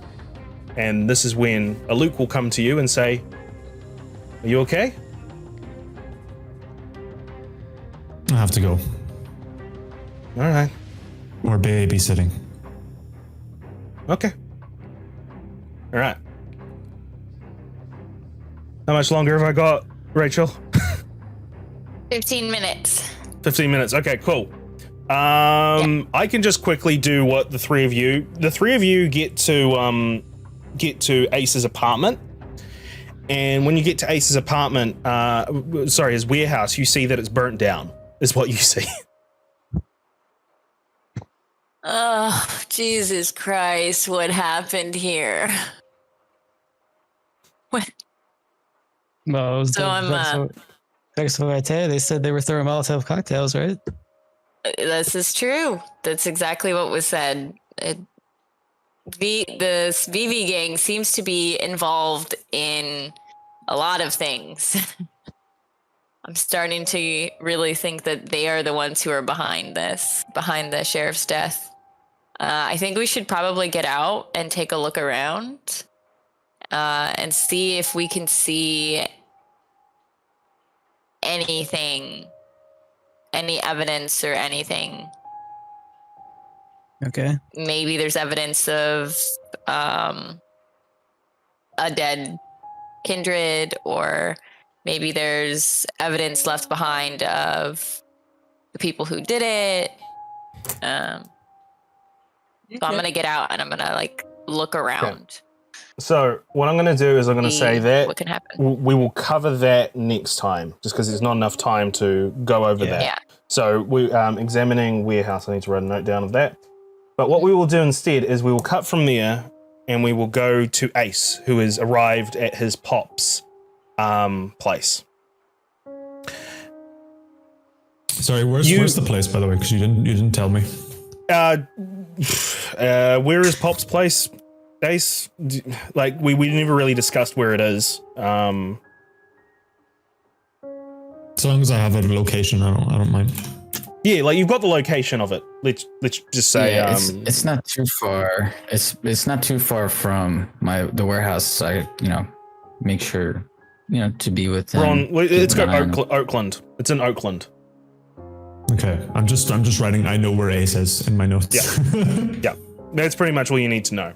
Okay, so Ace, you are outside this place, and as you're here, you see your from a distance in the car. You see your grandfather moving around inside the kitchen. The lights on. Nothing seems to be amiss. Marcel is just sitting next to you.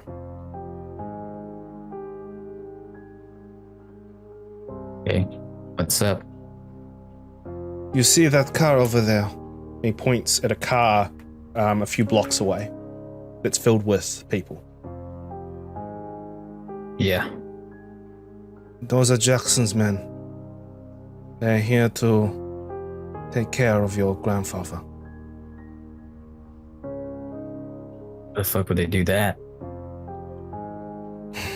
Because I guess it's some kind of leverage. If you make a wrong move, your grandfather...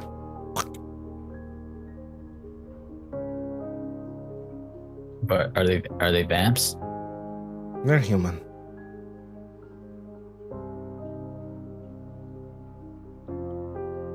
Huh. How does that make Ace feel? Ace is, well, he's really pissed off. Like extremely pissed off. Fury frenzy pissed off? Not fury frenzy pissed off, but your his goal now is I was gonna say not fury, but like I'm determined to go do something about it right now. So I'm in control of what I want to do, and my goal right now is to do something about it right now. Okay, yeah. So what are you gonna do? Well, I'm gonna ask, since I want to talk to Marcel, trying to figure out this whole this masquerade thing. Can I just take care of him right now? Would that piss off Jackson? Marcel smiles and says, "There are gang shootings that happen all the time here in Chicago." As he, because this isn't his car, is it? But well, yeah, he'll have a tote bag with him. Let's just say, and he grabs out an Uzi and puts it on your lap. I pick it up and I already leave the car. Cool. All right. You walk up. You see this group of 4 people in the car. What are you going to do as you walk up? I'm gonna ask him. You guys know Jackson? Were you hiding the Uzi? I'm guessing, like behind your back. Yeah. Yeah, it's in my pants. Yeah. The guy, one of the guys says, "Fuck off! Get the fuck out of here!" I'm just here to check because I'm with Jackson. He told me to check up on you guys. And I'm wondering if you are the guys.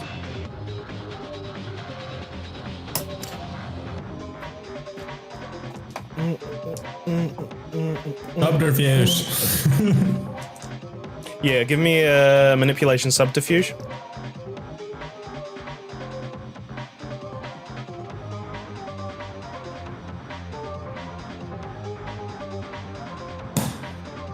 Manipulation subterfuge.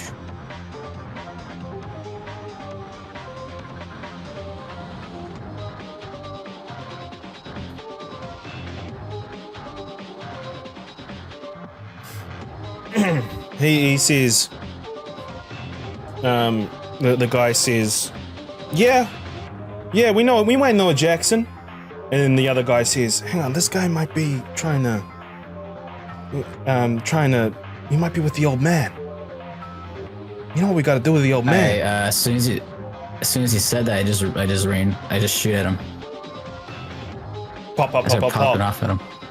Okay, Yep. T, you are making your way to this area when suddenly you hear loud gunshot noises.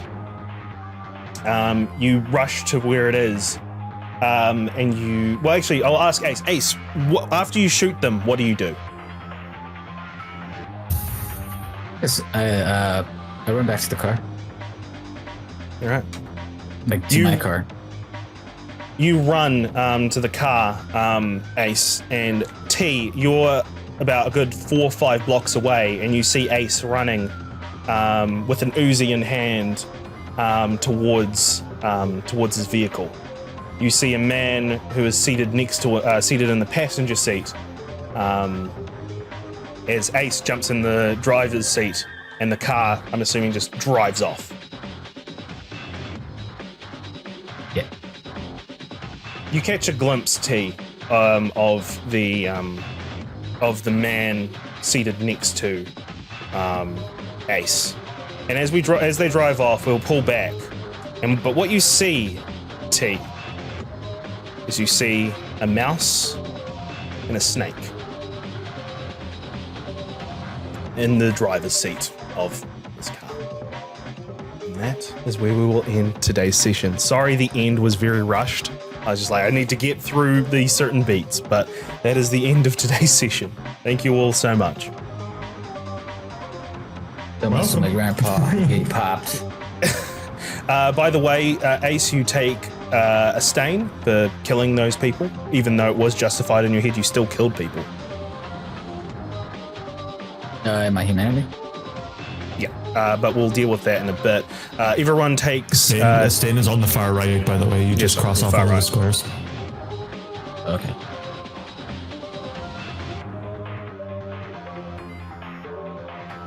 And also everybody gets 2 experience points after the session. God, it feels so good to be able to do the ministry properly. Oh, so a fun. whopping 2 XP. If I had fucking the right resonance right now, I could grab aspects.